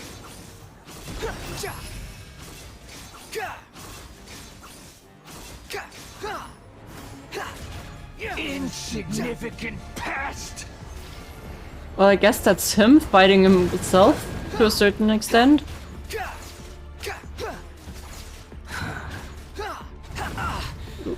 Ouch, did not expect that one. At my command. Oh no, I don't think my stamina's long. No. Oh no, don't attack, that drains my stamina. Oh, okay, dodged it.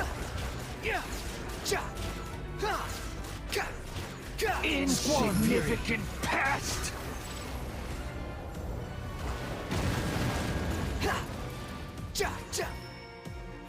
Okay, ult is nearly there. My endless you dare to gaze upon me? Ooh, careful, careful, careful. Oh no, this is bad, this is bad, this is bad.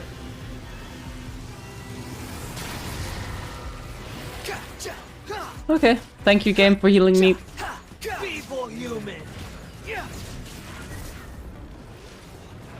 The wind rises.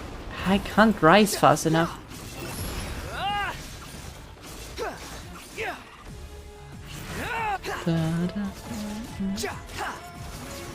Oh, I love his theme so much. But where did they get the vision from? I don't get it. Did someone Celestia just decide to drop it for him? Give him a nice gift for whatever?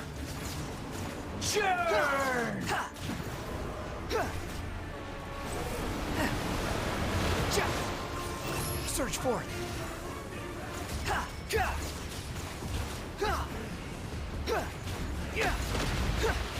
Alright, you got him.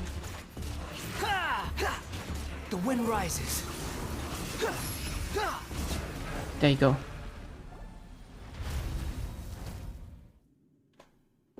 Imbecile! Get out of my sight. It disappeared. Wait, are we still in a dream? Yeah, we're still in a dream, right? That would explain a lot of the stuff that just happened. What did you expect? I'd never lose to that. There's the tone of voice again. You're definitely back to your old self. Wait, but it was you inside that thing too! What have you got to be smug about? Sorry.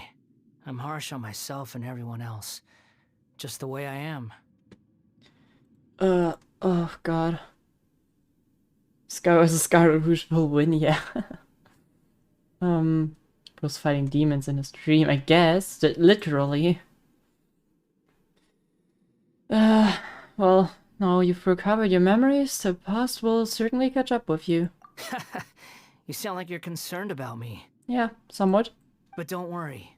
Thanks to you, even if I didn't change a thing, at least I now know the truth. The memory recovery seems to have been a success. This dream has served its purpose. Come on. Let's continue this outside. Where did he get... Does he have... Well, he has the... If he still has the vision when we leave the dream, I'm gonna be entirely confused. Welcome back, traveler. Paimon, Balladeer. It feels like we just went on a really long journey. Paimon's exhausted. You didn't do anything, Paimon. You didn't do anything. You don't like being addressed by that name? It's fine. But I was just thinking, I should probably change it. You won't go by Balladeer anymore? Scaramouche still fine? After learning about everything the doctor did, there's no way I can carry on using a name connected to him. Yeah, I'm not planning on returning to the Fatui, and they wouldn't take me back anyway. Recent events will have affected a lot of people, and they might not even remember who the Sixth is. So, you're quitting the Fatui for good? Well, let's call it a tactical retreat. It's like you said, Lesser Lord Kusanali. Everything may look futile, but it wasn't completely meaningless. At least I made a lot of people forget about me.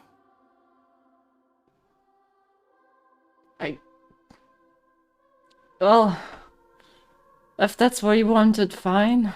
But that doesn't mean your own past has disappeared. Of course. And your main goal, for which you gave up everything you had, you weren't able to achieve it. I hope you can see and understand that.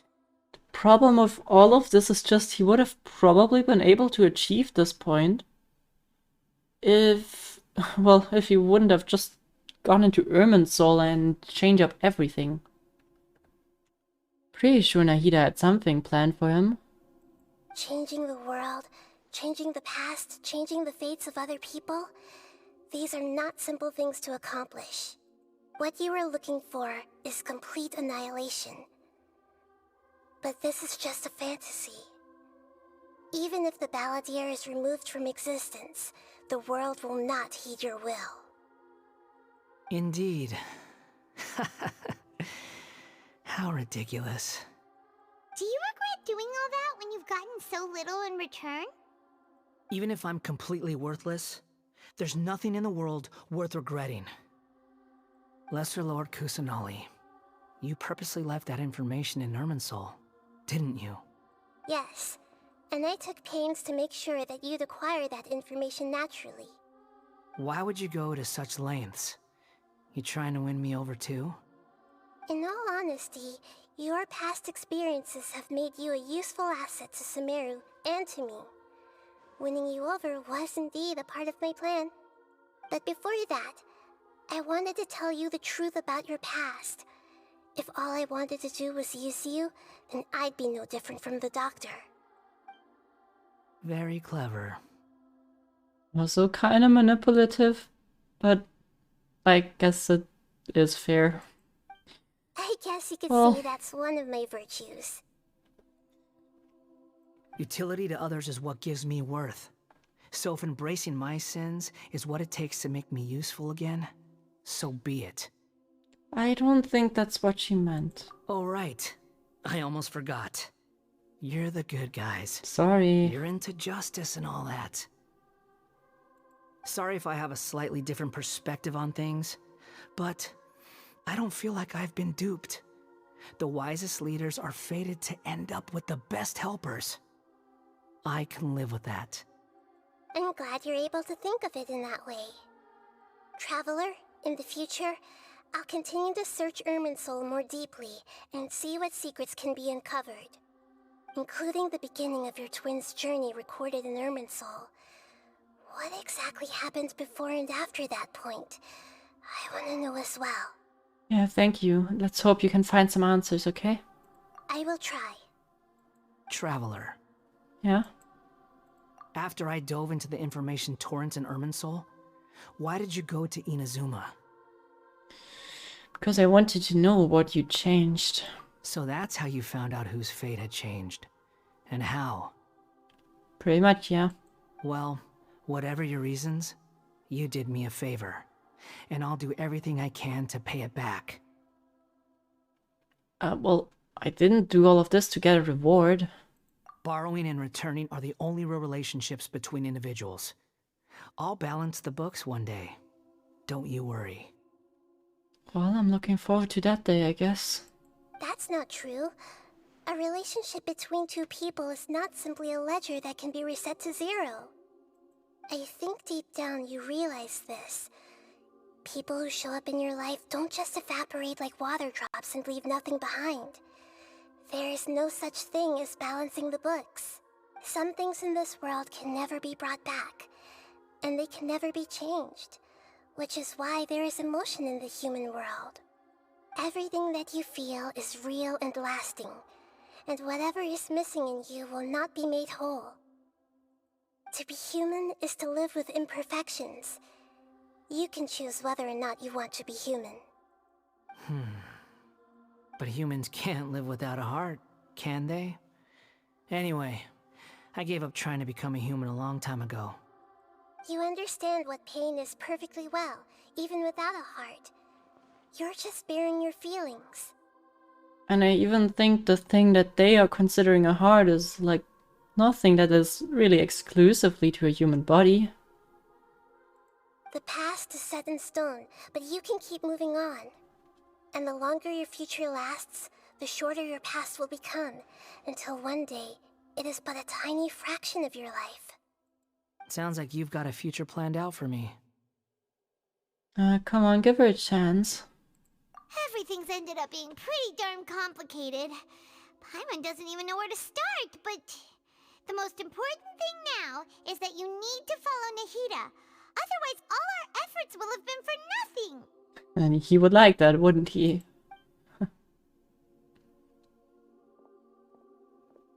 Bye, I guess.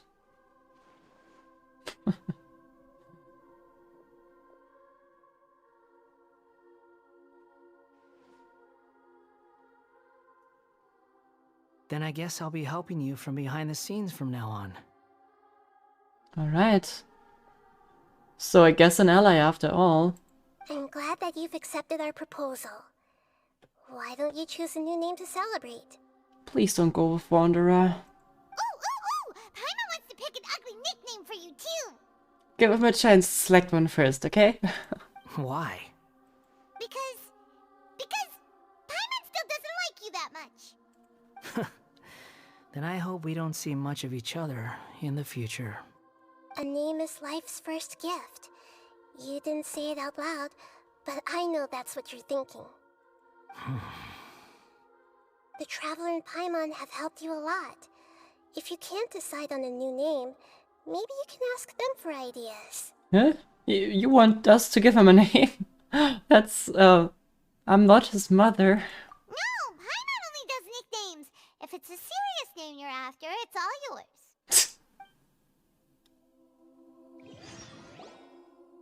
Have you got anything? Wait, like for real? Name change rules. You can obtain an item, an appellative stroke from the Archon Quest interlude version of Genesis, which will allow you to change Eon's Adrift Wanderer Animo's name. So him, I guess. Please take a note that some names cannot be utilized in this change. Once you have renamed this character, some interfaces game going forward will display the name that you've chosen. There's a limit on the number of times you can change the name of this character, so do it with care. Travelers, please ensure that you follow our terms of service while using this function.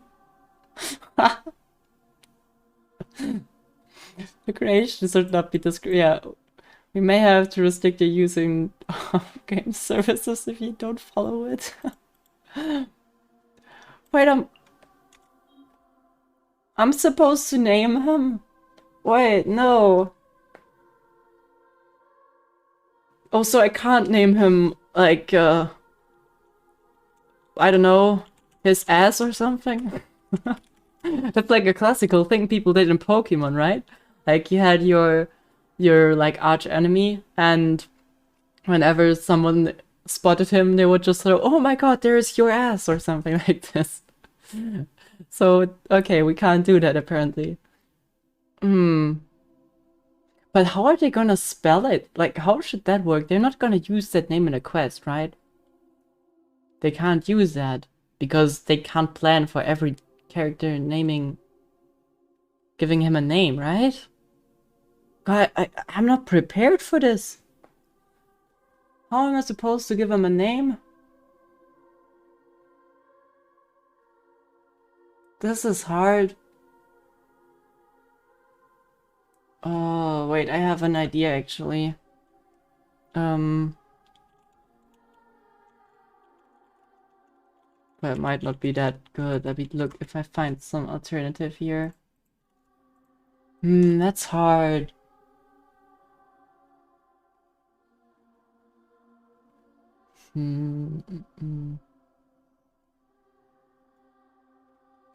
Well, it's not that creative, but maybe, I guess. Isn't that what they did in the with the Traveler? Just like, yeah, but what are they gonna call him? Wanderer? Scaramouche?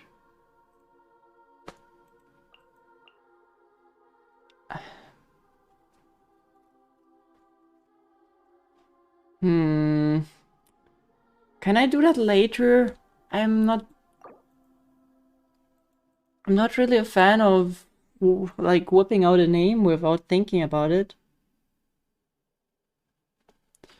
Oh, well, let me do some thinking here. That will take a bit.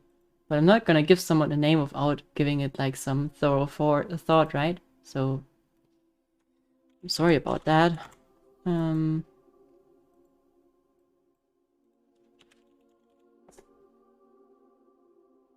That's a bit too complicated, isn't it? I think after this you'll have an additional chance to modify it. Yeah. I'll still try to go with something that I can somewhat get behind right now.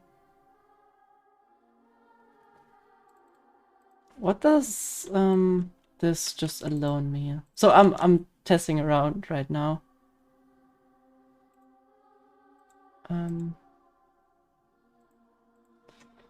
Well, maybe that's what we're gonna take for now.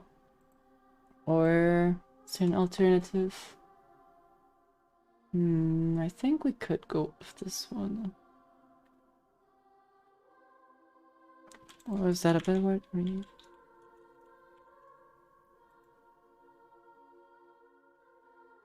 Nope, it's the same. I would go with this one. Just in case.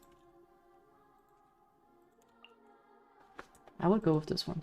Keeps the Japanese style of what the game had offered him with his names before. And keeps the meaning of him being reborn. Just Japanese for reborn, I guess. Well, take it. Are you sure?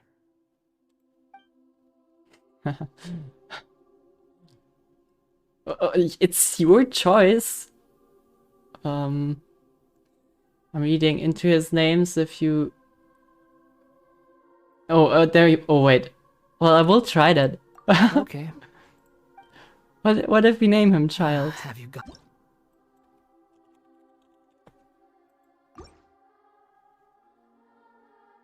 You can't be serious. Okay. Okay. Okay. Does he just say that for everyone? Have you gotten... What if I name him, I don't know, Senora? Is that the same?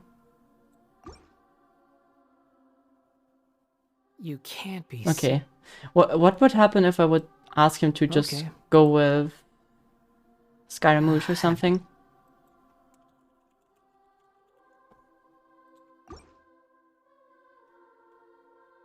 I have no need for these names anymore. Okay, he really doesn't want that. Okay. Okay. Well, I guess I won't call you that anymore. But then I guess we're gonna stick with Umekawaru.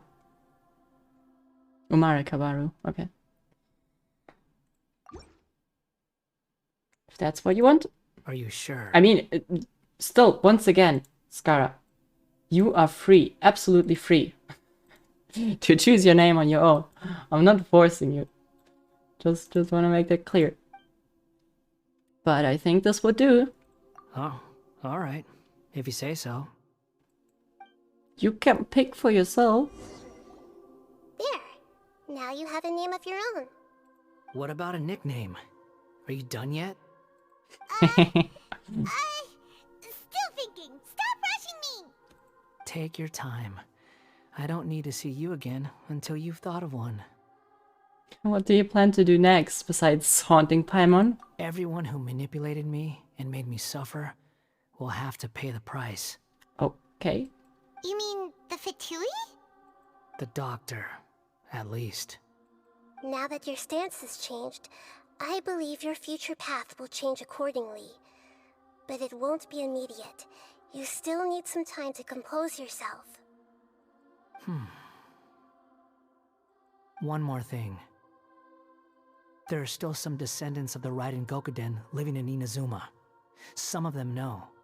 Well, they ought to know about the connection between Raiden Gokuden and myself. Yeah? I don't plan to leave Sumeru for the time being. If you see them in Inazuma, please tell them that I was the one responsible for the Raiden Gokuden's downfall. I hope you're just doing that in order to, like, claim responsibility and, like, well, not just to make an enemy, I hope. Even though the events have been erased from the world, they still deserve to know the truth. I see. That is up to you. Okay, we'll do that. But if we do that, then... It's fine. Let them stab their blades into my chest if they so desire. Maybe that's how it always should have been. I don't like that. Nah. What's that look for? Don't make that face. I know what I'm doing. That day will come. Alright. We're done here. Goodbye, wise deity. And you too. Get better, I guess. He really needs to reflect a bit. He's gone. What he went through today would have been like living an entire lifetime in an instant. He'll need some time to calm down. Yep, I hope so. Yeah, true. But even so, after everything that's happened, he doesn't seem quite as fierce anymore. There's some bumps along the way, but it's all over now. So we can finally go eat? Paimon is starving. Okay, Thank Paimon. you both. I hope you will find somewhere nice to go and relax for a while. Oh, I actually know where we're gonna go. Heard there's a new cat cafe.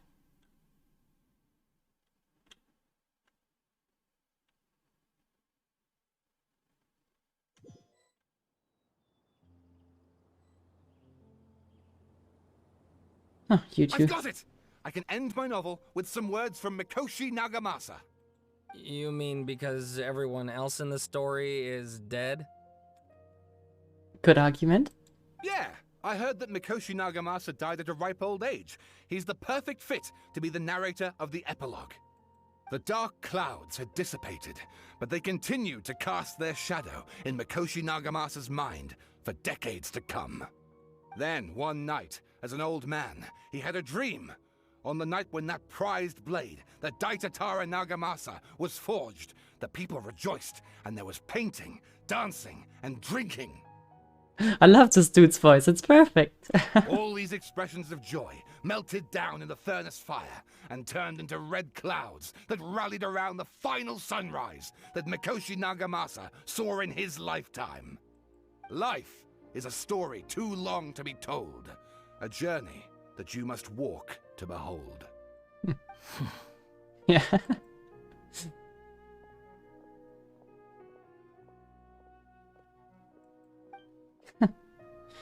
Must be weird to hear a story. Find a resting place. Yep, Paimon, time for some snackos.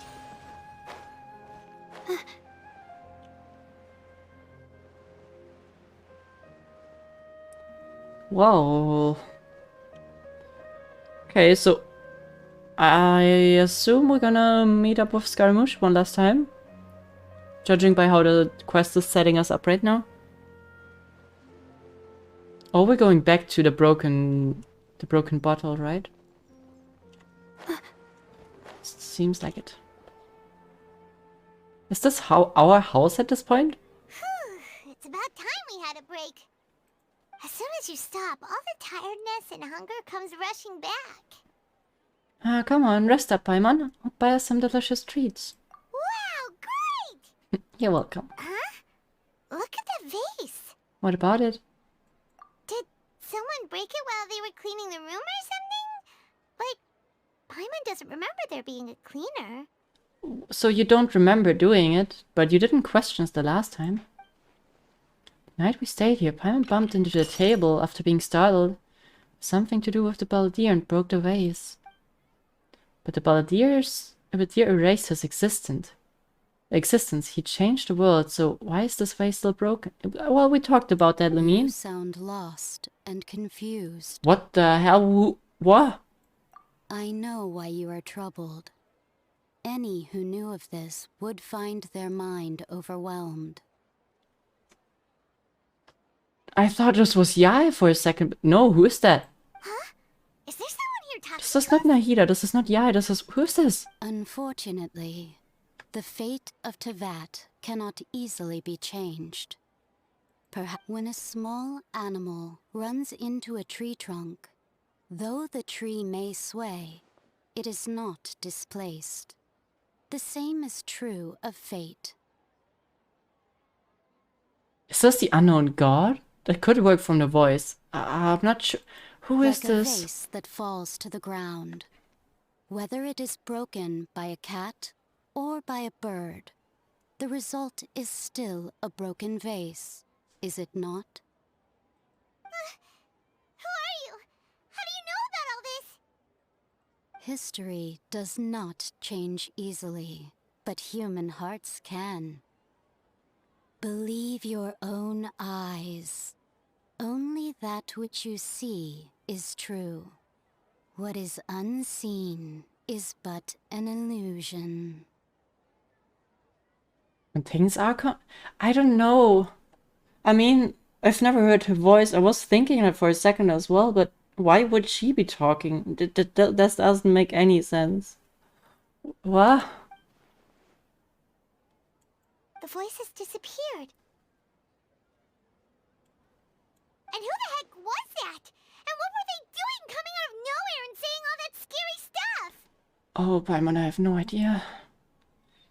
Believe my eyes. Does she mean I should trust my memories?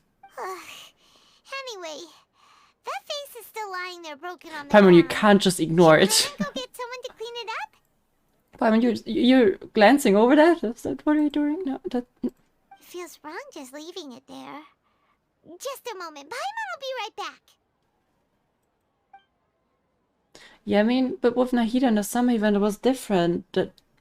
There was like no invitation for any reason for someone like the Archon from Fontaine to reach out to us, right? I wonder what else awaits for me in the future. Oh my god. Level 56 and done. I'm so confused. I'm just gonna go back to bed. We didn't even get snacks after all. Man. Well, What? I'm not sure what to do with that information at the end now. Like with the one in the summer event, for example, I could certainly relate that to Nahida, or, well, the Archon at least, because of, well, they were hinting at it very much. This could have been anyone. Let me... How did the unknown god talk again?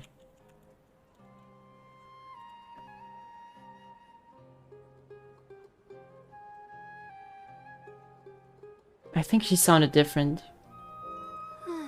Landers, your journey ends here. Hmm. Hmm. Okay. Hmm. I have no idea.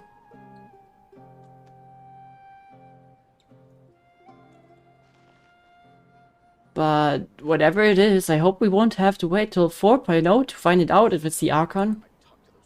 This can't be the Archon. It's way too early for them to start teasing us with another Archon. But what other godly being could they... Ah, well, I guess I just need to rest up for now. Looking up at the stars. Yeah. The night is cold. Just, I don't know. I guess it's time to relax a bit. This was... I don't think we need to let that settle down for now. Maybe then we can think about all of that. Because for now, I really just gotta stomach what happened to Scar and all. Everything one by one.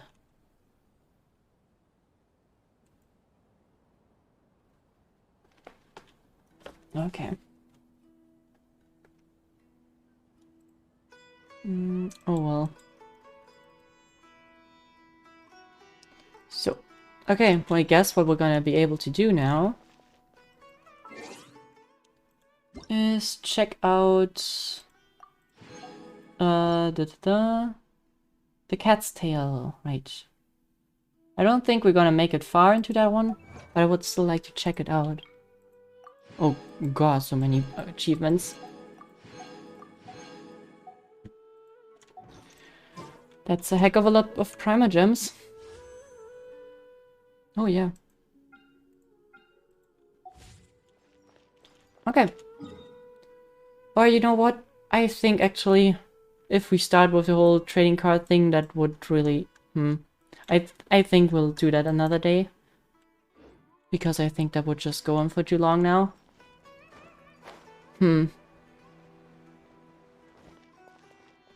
This quest, I don't know how, but it left a sour taste in my mouth, and I'm not sure how to deal with that.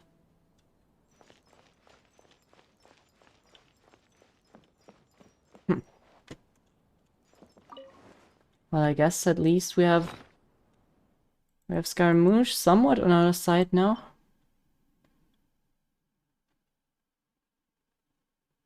Appealing stroke. I wonder if something like this will happen a few times from now on. But I don't plan on renaming him for now. I think the name's quite okay. Especially since they're gonna give him a nickname anyways. So okay. Yeah,